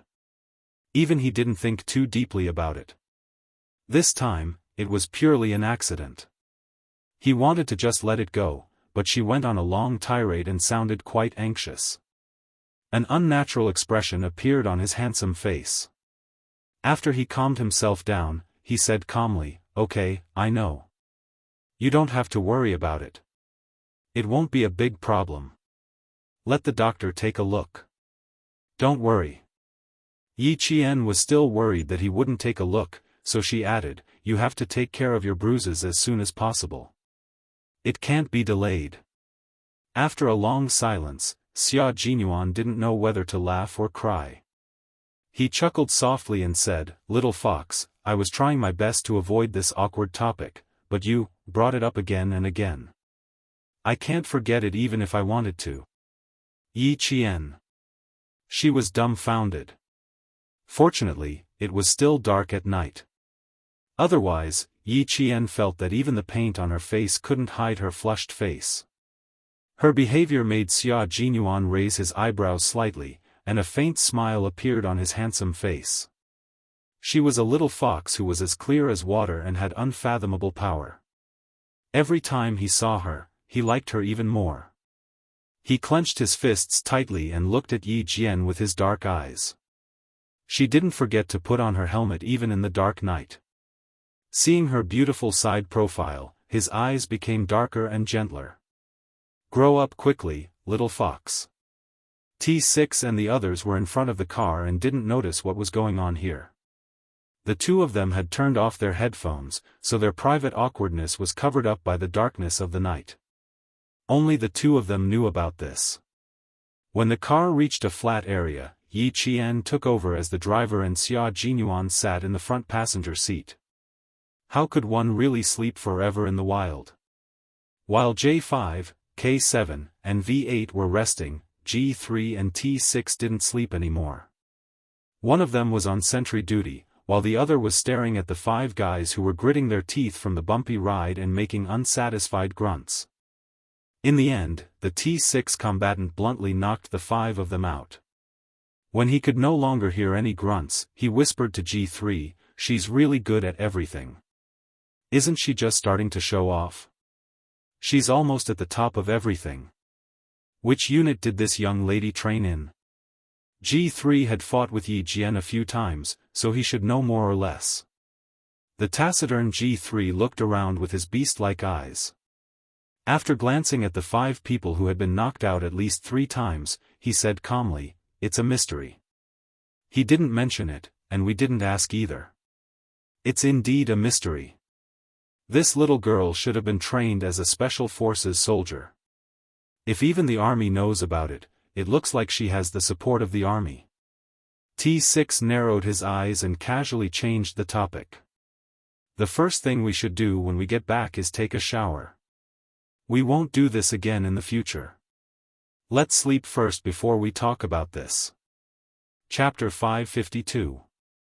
With a female soldier with a sharp nose by their side, they had to pay attention to their image. G3 agreed with this statement. In the future, they would have to shower after training. As long as there were no accidents, Yi Qian would have no problem entering the Snowfield Brigade after graduating from the military academy. The Snowfield Brigade was not a special forces unit that could be exposed to the whole army. The top 10 special forces in China were a unit that could get close to the lives of ordinary people. And even if they got close to the lives of ordinary people, they would not be special forces soldiers, but ordinary colonels. However, Yi Qian had received the Major General's approval to let her join the operation. This undoubtedly sent a signal that Yi Qian was very likely to join their unit. "She still doesn't know who we are. Don't think too much about it now," G3 added. T6 nodded in understanding. What he meant was that Yi Qian was still in the process of being assessed. Whether she could join or not depended on whether she passed or not. Yi Jian, who was driving, did not know that she had been spotted by a special force that was so incognito that it could not be found in the entire military establishment. She, who was driving seriously, finally forgot about the embarrassing incident just now and stopped thinking about it. Similarly, Xia Jinyuan did not mention it again. It would be awkward for both of them to talk about such things. It was fine to let it become a tacit little secret between the two of them. There was no need to be too explicit. Thinking about it once in a while, it felt good. After the car entered the city, they changed into the Urdu-speaking V8 and T6. The group of people drove directly to the military airport in Pakistan. The fact that one of the 5 people had been shot had already been reported to the higher-ups and the Major General of the army. When the car drove into the military airport, the first thing that was done was to inject all 5 people with special injections that would allow them to sleep for more than 10 hours. As for the Chinese person who was shot, it was not something that the Snowfield Brigade members handled. After sending him to the helicopter, they immediately took off and rushed to the China-Pakistan border to hand the 5 people over to the Linchuan military district. After that, the Pakistani government changed the team members into a nanny van. It was no longer a truck with bullet holes all around. Instead, it was a military jeep that was filled with fuel and looked very good. When the car drove back to the hotel in China, it was already 5 in the morning. After the car drove into the basement, they took off their helmets and clamped them under their armpits and got out of the car one by one.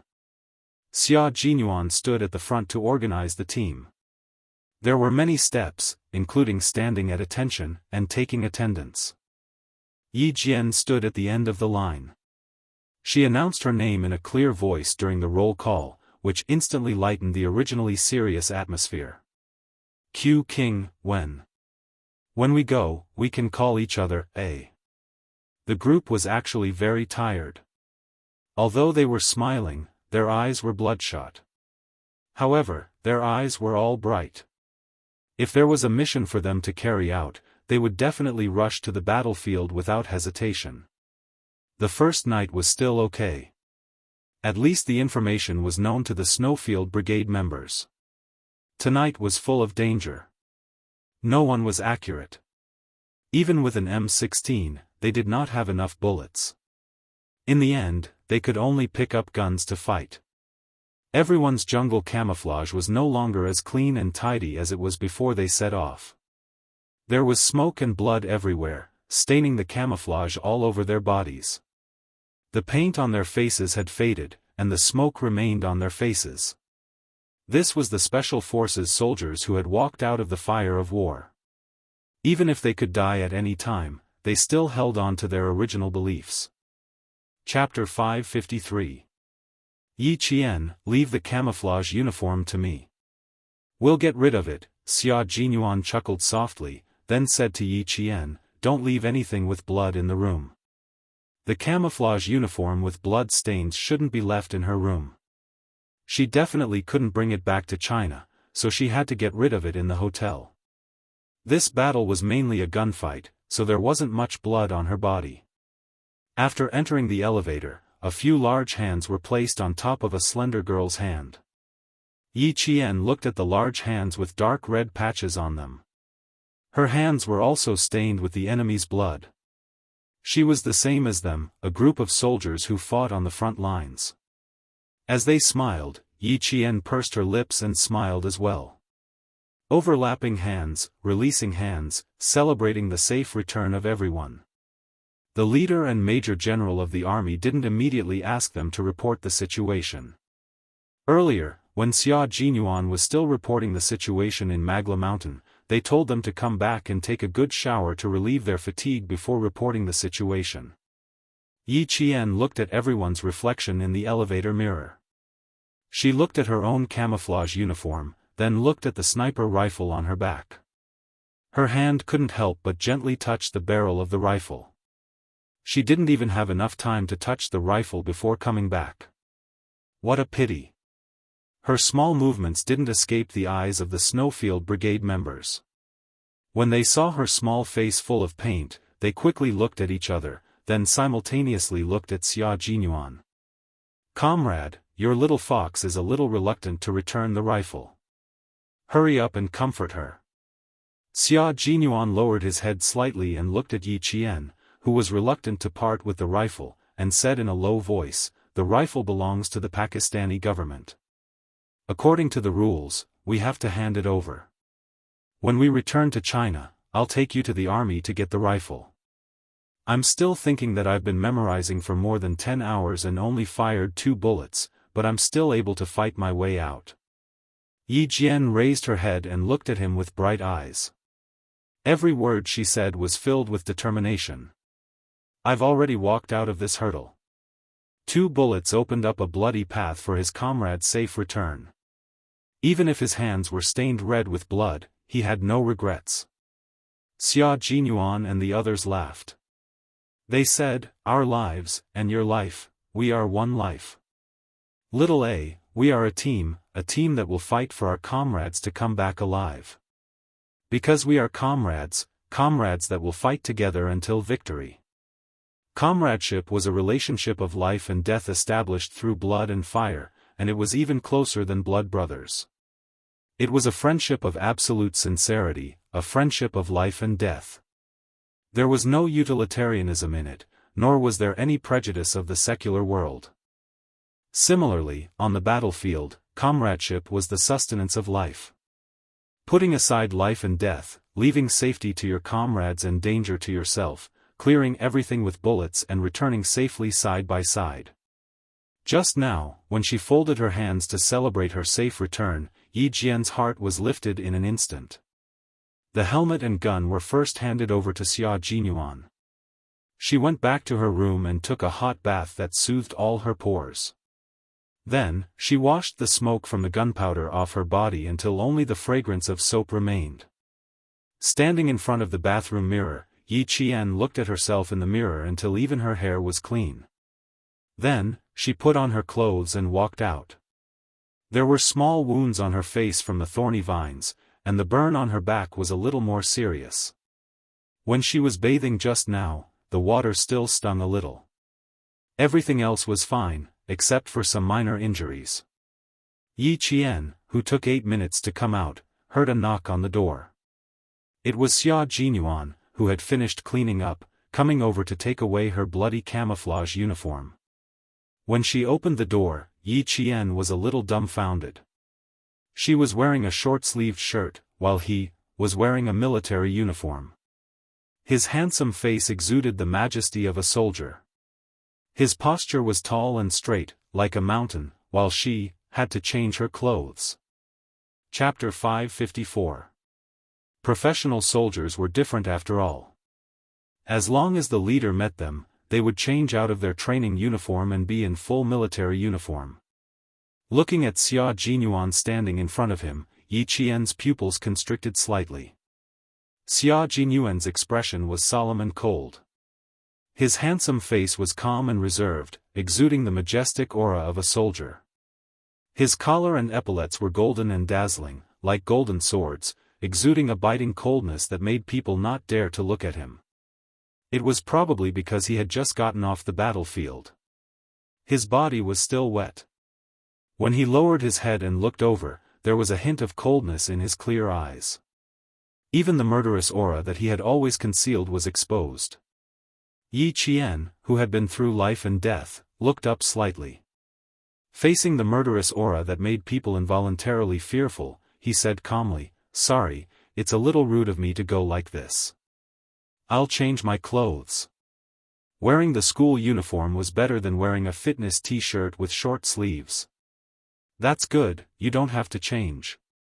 You don't have to report. Come with us to the doctor to treat your wound." Xia Jinyuan smiled slightly. The murderous aura that was faintly exuding from his body disappeared in an instant, leaving only a reserved and noble aura. Like a pine tree facing the abyss, proud and unyielding. Yi Qian laughed. "That's right, I can't be too formal." Reporting such things was left to Captain Xia and the other 6 professional soldiers. She just needed to rest after completing the mission. "You're aware that you're good at slacking off. You don't have to do it this time because you need to treat the wound on your back." Xia Jinyuan sneered. At this moment, Little Fox looked harmless. Her hair was wet, and her flower-like face was pale and crimson. She looked even more delicate and beautiful, like a hibiscus flower blooming in the morning dew. Flowers were easy to break, but Little Fox was definitely not an ordinary flower. Her face was like a flower, but her posture was like a spear, indomitable and unyielding. There were some small scars on her face. His thin lips were tightly pursed, and his gaze narrowed. Although the scars were thin and shallow, they were flawless. He raised his hand and gently stroked the small wound on her chin. He said in a low voice, "You're going to be disfigured. Will Uncle Chen kill me when we go back?" Speaking of injuries. Yi Qian's bright eyes flashed with a hint of unnaturalness.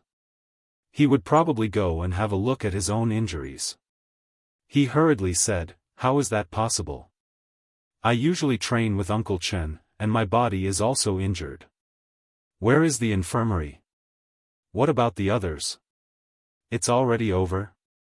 Let's treat your wounds first, then we'll go see the leader. Little Fox did well tonight, she'll be recorded in the file again." The other 6 had already gone to the infirmary to treat some minor injuries on their bodies. Xia Jinyuan looked at Yi Qian, whose expression was a little unnatural. With a meaningful smile on his handsome face, he took her to the infirmary as well. He bet that she was thinking about the embarrassing incident in the car just now. Sigh, when faced with her, why did his originally healthy mentality give birth to a little darkness? This unintentional incident was definitely the most intimate contact his little fox had with a member of the opposite sex. He received her first time, and his mood was so happy that he even hummed a military song when he was taking a shower, and it was even a military love song. Yi Qian could not have guessed Major Xia's joy at this moment. Her ears were slightly burning. She tried her best to maintain a calm expression on her face and followed him into the infirmary. When he asked about her injuries later, she definitely could not stay in the infirmary. She definitely could not listen to a topic that would make her feel so awkward that she wanted to find a hole to hide in. Murphy's theorem: the more you are afraid of something, the more likely it will happen. Chapter 555. The leader went abroad for a secret visit. The medical staff around him was K7, but in reality, there were 2 professional medical staff accompanying him. They arrived in Pakistan 2 days in advance and did not go out. They were all on standby in the hotel. The infirmary was also in the hotel.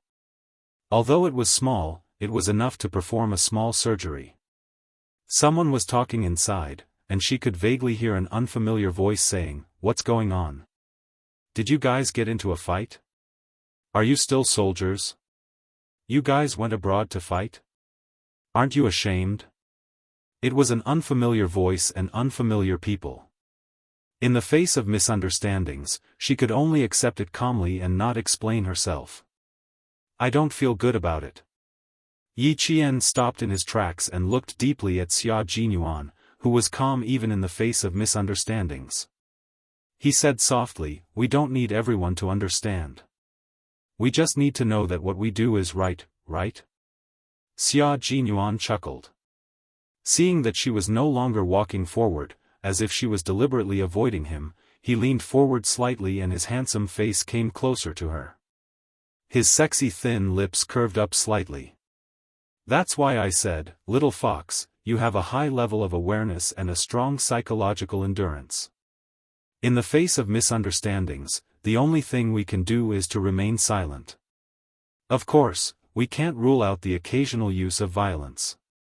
Looking at her bright eyes, Yi Qian's low voice gradually became deeper and gentler.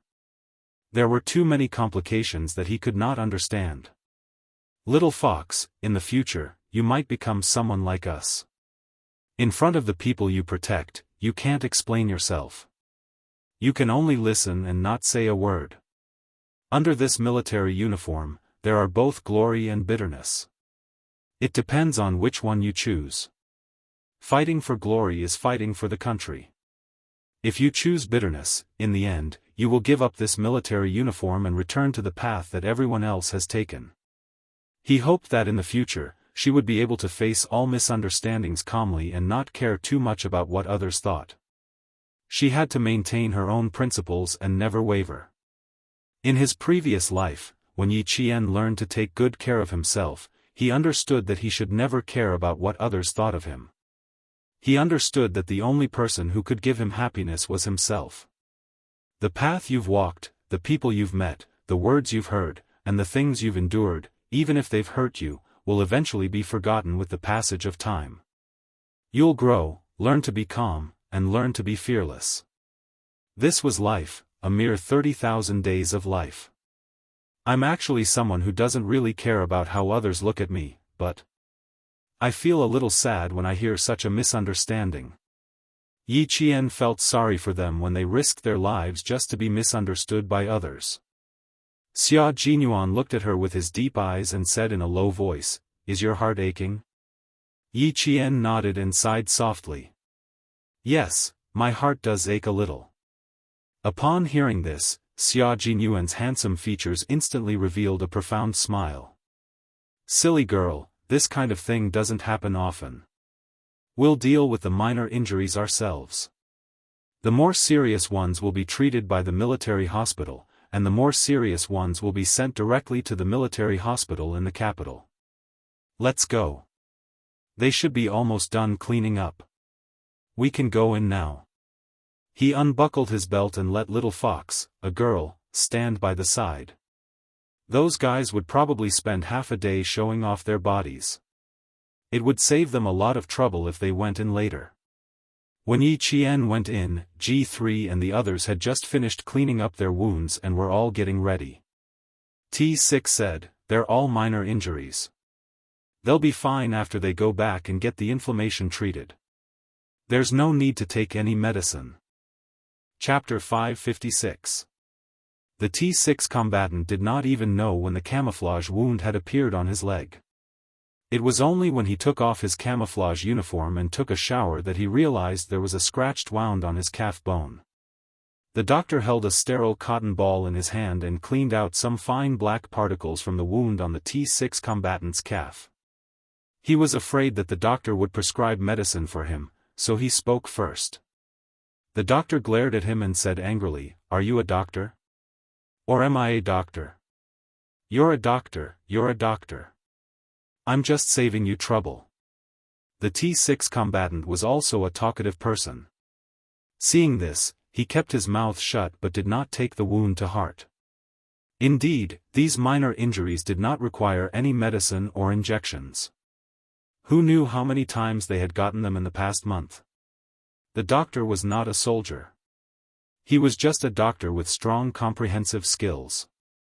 When he heard that, he carefully handled the wound and said unhappily, "I'm a doctor. Now that you're injured, I'll take care of it. This isn't saving us any trouble. If you want to save us trouble, you have to first not get injured." He might have just said it casually, but it sounded like something was wrong.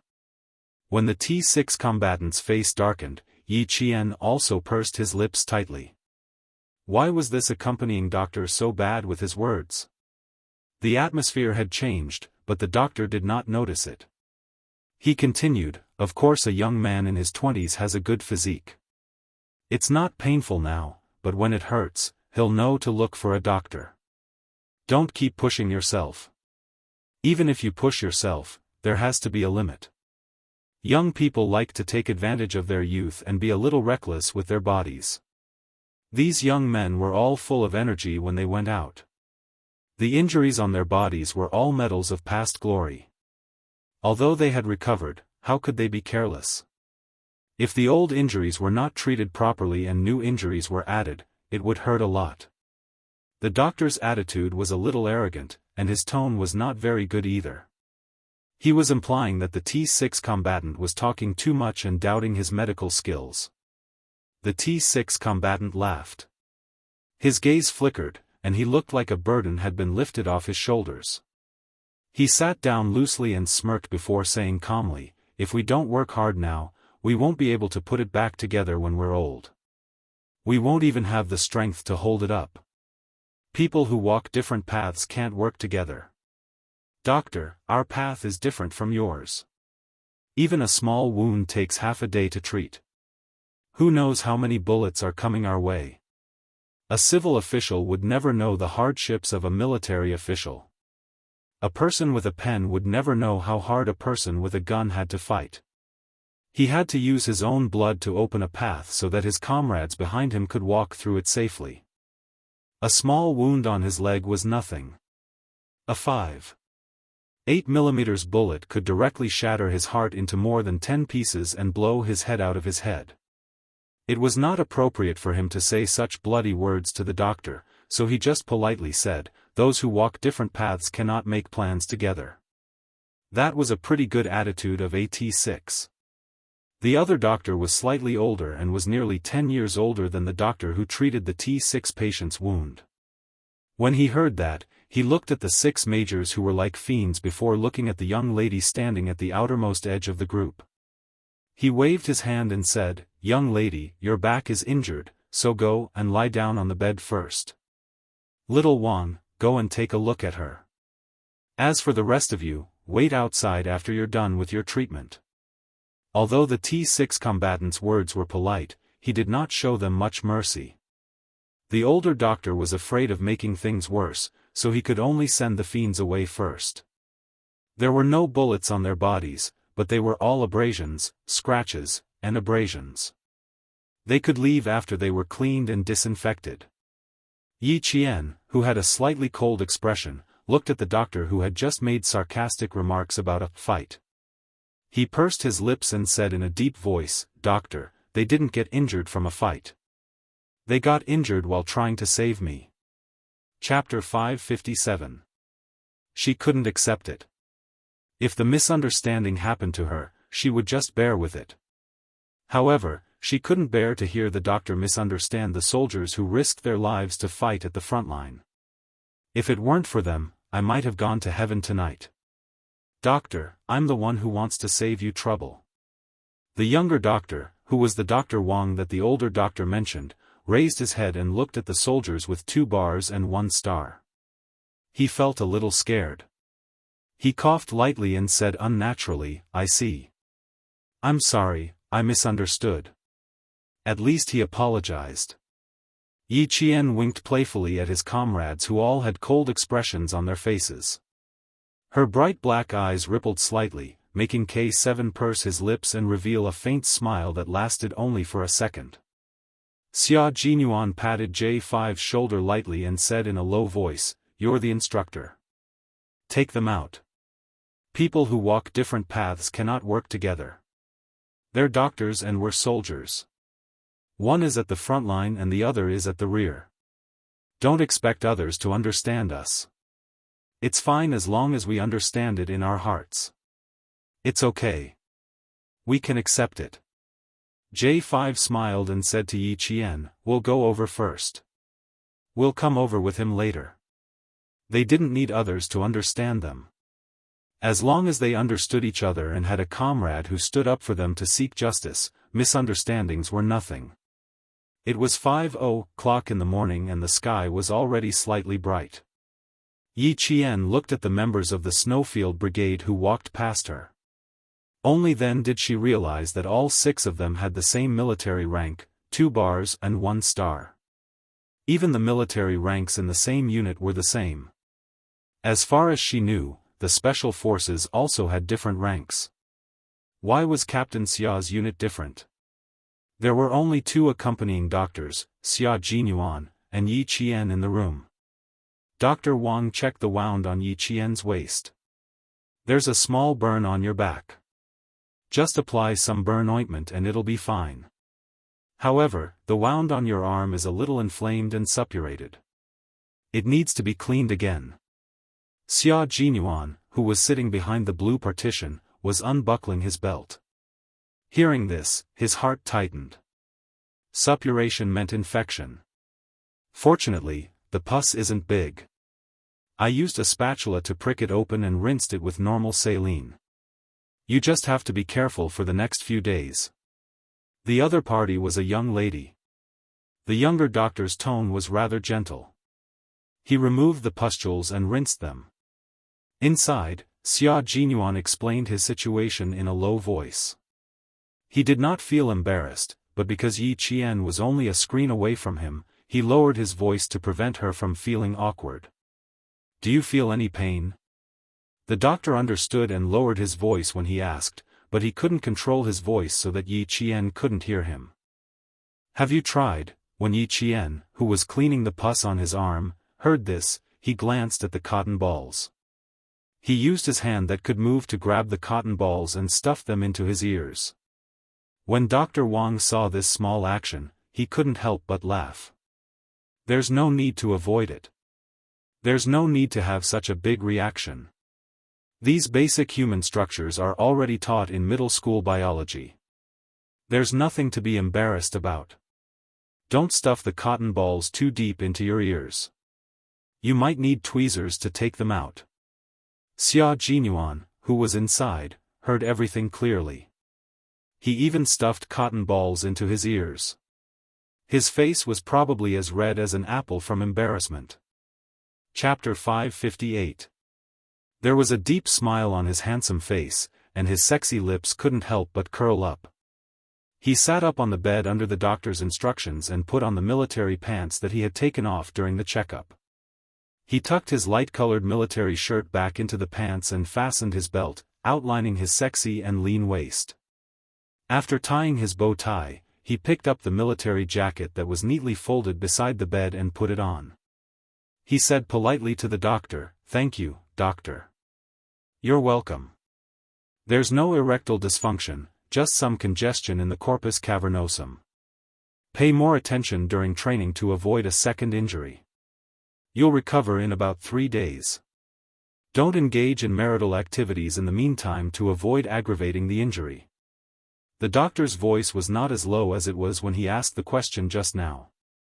Instead, he used the usual voice to remind the patient to be careful. Yi Jian, whose ears were stuffed with cotton, heard it clearly.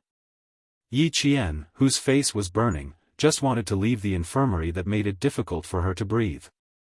Doctors didn't have to avoid it, but she wasn't a patient or a doctor. She just wanted to avoid it. Xia Jinyuan's hand paused in the middle of arranging his collar. There was no change in his handsome face as he said calmly, "Thank you for the reminder, I'll be careful." Marital activities. He hadn't experienced marital activities before, so this problem didn't exist. He walked out of the blue partition, and his light footsteps alerted Yi Qian, who was already bandaging her wound. She looked up in shock at the man who was putting on his military cap. She looked at the handsome face under the cap, and her gaze stayed on him for at least 3 seconds. No erectile dysfunction. Could it be that just now? Her brain was burning and bubbling, but she could still remember some of the doctor's words. Try to get up with your hand. Do you feel any pain? It's okay, it's not a big problem. Pay more attention during training to avoid a second injury. Don't engage in marital activities during this period. It was like a spell that spun and popped up in her head, making her feel uneasy. She wanted to find a hole to hide in and calm down before coming out. Xia Jinyuan saw her staring at him in a daze. Her eyes were not exactly confused, but at least he could tell that she had something on her mind. It was just that her eyes were a little unfocused. Will her injury leave a scar? He also sat on the bed, his slender body leaning over slightly. As he asked, his eyes were fixed on Yi Jian's bandaged arm. He asked in a deep voice, after all, you're a girl. The wound will be exposed as long as you wear a short-sleeved shirt. What if it leaves a scar? Is there any medicine that can fade it? Dr. Wang took off his white cap and gloves, applied some alcohol, and turned on the tap to wash his hands.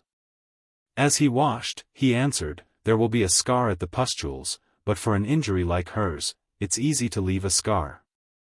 After she recovers, she can apply some ointment to lighten the scar. Xia Jinyuan memorized each of his words in his heart. After saying, thank you, he looked at Yi Qian and realized that, her hibiscus face had become even redder than before. Her skin was originally as delicate as white glaze, but now it was redder than a flower. Little girls are thin-skinned. Your face is so red that it's dripping blood, Dr. Wang joked. He took out a small bottle of anti-inflammatory medicine and handed it to Xia Jinyuan. After you shower, apply it until the scab comes off. Chapter 559. Beside her, the tip of her nose was filled with his scent. The faint minty scent could not hide his strong masculine scent. Thinking about how she had pressed his chest twice, Yi Qian could feel her heart trembling non-stop. Even her breathing became soft, for fear of disturbing him. As for the look in his eyes, Yi Qian knew that she did not dare to look at him at all. We can go now. The leader is still waiting for us. She was so unnatural, as pure as a piece of white paper, leaving only his color. Xia Jinyuan had a meaningful smile in his eyes. He patted her shoulder and said, after the meeting, there will be a 2-hour break. Today, you still need to interact with Miss Petty and her classmates. Yi Qian froze when he patted her. She quickly stood up and looked at his back. She secretly adjusted her breathing before following him. Qin Xiu was holding a document and translating it to the leader. The reclamation equipment will be provided by China, a total of. This was a reclamation project contract between China and Pakistan. Once the contract was signed, the Ministry of Commerce of China would come forward to negotiate until the leaders of China and Pakistan signed the contract. The reclamation project was undoubtedly beneficial to China. It seemed that China had lost money by providing the equipment and funds, but in the long run, China had the legal right to use the land for 30 years. Moreover, China also legally owned the resources in the sea. Once the reclamation was successful, China's warships would have a safe and reliable harbor. At the same time, it would promote trade between China and Pakistan, achieving a win-win situation. As the leader listened, he occasionally nodded slightly and pointed out some clauses that were not beneficial to China. Near the sea, how far is near? It has to be clear. It has to be digitized and specific. As long as the leader pointed out a point, Qin Xiu would immediately note it on the contract. He would not miss a single word. Everyone's sleep time was limited. Although the interview was scheduled to last 7 days, the Chinese knew that the sooner it ended, the better. A secret interview was not a fixed time, unlike a public interview where the itinerary was fixed. This afternoon, Xiao Yi will be visiting Miss Petty's school. Later, tell her to rest in the hotel in the morning. She doesn't need to accompany me. The leaders made some adjustments to Yi Qian's arrangements. Originally, Yi Qian was supposed to go to a school for an exchange yesterday, but because of what happened the night before, the Pakistani government cancelled the trip and suggested that Yi Qian and Miss Petty be hospitalized together for observation. The Chinese side refused and secretly arranged for Yi Qian to go on a mission with the special forces. He had to rest this morning.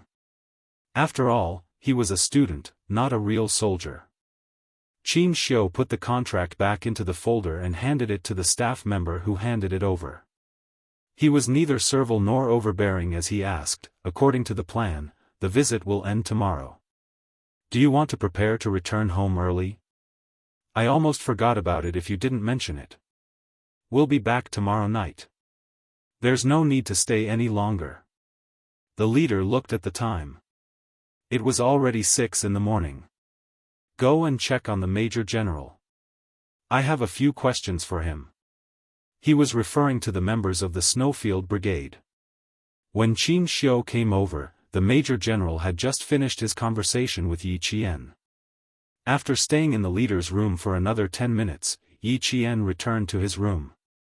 She had the entire morning to rest, which meant that she did not have to meet with Xia Jinyuan for the entire morning. Yi Qian, whose face was covered in the blanket, let out a long sigh of relief. She patted her tense face. Finally, she did not have to face Captain Xia for the time being. Chapter 560. Just as Yi Qian made an awkward sound under the blanket, he heard a knock on the door.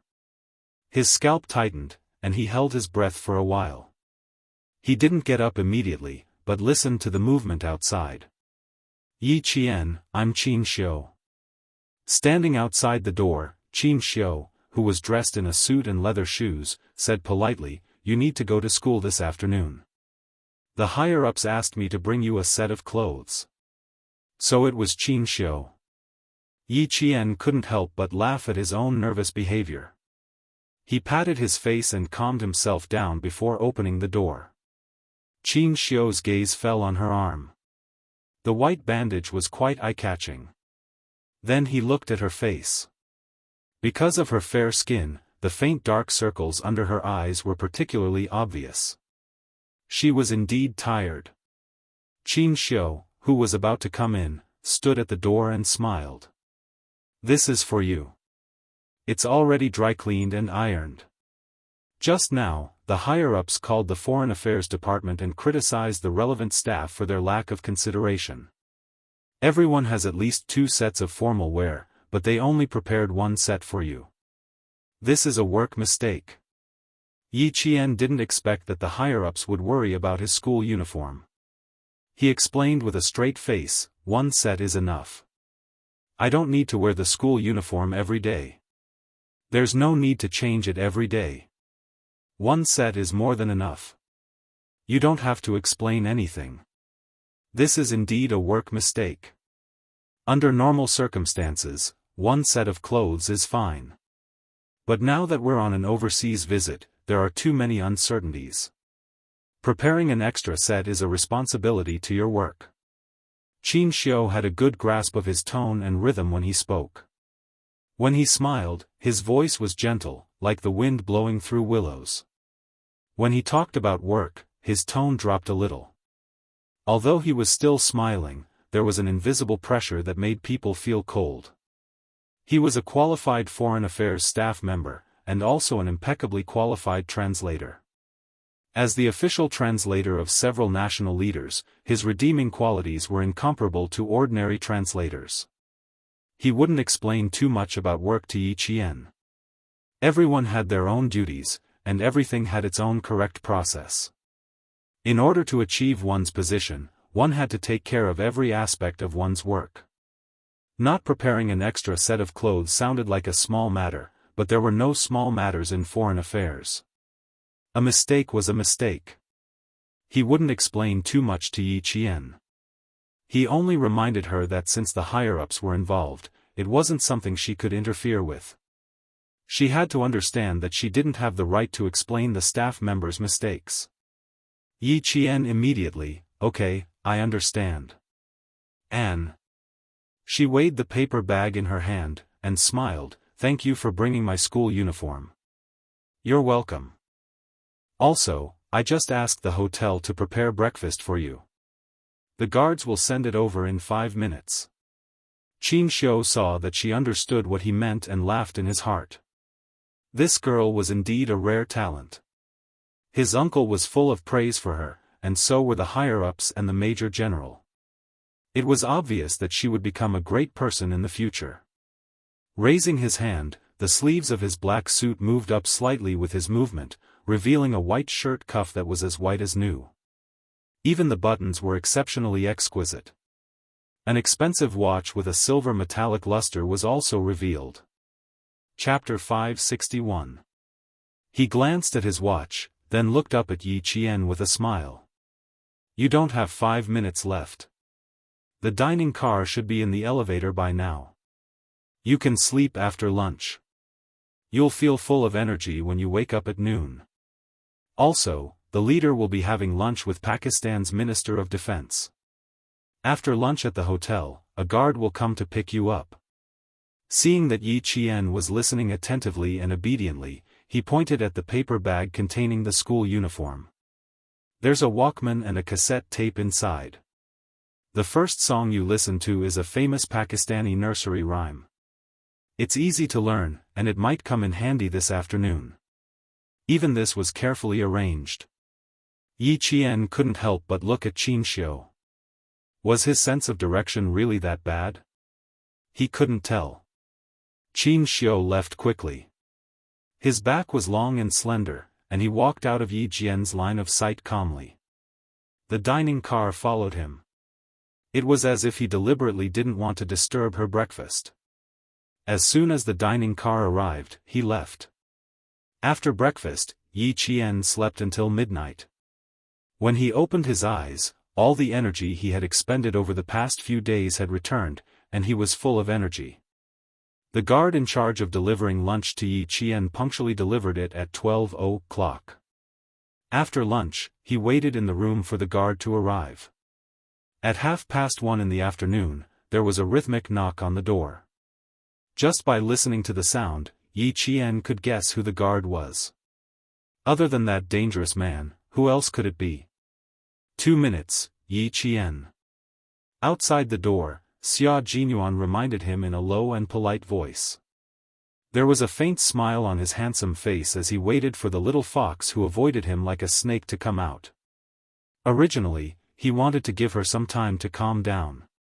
After all, he was also embarrassed by the incident, but he didn't expect the leader to directly ask him to come and pick her up.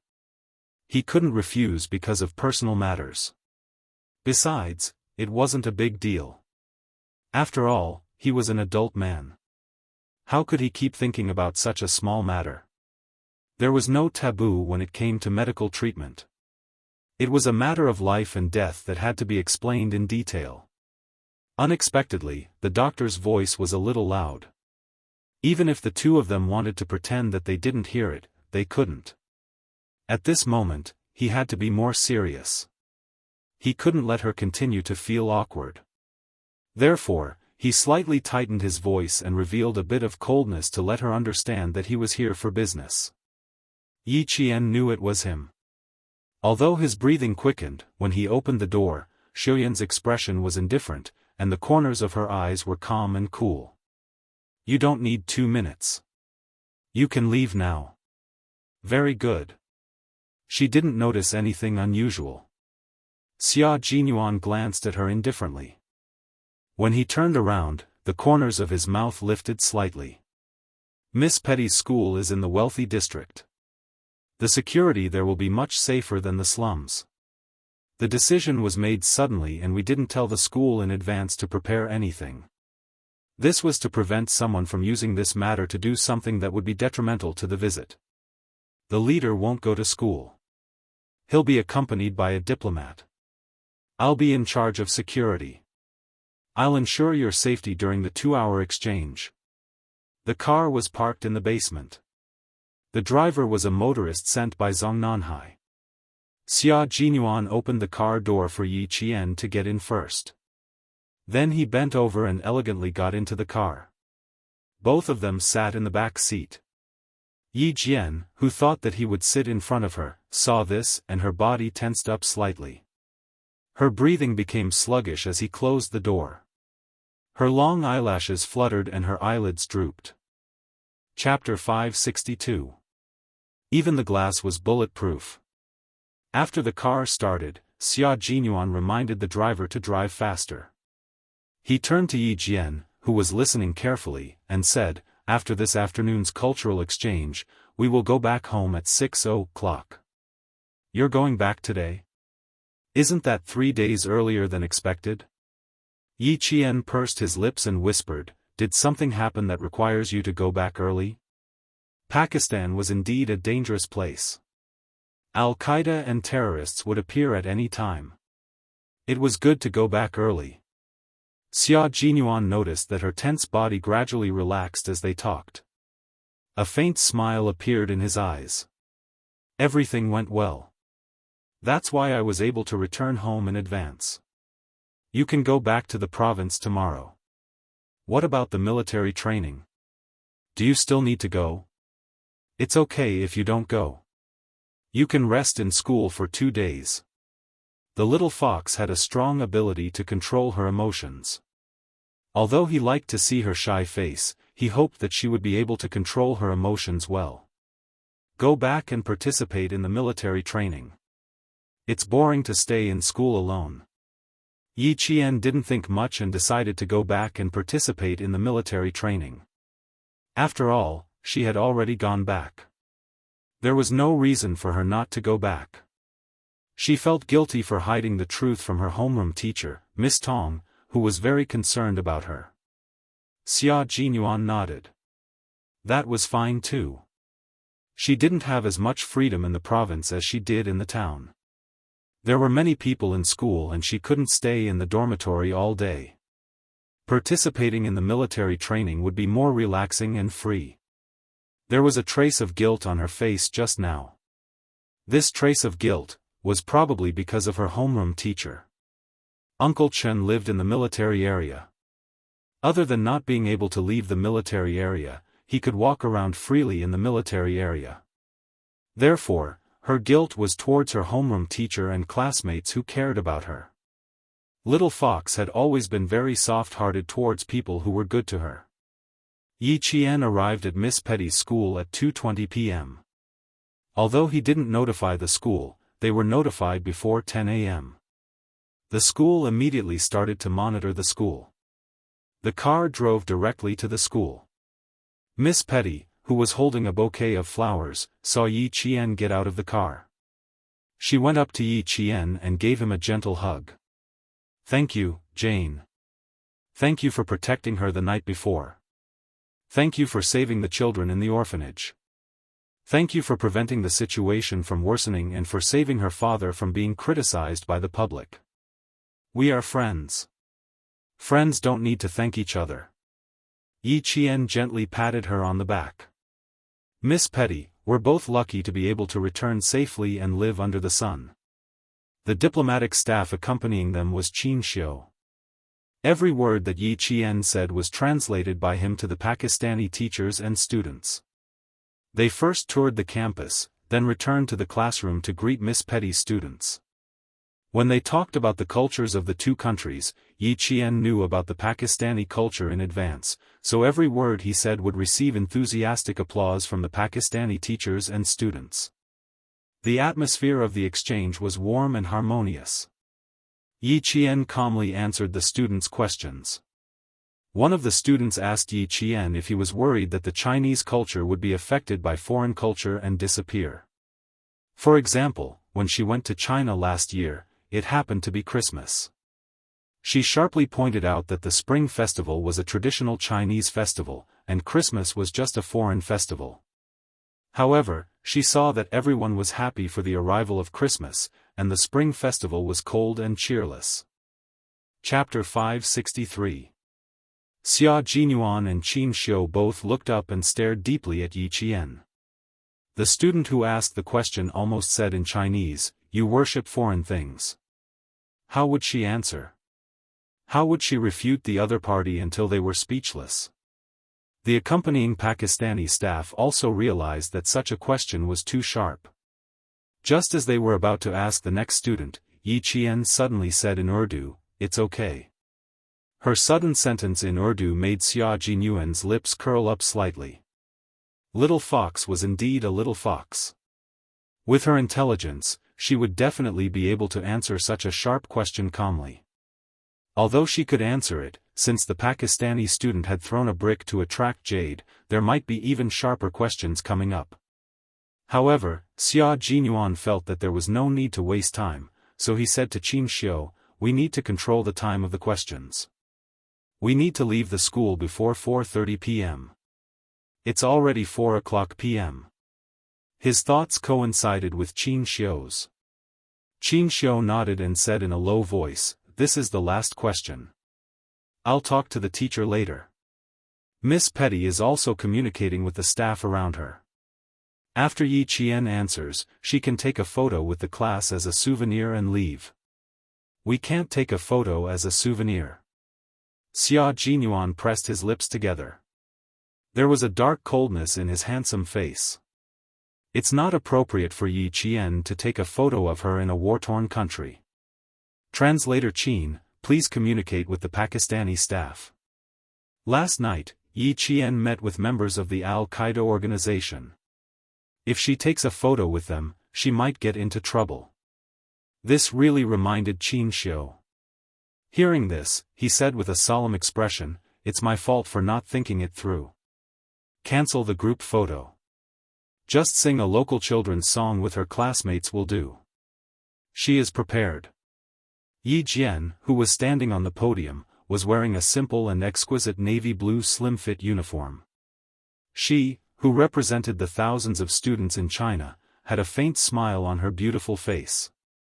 Her eyes, which were as dark as the night, were shining with a bright light. She was calm inside. If a festival is a representation of culture, then our country is undoubtedly a country that accepts all cultures from all over the world and can accept the difference in foreign cultures. Hospitality is a good tradition of our country. A festival traveled across the sea to our country and was accepted by us. This is a big country's tolerance for foreign cultures. It is also a country's broad-mindedness. From what I understand, the two cultures will never clash, nor will they be forgotten. Just like our spring festival, it is also famous overseas. Could this be the annihilation of culture? No, this is precisely a kind of dissemination, letting more people know, and also letting more people accept it, bringing more happiness to more people. She paused for a moment. Under the gaze of several famous teachers, she stood on the podium like a pine tree in snow. With a faint smile, she had the aura of a great country. She said, "Take this student, for example. The language of Pakistan is Urdu, but you asked in English from beginning to end. Does this mean that you have abandoned your tradition and accepted a new culture? No, it's not that you have abandoned your tradition. You have accepted a foreign tradition, just like how Christmas was accepted by our country." What she said before was just a prelude. This sentence was the main point. The girl who asked the question had a faint smug look on her face, but in the end, she looked embarrassed. In the end, she had to sincerely say, "Thank you," and sit down under Miss Petty's cold gaze. This question was quickly heard by the Chinese leader, who laughed heartily. "That's why I said that the country will be strong if the young are strong. Little Yi is not bad. You can turn something invisible into something tangible. You can understand it at such a young age." Chapter 564. Wasn't that rare? The other party said that China worshipped foreign things and did not pay attention to its own traditions. Yi Qian first said that China was open to all cultures to express its attitude towards culture. Then he said that China was open-minded, which meant that China's people were hospitable and would not reject a festival that made them happy.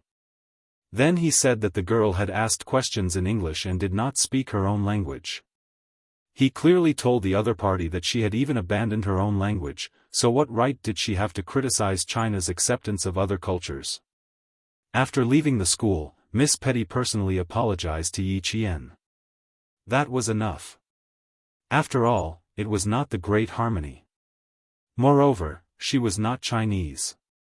No matter what, she could not be controlled. It was fine as long as the dignity of one's own country was protected. Qin Xiu took another car, but Miss Petty personally sent him over. He could only continue to stand beside Yi Qian until Miss Petty left. After getting into the car, Xia Jinyuan looked at Yi Qian calmly. He raised his eyebrows and smiled. I didn't expect the little fox to be so eloquent. I saw that girl's face turn green just now. I guess no one has ever dared to talk to her like that. In Pakistan, the rich had many servants, and these servants had very low status. Naturally, they did not have the guts to refute the words of their masters. Naturally, the girl would not like others to have opinions about her words. Yi Qian smiled faintly. His eyebrows were cold. Being on good terms does not mean that we are weak. If I don't block this kind of question, she will understand the arrogance of Chinese students. She will still think that she is God. Therefore, after the big leader returned to China, he mentioned several times that the student he brought along this time was a good student who made people feel at ease and was not afraid of being bullied. At 6:00 in the evening, the Chinese leader who had finished the secret visit boarded the flight back to China. The Pakistani president personally sent him off, and his wife personally gave Yi Qian a set of gorgeous Pakistani girls' gauze dress with sparkling gems on it.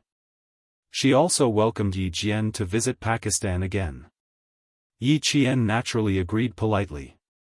The 4-day visit ended with a gentle hug from the president's wife. When the plane soared into the sky, they saw the fiery red sun still hanging in the west. The color was bright and full of hope. Just like the leaders of this country, no matter how chaotic their country was, they still had a patriotic heart and worked hard for their country. During the 6-hour trip, the big leader and Yi Qian talked for at least an hour.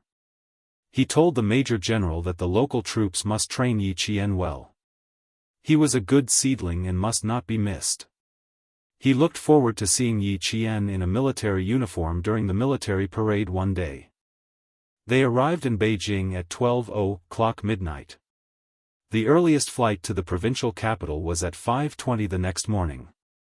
Yi Qian did not return to Beijing with the big leader. Instead, he stayed in a hotel next to the airport under Qin Xiu's arrangement. Xia Jinyuan stood beside the major general and watched as Yi Qian bid farewell to the big leader and the major general. When he brushed past her, his slender hand gently touched Yi Qian's hand. Under everyone's gaze, a piece of paper slipped into Yi Qian's hand. "Call me tomorrow morning. I will wait for you," he said as he walked past. Yi Qian looked at his slender back and pursed his lips slightly. After returning to China, she did not want to have too much contact with him. Was it wrong for her to have such thoughts?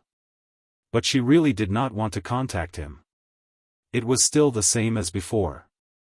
Dangerous men should be kept away. Chapter 565. They could work together on missions and stay as far away from each other as they could in life. This is the room card and this is the plane ticket. Keep them well. I've set up a wake-up call service. The service staff will call you at 4 o'clock. Qin Xiu had been in charge of sending Yi Qian to the hotel.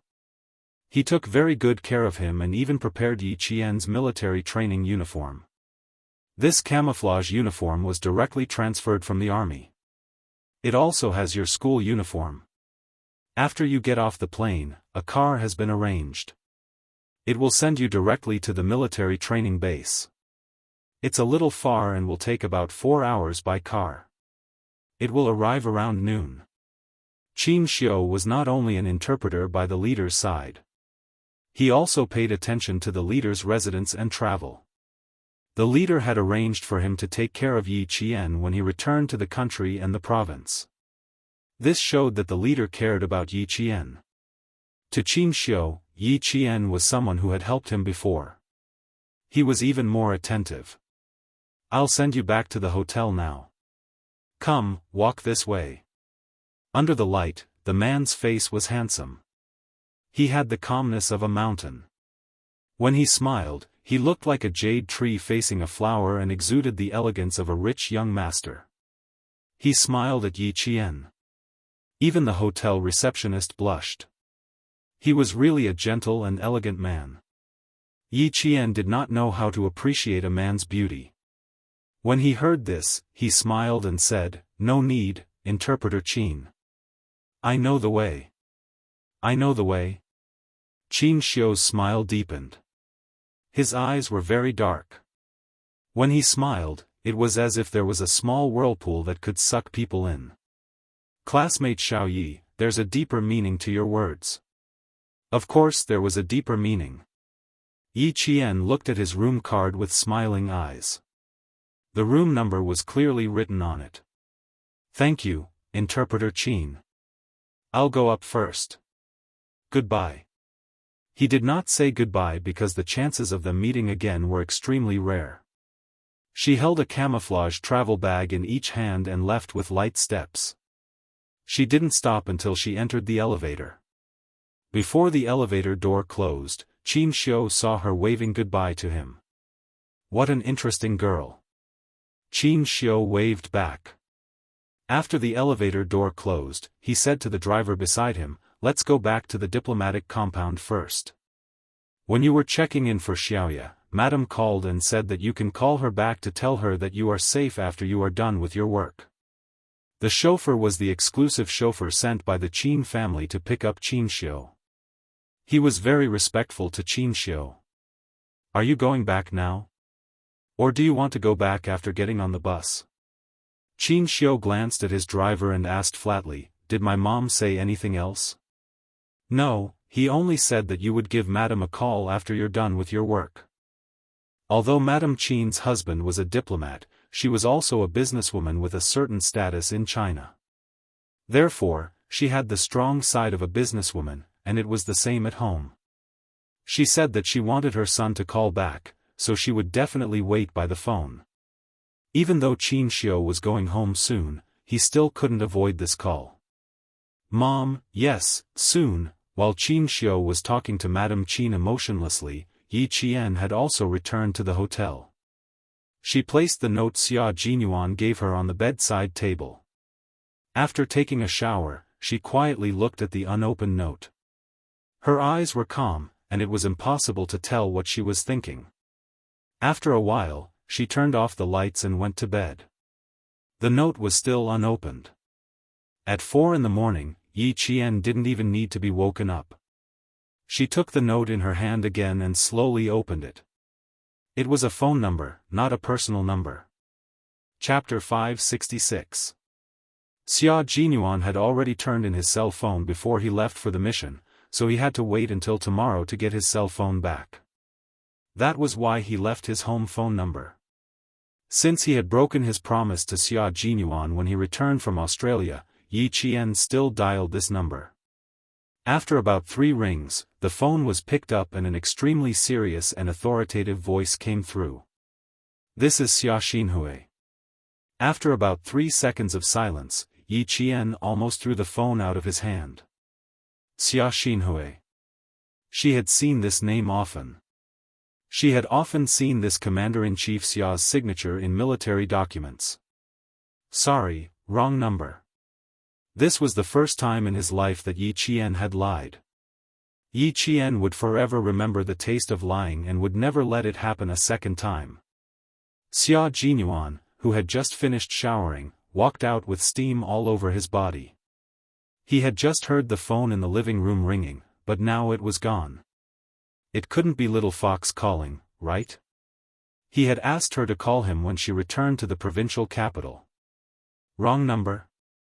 Okay, it's okay. Goodbye. Commander-in-Chief Xia didn't think much of it and thought that it was really a wrong number. After saying goodbye warmly, he saw his son coming down the stairs. He knew where Xia Jinyuan had gone for the mission this time and also knew how well his son had performed during the mission.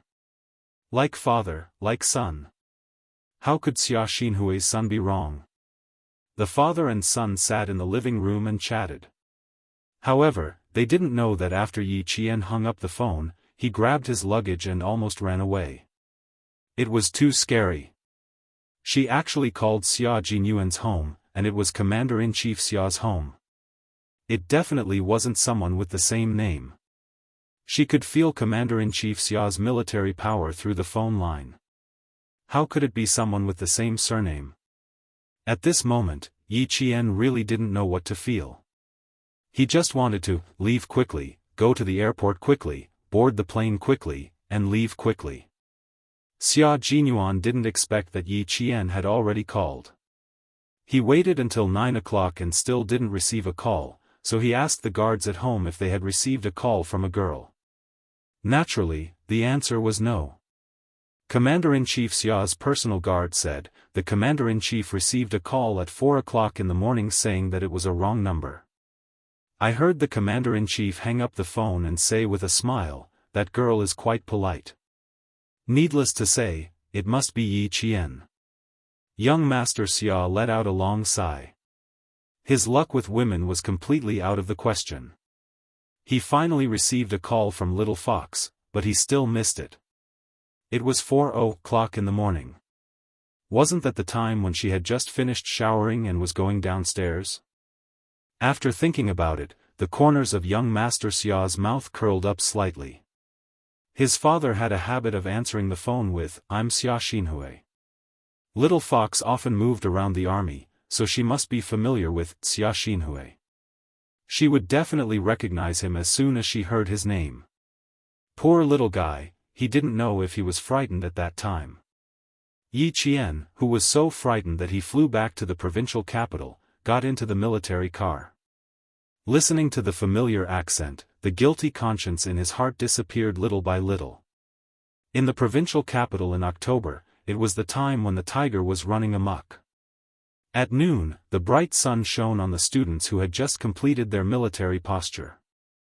Each and every one of them was drenched as if they had just walked out of a rainstorm. They were sweating profusely. When the instructor said that they were done with the military posture, the students who were exhausted couldn't care less. They collapsed on the ground and didn't want to get up. Damn it, I thought I could teach her a lesson through the military training. Who knew that she didn't even participate in the military training? That bitch Yao Jing, now she's pretending to be noble and aloof, as if it's none of her business. Just looking at her makes me angry. Chapter 567. Translator, Endless Fantasy Translation Editor, Endless Fantasy Translation. The untouchable Yi Qian, a boy who was wearing a military camouflage uniform, said fiercely. He touched the shoulder of the boy beside him and said, "Do you have any other ideas, kid? Weren't you in the same class as her? Don't you know her flaws?" "Brother Luo, I really don't know. Yi Qian used to be invisible in class. If you spoke a little louder, you would have scared her. Yi Ying used to take good care of her. She would help whoever bullied her." Later on, for some reason, the two sisters became estranged. In my opinion, it's Yi Qian's fault. It has nothing to do with Yi Ying. As the boy spoke, he heard the instructor whistle. He patted his butt and climbed up from the shade. He smiled and said, "Brother Luo, let's have lunch later at the same old place. Our class is gathering. We'll leave first." Luo Ran, who didn't even have the strength to get up, waved his hand. He frowned and said unhappily, "Okay, okay. See you later." Damn it, I don't believe I can't take care of a little girl. Brother Luo, you have to be careful. Yi Qian is a little strange. The boy who left said in a low voice. He then ran back to his class to gather before the instructor's whistle was dropped. The military training sites of all the middle schools in the province were concentrated in the province's Chemical Defense Regiment. There were a total of 4 schools during the 7-day National Day holiday. A few thousand people were concentrated in the Chemical Defense Regiment for military training. Although there were many old classmates who didn't study in the same school after graduating from middle school were able to gather. The province's #1 middle school was a school that was difficult to get into even if you had the money. Every time it was disbanded, there would always be students from other schools looking for their old classmates. Gradually, even Liao Jian, who studied in #16 middle school, got in touch with Yi Ying again. It wasn't that they got in touch again. At least he knew that Yi Ying studied in the province's #1 middle school. A few days ago, her father went to the countryside and mentioned to his father that they were both in the same chemical defense regiment. He even laughed and said that they were from the same town and were classmates. It was because of this sentence that he spoke to Yi Ying, who had come to the military training to look after the students' bags and hand them water. It was an accident that he met Luo Ran. He was almost beaten up by Luo Ran because he spoke a few more words to Yi Ying. Fortunately, he reacted quickly and avoided the disaster. Why did Yi Ying attract so many boys? Wherever he went, there would be people standing up for him. It was all because of Yi Qian. Was Yi Qian someone to be trifled with? Liao Jian's legs were sore from all the standing under the instructor's orders. He thought back to that year when he was in the province's #1 middle school. He saw with his own eyes Yi Qian climb from the 1st floor to the 7th floor with his bare hands, and then from the 7th floor to the 1st floor with a whoosh. From then on, no matter how much he couldn't swallow the resentment in his heart, he could only swallow it. He couldn't afford to offend people. If he did, he might even get himself into trouble. It was best to stay away from them. Yi Qian was someone he couldn't afford to offend. That boy over there, you, come out, come out. At ease, attention. I've taught you for 5 days and you still haven't learned? Come up. The instructor standing in front noticed Liao Jian's absent-mindedness and pointed at him rudely. This was a very common thing in military training. Whoever was caught by the instructor could only say that the student was unlucky. There were thousands of students in the 2 middle schools. At noon, they even had to line up for lunch. Fortunately, the Chemical Defense Regiment was big enough to accommodate the students of the 2 middle schools. It was also far from the city. It was located in a valley in the countryside, and the environment was quite good. Chapter 568. Yi Qian got out of the car and looked at the sentries on both sides. He wondered if he should call the school. Otherwise, how would he get in? The pass from the provincial military shouldn't be used here. Sigh, it was all because of his phone call. He was so guilty that he didn't even arrange his own matters properly. The driver was a soldier from the provincial military. Just as Yi Qian was hesitating about whether to call the school, he had already walked to the sentries of the anti-chemical regiment and showed his soldier pass. After saying a few more words, he smiled at Yi Qian. Show them your student pass and you can enter. No matter what kind of troop it was, even if it was only a battalion stationed there, it was a military important place. It was impossible to enter and leave casually. There were clear rules that no one could violate. Yi Qian handed over his student pass and provincial military pass. The sentries called the teacher in charge of the logistics of the provincial first high school's second-year class in the anti-chemical regiment to confirm it. Only then did they return the 2 passes to Yi Qian and let him in. After thanking the soldier who sent him over, Yi Qian entered the anti-chemical regiment. It happened to be a few minutes past noon, and the class that was punished to stand began to disperse. Dragging their sore feet, they had to support each other to walk under the scorching sun. I can't do it, I can't do it. Jason, you guys go first. I need to rest for a while. I don't have the energy. As Li Qian was fat, she was at a disadvantage in such training. However, her body was very healthy, unlike other thin and weak girls who would faint for a while and suffer from heatstroke. After 4.5 days, she also wanted to faint for a while and suffer from heatstroke. However, almost all the girls in dormitory 506 were strong and healthy. None of them fainted. And Jiasun was also tired and really couldn't move Li Qian's weight. She waved her hand and said weakly, "Then go sit under the shade of the tree." "Damn it, I still follow my father everywhere and don't feel tired. I really can't stand standing in a military posture every day. Perseverance is victory, Jiasun." A voice that was like a gentle breeze drifted over. The voice was extremely cold, like the cool spring water in a mountain stream. The refreshing coolness drifted into the ears of the people in room 506. Yi Qian walked over. She was wearing the same camouflage uniform. Her slender legs were straight, and her skin was as white as porcelain under the sunlight. Her dark eyes were like the brightest stars in the dark night.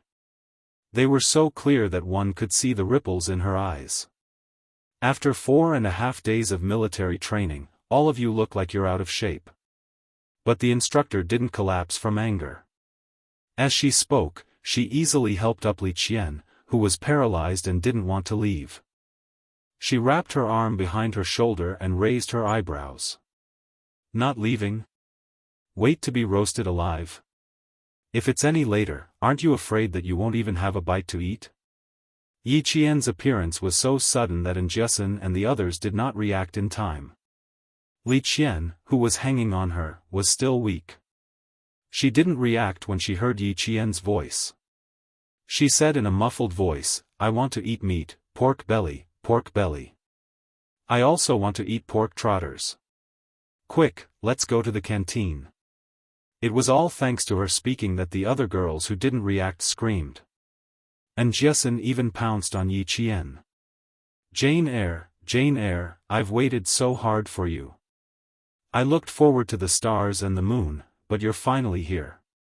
My tough days have come to an end." Chapter 569. Yi Qian's lips twitched when he heard that. He asked Yang Yi, what television show has she been addicted to recently? Can she still watch television in the army? A romantic affair. She's been talking about it since the first day of military training. It's as if she's possessed. Yang Yi also smiled. She was very angry and spoke softly. She was especially happy to see Yi Qian suddenly appear. "We were just waiting for you to teach her a lesson. We can't subdue her." Li Qian leaned all her weight on Yi Qian. She was only thinking about meat. She said unhappily, "I can't eat television shows. I want to eat meat. If we don't go, we'll go hungry during military training in the afternoon. I don't want to eat meat. I want to eat my Jane Eyre." And Jiasun was a clown. She was not normal when she saw Yi Qian. She was grinning from ear to ear. A romantic affair is really good. You must watch it when you go back. I'm not interested just from the name. I'd rather go for a run if you want me to watch this. Yi Qian freed a hand and pushed the sweaty Jiasun away from him.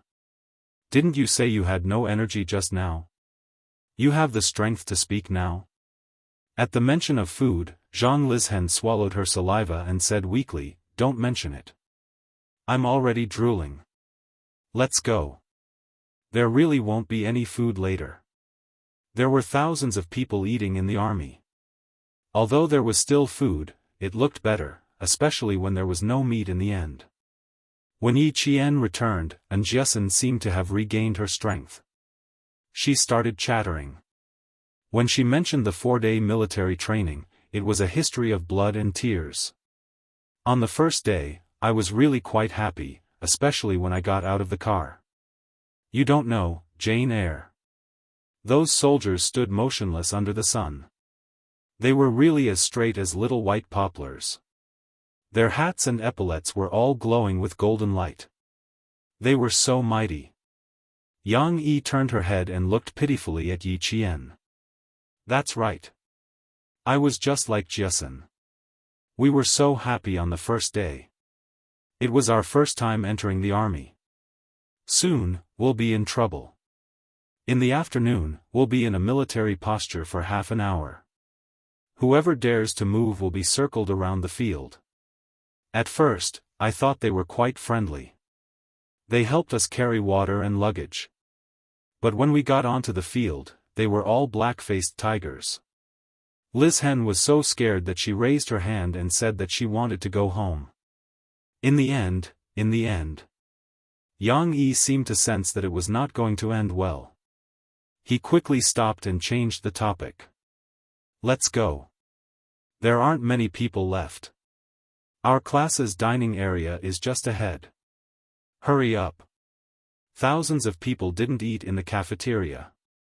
The leaders of Provincial No. 1 High School and No. 16 High School all accepted the military training rules of the anti-chemical regiment, including eating out in the wild. They all obeyed the anti-chemical regiment's arrangements. It was the first time that the school had organized such a large-scale military training, and it was also the first time that the anti-chemical regiment had organized such a large-scale military training for students. Both sides had to make countless changes before they finally settled on the military training guidelines. The moment they entered the army, they were under military management. All the students had to accept the rules of the army. Whoever dared to be arrogant would be dealt with directly. On the first day, more than 10 boys were taught a lesson. After that, they even wanted to challenge the instructor one-on-one. As one could imagine, they were taught a lesson even more miserably. Listening to the 5 of them talk, the corners of Yi Qian's mouth curved up slightly. This was school life. It made up for the regrets of her previous life.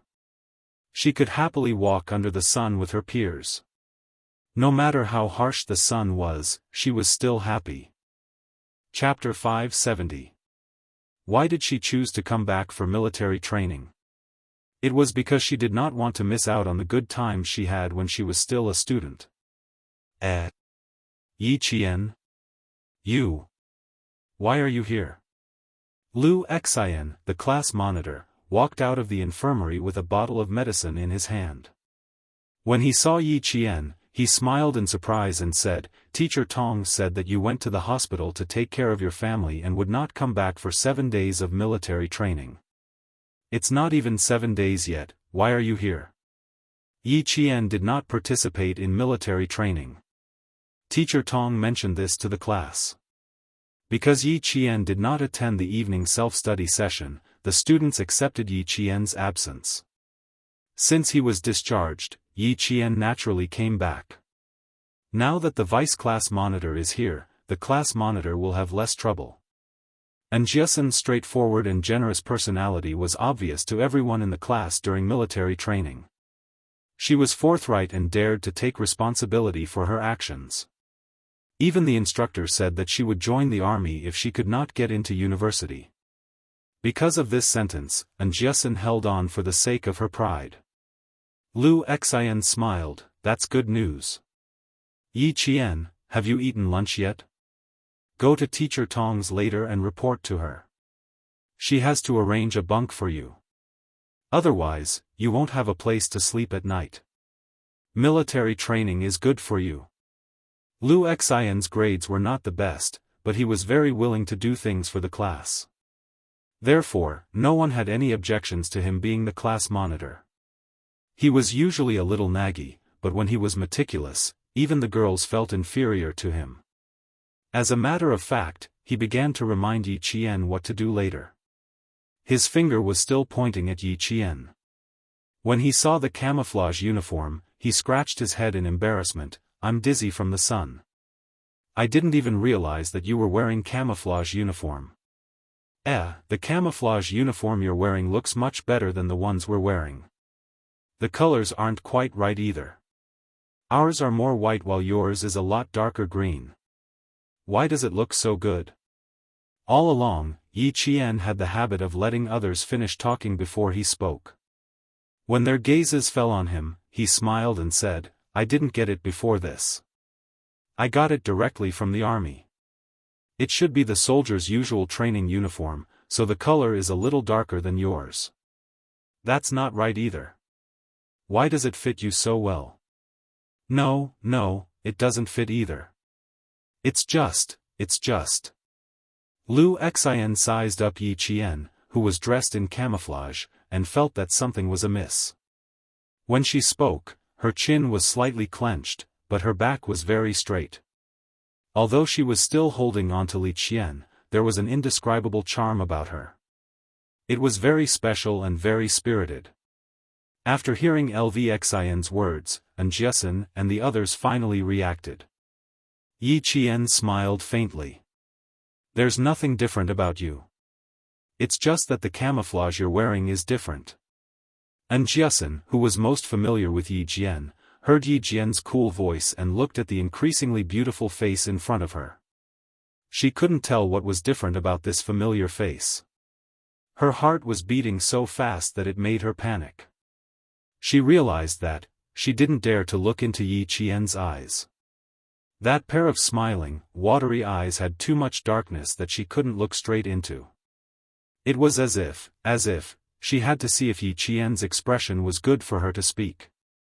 Not only Jiasun, but Yang Yi, Lu Lizhen, and Zhang Yuan, who was on the top bunk of Yi Qian, also felt the same way. No, they were even more flustered than Jiasun.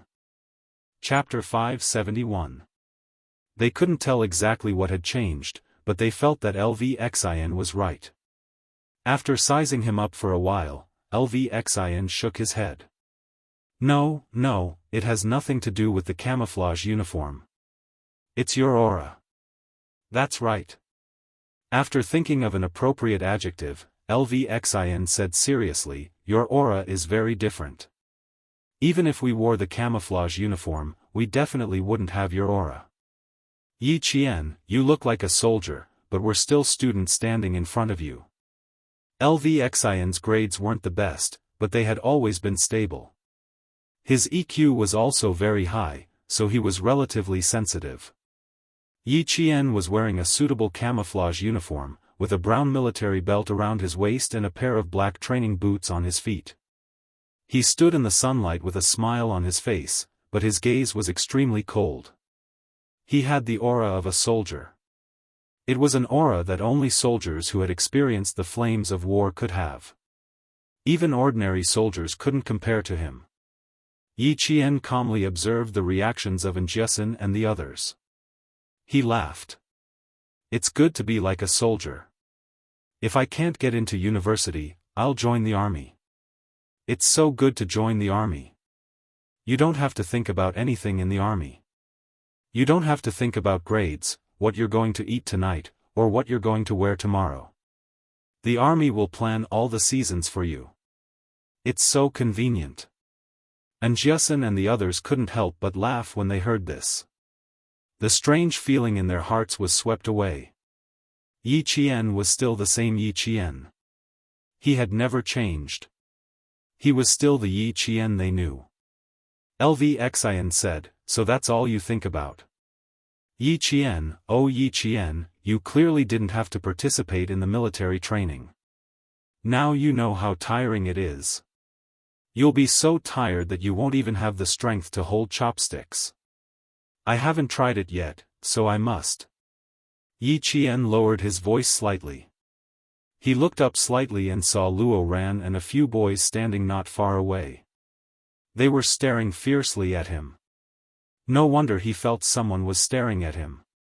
It was Luo Ran, the boy who had threatened to block him after school. And the boy beside him.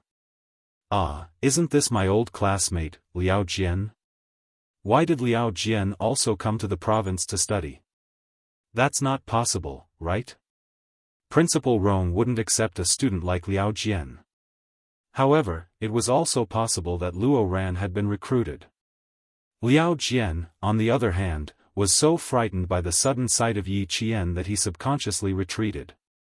He was really afraid of seeing Yi Qian. He was afraid. He was even more afraid that Yi Qian would see him with Luo Ran. Damn it! Why was he so unlucky whenever he was involved in Yi Ying's matters? Liao Jian, who was cursing in his heart, was afraid that Luo Ran, who was not afraid of death, would go and find Yi Qian, so he said from behind, Brother Luo, let's find a shady place to take a nap. Today is the hottest day, but it will be much cooler tomorrow. What's the hurry? Didn't I see someone familiar? Luo Ran, who had taken off the belt around his waist, walked over and said with a fake smile, "Hey, isn't this Yi Qian?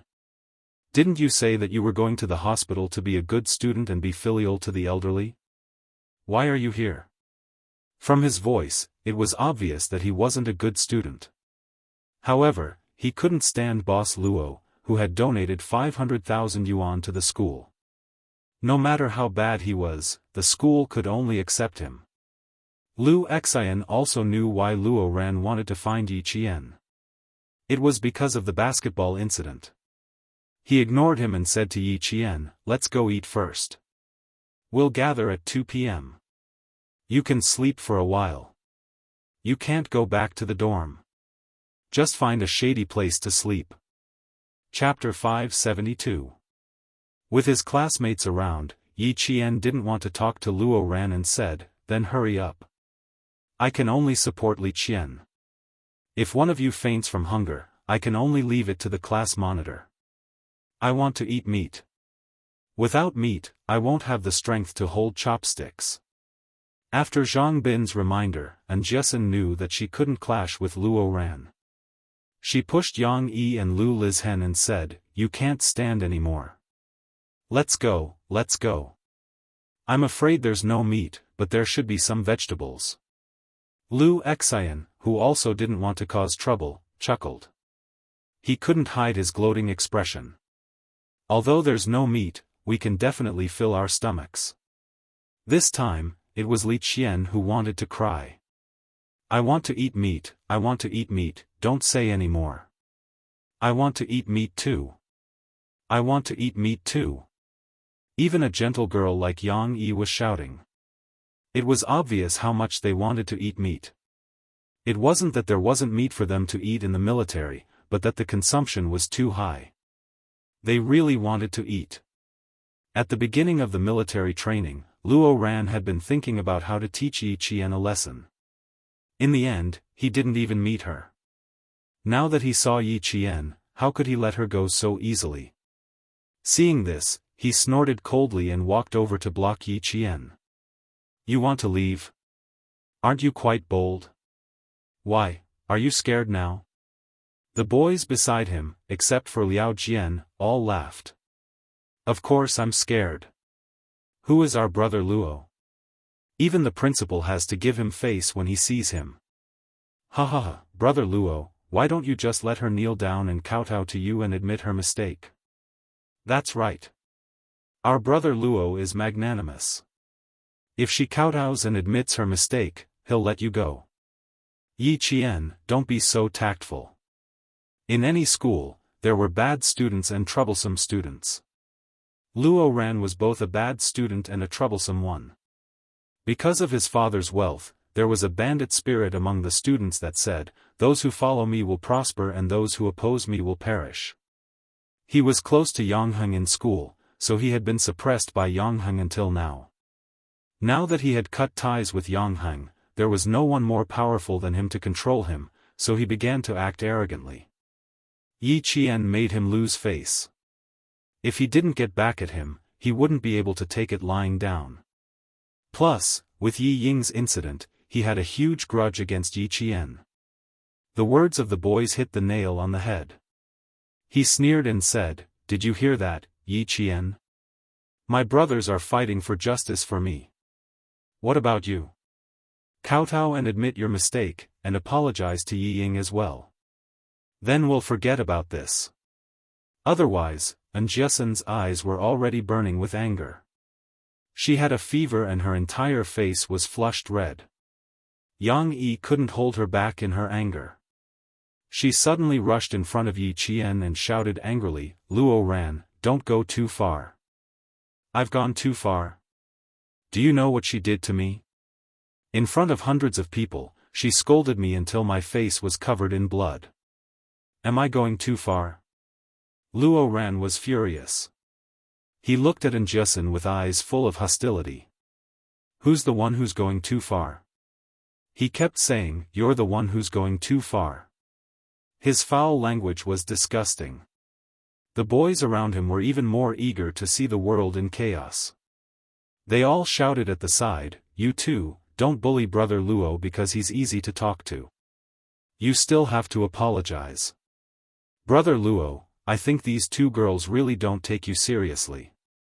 They both dare to shout at you. Chapter 573. In front of his so-called brothers, Luo Ran cared about his reputation the most. When he heard what Yi Qian said, he suddenly felt that he had lost all face. He was furious. He ground his teeth and said darkly, "Who the fuck do you think you are? How dare you meddle in other people's business?" Liao Jian didn't interrupt at all. He had been secretly observing Yi Qian. He could clearly see that there was a blood-like hostility in her eyes. She looked calm and even had a smile on her lips. She was just like those people who used to look for his father. They looked amiable on the surface, but in reality, they killed people as if they were killing chickens. How could she be afraid of Luo Ran? How could she apologize? Thinking about what he said to Luo Ran in the morning, Liao Jian was so regretful that his back broke out in cold sweat. He had listened to Yi Ying's orders and told Luo Ran exactly what she said. Not to mention anything else, just that Yi Qian used to bully Yi Ying in junior high.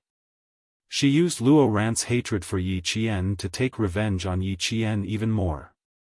Liao Jian, since your father is working for my father, you better listen to my orders. Luo Ran from our school hates Yi Qian. As for me, you know, I hate her too. But I can't show up, and I don't want to see Yi Qian appear in front of me. Just tell Luo Ran that. He will know what to do if you don't say anything else. Yi Ying's sinister face flashed in his mind. Unexpectedly, it overlapped with Luo Ran's face. They both had the same sinister expression. While he was in a daze, Liao Jian heard a clear voice with a smile. That was Yi Qian's voice. He suddenly came back to his senses. He stole a glance and bent his body again, trying to reduce his presence. He was afraid that Yi Qian would notice him. Damn it, how unlucky. Who would have thought that he would run into her? Luckily, they weren't from the same school. When the military training ended, he would go back to his 16th high school and she would go to her provincial first high school. They would mind their own business and have nothing to do with each other. This time, it was purely to help Yi Ying and let the unlucky Luo Ran stand up for Yi Ying. How could Yi Qian not notice him? However, Luo Ran was the focus of his attention. He pulled Jiasun, who had stood in front of him time and time again, behind him. He smiled and said, "Every time, before I could say anything, you would stand up for me. I can't bear to see you being bullied. The more you are afraid of this kind of person, the prouder he will be. This is the army. The instructors and teachers are all here. Do you think he would dare to hit us?" And Jiasun was hot-tempered and had the temper of a boy. She treated Yi Qian like her own sister, so how could she tolerate others bullying her? Yi Qian had cultivated a calm temperament, and she was used to waiting for the other party to finish speaking before she opened her mouth slowly.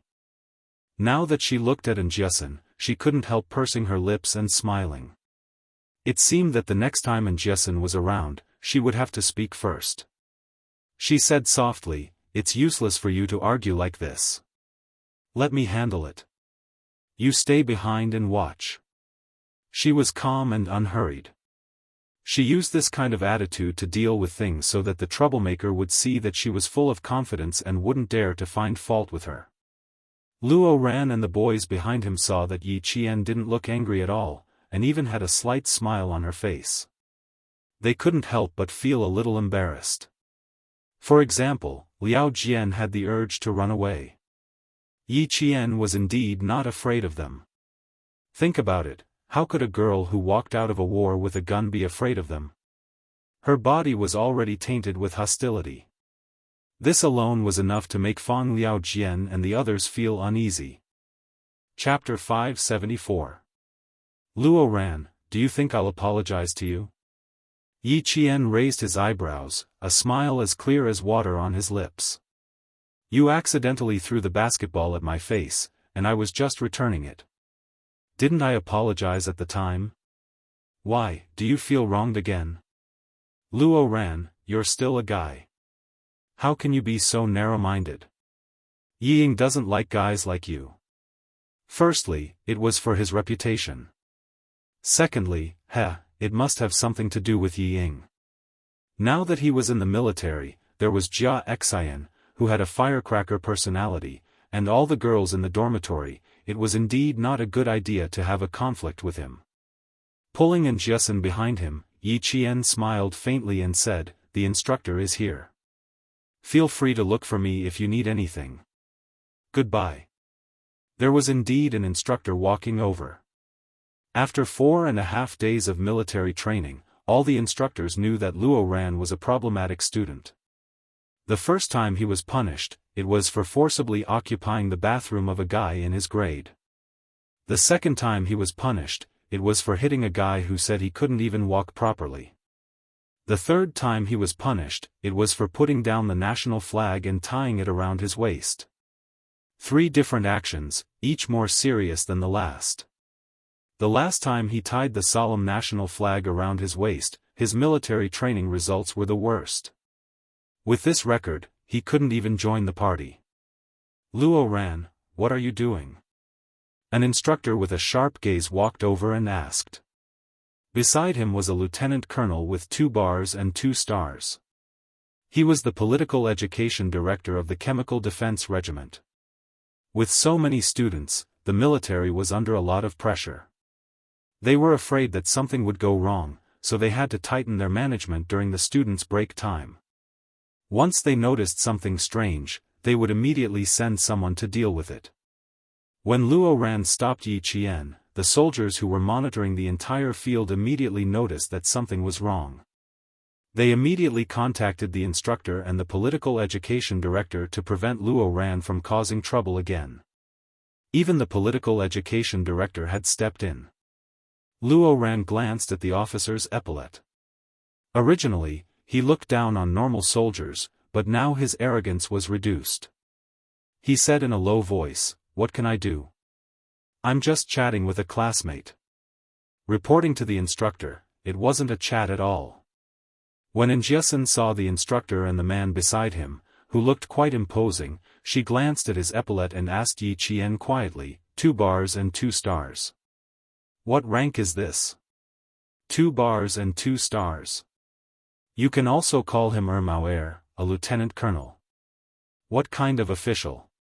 Yi Qian secretly observed the man. His gaze lightly swept over the man's badge and saw a pen cap in his inner pocket. He smiled and said, "He should be a political instructor. He really knows a lot." And Jiasen knew that this official was even more important than the instructor. She straightened her back and sternly said, "He wanted to hit us, and even said that if my classmates kneel down and apologize, he would be magnanimous and let us go." Pa! How can a guy who hasn't even grown out his hair be considered an adult? Cough cough, cough cough. The instructor and instructor both coughed. This little girl was really quite boorish. Go back to your classes. This is the army. No one dares to do anything funny. When the instructor heard this, he immediately stood on the girl's side. This Luo Ran caused trouble every day. It was common for him to bully students. Yi Qian stood up and saluted the instructor and instructor. He said seriously, Instructor, this matter has nothing to do with her. I'm Yi Qian from Grade 1 Class 1. I'm reporting in today. This is Luo Ran. I have a small conflict with him. I didn't expect him to look for me to settle it in the army." Chapter 575. First, she took the initiative to clarify that she had just arrived. Second, it was a small conflict that Luo Ran would not let go of. Third, she was so arrogant that Luo Ran dared to bully students in the army. The instructor did not recognize Yi Qian, but when he saw Yi Qian in the army's jungle camouflage uniform saluting him, his eyes were dark, his military posture was majestic, and even his gaze was as hard as a spear. The instructor subconsciously stood at attention and saluted him as if he was meeting his superior. The political instructor also immediately returned the salute. His gaze on Yi Qian deepened. This little girl's military salute definitely had a few years of training. Her upper body had to be straight. She took a shortcut and quickly raised her right hand. Her 5 fingers were naturally straightened. Because she was not wearing a military handkerchief, her fingers were at the same height as her eyebrows. Her palms were facing downwards and slightly extended outwards by 20 degrees. She also had to ensure that her wrist was not bent. Her right arm was slightly flat and formed a line with her shoulders. This kind of military salute was standard and compliant. She could subconsciously do it like a standard frame. No matter what, she could immediately give a standard military salute. None of the students were qualified to give a military salute. They looked like it, but there was no aura inside. Okay, we understand. You guys should hurry back to class. It's almost time for lunch. Hurry up. The political instructor smiled faintly. When he looked at Yi Qian, his smile deepened. This girl must have grown up in the army. With the instructor's instructions, Luo Ran watched Yi Qian leave. His expression became even more uncertain. For a student like Luo Ran who lacked discipline, the instructor would not punish him now. He just glared at him coldly and left with the instructor without saying a word. Brother Luo, you're the most respected. Look, even the instructor doesn't dare to scold you. That officer, is the same. He doesn't even dare to fart. After the instructor and instructor left, the boys all began to lick their lips to curry favor with Luo Ran. Luo Ran was smug with just one sentence. Brother Luo, that Yi Qian you mentioned looks quite pretty. A boy with a protruding mouth and monkey-like cheeks looked at Yi Qian's back with a wretched look. He suggested, why don't we call Brother Huang and let him handle this? Deal with him? A marijuana smoker. Don't mention him in front of me. After all, this was the military base. Luo Ran did not dare to be too presumptuous. He had been taught a lesson by a few soldiers on the first day. He would endure these soldiers for now. As long as they dared to go out on the streets, he would settle the score with them sooner or later. At that moment, he was thinking about how to deal with Yi Qian in the army. Liao Jian, ask Xia Sifeng from your class to look for Yi Ying. Don't tell anyone that I'm looking for her. Luo Ran didn't dare to be impudent in the army, but now that Yi Qian was here, he couldn't bear the thought of being hit by a basketball in front of so many people. He had to teach Yi Qian a lesson in the army. He had to let her know that he, Luo Ran, was not someone to be trifled with. He also had to let her know that Yi Ying was under his protection. Anyone who dared to bully Yi Ying was the same as bullying Luo Ran. It was noon, and the group of people whispered for a while before they scattered like birds and beasts under the whistle of the instructor who came back. Each and every one of them ran back to their own classes. When Yi Qian and the others arrived at the place where Class 1 was getting their food, they saw the few boys in charge of the food, preparing to close the table under the instructor's instructions. The food was very rich. There was meat, vegetables, and even braised chicken.